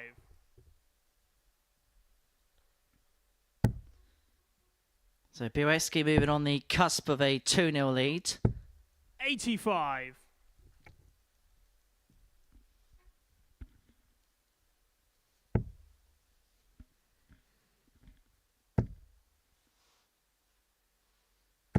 140. Well, Bialecki is left to double after 12. Much a different affair to the first leg, where he was having his 55. trials and tribulations around about this 36. stage. So double 18 for 13 It's dart on the leg. What a second compare leg, and contrast this is for Bialecki. After toiling around in leg 1, he has doubled up in leg 2, and he is 2-0 to the good. Second leg, it's ready to throw first. Game on.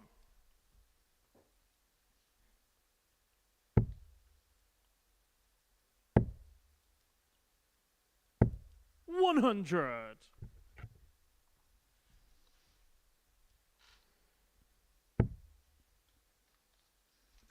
I suppose you have to ask the question again. What are you looking forward to ahead of Boehm's debut in this 96. competition tomorrow night? I think that's probably one of the biggest, if not the biggest story of this week so far, and the one that 97. I've seen a lot in the chat room, a lot across the socials. People really excited since that announcement came out last week that Boehm is going to be taking her place here at the Super Series. 135. It came at the perfect time as well, coming into it off the back of the form of the Women's Series this past weekend as well. We know that the players don't want to play Boehm, 140. but 4 of them are going to have to. Maybe more if she gets through to Saturday night. Well, it's going to be an interesting group because you've got 100. Bialecki, Painter, Rate require Greaves, 164. Lipscomb and Collins, and I think there's going to be an interesting dynamic in that practice room. Triple 18 would have left the ball. 132. Well, Sebastian piles the require pressure on the 170. fish. Another. And he's had the bull on a string, so you wouldn't have been surprised if he found it. 100. Ray, you require 32. For 2-1. Game shot on a third And leg. a 13 Ray of his Mulvey. own. Mulvey pulls it back. Fourth leg. It's Sebastian to throw first. Game on.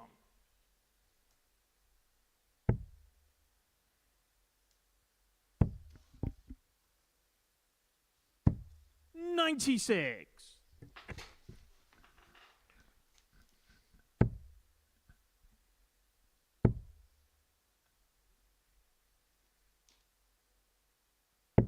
$100.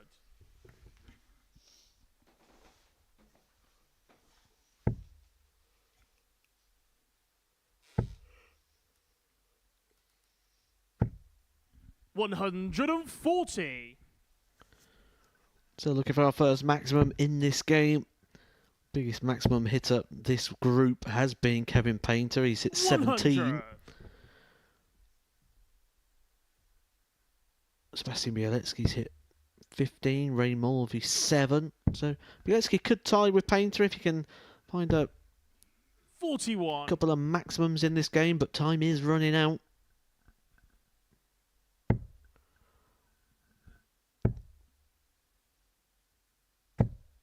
$45. So Bialecki, 6 starts on 2-2-4 to establish a 3-1 advantage. 100.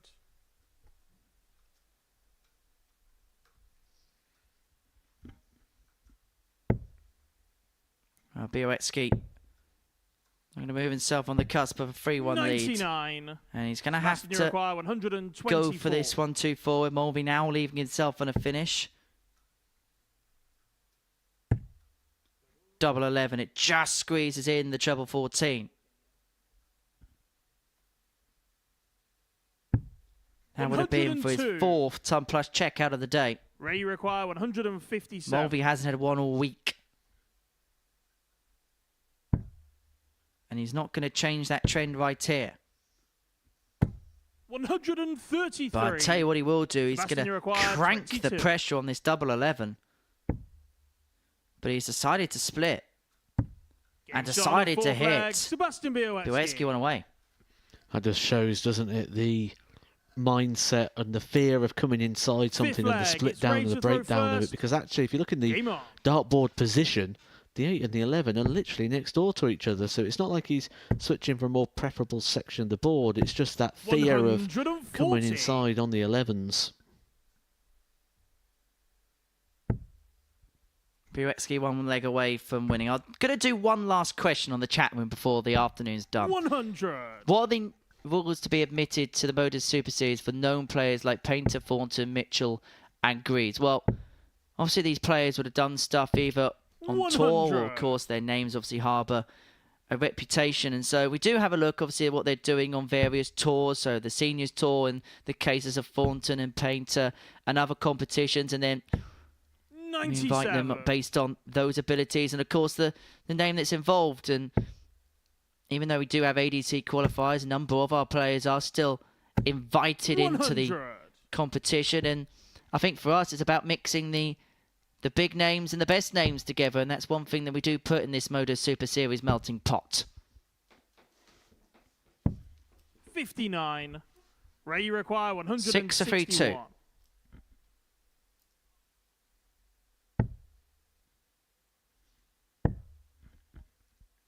I wonder whether you consider the week he's had, whether he would have 97. gone for the ball there. I think in this situation, you're going to go for the ball. They both know the fate. They both know what they're going to be going. But Bialecki has done this a few times when he just looks like he's out of a leg, hitting in a big maximum at the requires end to 64. put himself in touching distance. 8 to keep himself in the contest. Game shot And on the still fifth in the flag, contest Ray he Mulvey. is. Mulvey brings it back to 3-2. Bialecki now has the darts to complete the match. Sixth flag. It's Sebastian to throw first. Game on. Mulvey's played well here, averaging in excess of 90. Bialecki 92.34, 33% when it's come to the doubling. 100.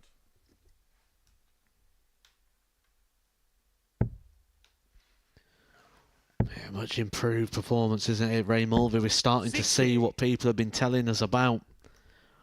Telling us what's in this guy's lockup.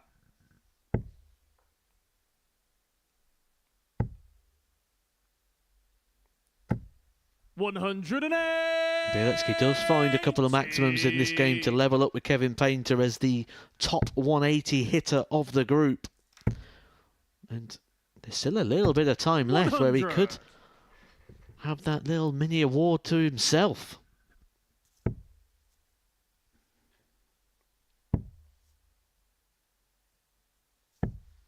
$93. Well, Bialecki now on the cusp of completing the match. 128 to get the job done. He's had 3 ton plus 43. checkouts today. The 106, Sebastian the Uruguay, 126 and the 128. ton on the nose. And he's got 6 on here to see the match out, but he could do it in ton-topping style. Double 10 would have been for a 108. stupendous end to the day's proceedings.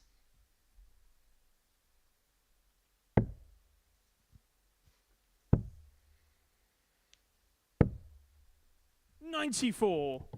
Sebastian, you require 20. For a 4-2 win.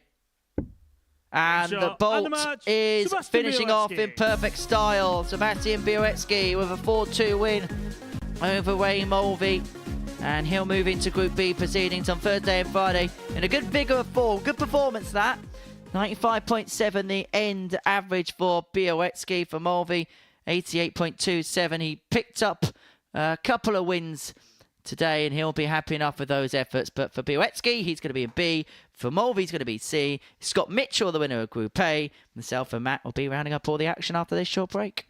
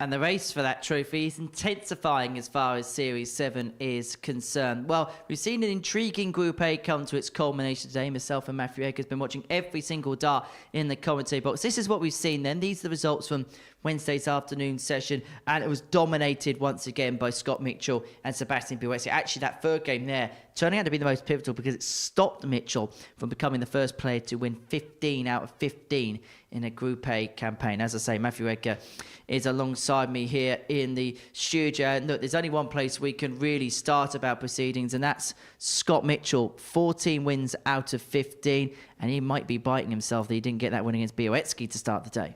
I think it just came at the wrong point of the day, really, for Scott Mitchell. Bialecki came out firing. Scott Mitchell just didn't settle quite as well as he has done, or as quickly as he has done in the last couple of days. I think if that fixture had come a bit later on in the day, we may now be talking about Scott Mitchell and maybe chatting to Scott Mitchell as a record-breaking dart player here at the Super Series. But it has been dominant, it has been clean, it has been crisp, it's been a very solid performance from Scott Mitchell, and if he continues that into Saturday night, someone's really going to have to bring their A game to beat him. Even though he lost again today, did he save his best day until last? It's been good statistically wise, but I think he's been good on all the days. I don't think there's been a moment where he's sort of lacked in it. If you ask him, he'll tell you a different story, as he has for the last couple of days. He's not been quite happy with his performance to a full degree, but it's been good. It's been very good. And again, today, when the moments come, those 96 finishes, 84s, just out in two, and that builds confidence, and I'm sure he's going to continue to grow. Well, he's now one of a handful of players to have won 14 games in a Group A campaign. This is in Portsmouth. Scott Mitchell, 14 wins alongside Shane McGurk, Alex Spellman and David Evans to do so. Jim McEwen did the same in Southampton. And when you consider as well the lineups are getting stronger and stronger here at the Super Series, it's quite the achievement, the fact that he's been able to do that. And you look at the line that we've had here. We've had Kevin Painter, a World Championship runner-up, Sebastian Bialecki, a quarter-finalist at the UK Open. Marvin van Velzen pushed him hard in 3 games. It was high 90s for 2 of those performances. So it's not like he's just had everything his own way and people have just rolled over. He's had to dig deep, he's had to play well, and he's had to be under pressure a lot. He's just shown all the experience that's needed to do that feat, to get the 14 from 15. Well, elsewhere, Sebastian Bialecki, improved day compared to that of yesterday. A lot more positive signs, you'd say, from him compared to yesterday, where maybe there was points where he let his head drop. I used the word earlier that I hate. I hate it. I said bottled. That's how it felt yesterday for Sebastian Bialecki. When it got to that sort of crunch moment, when it was now you've got to keep tabs of Scott Mitchell, he faltered. And he didn't today.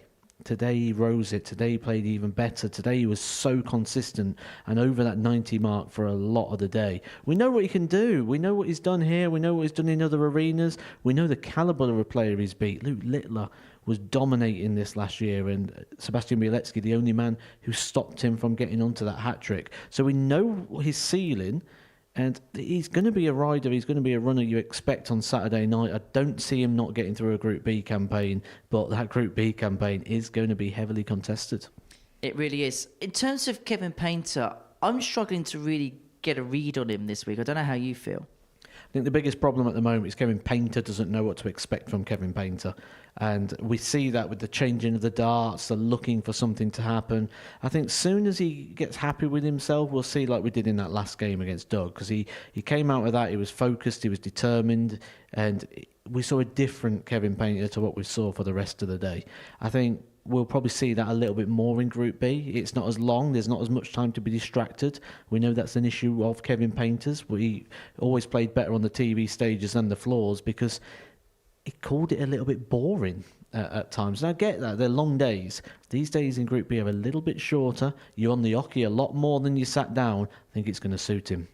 Well, let's have a look and see how the tournament bracket pans out then. Scott Mitchell, the winner of Group A. Group B, we'll talk about in a second. Group C, Daniel Lee, Thomas Lovely, Stuart Kellett, Marvin van Velzen, Doug Boehm and Ray Mulvey. When you consider the way Marvin's played, particularly the last 2 days, how good a still has he got in that Group C? He stands out for me in that group. I think he's going to have a great chance. We've got a couple of players in there who are not very experienced on this stage who may take a game or two to settle, so that could be an issue for that. I fancy Marvin van Velzen to get through this. His scoring power is second to none here at the Super Series. If he can just tighten up on those finishes, we've got a player here. So what about Group B and in particular Beaugris, in your opinion? That is the one I'm looking forward to, as is, I'm sure, everybody else who's going to be tuning in to watch.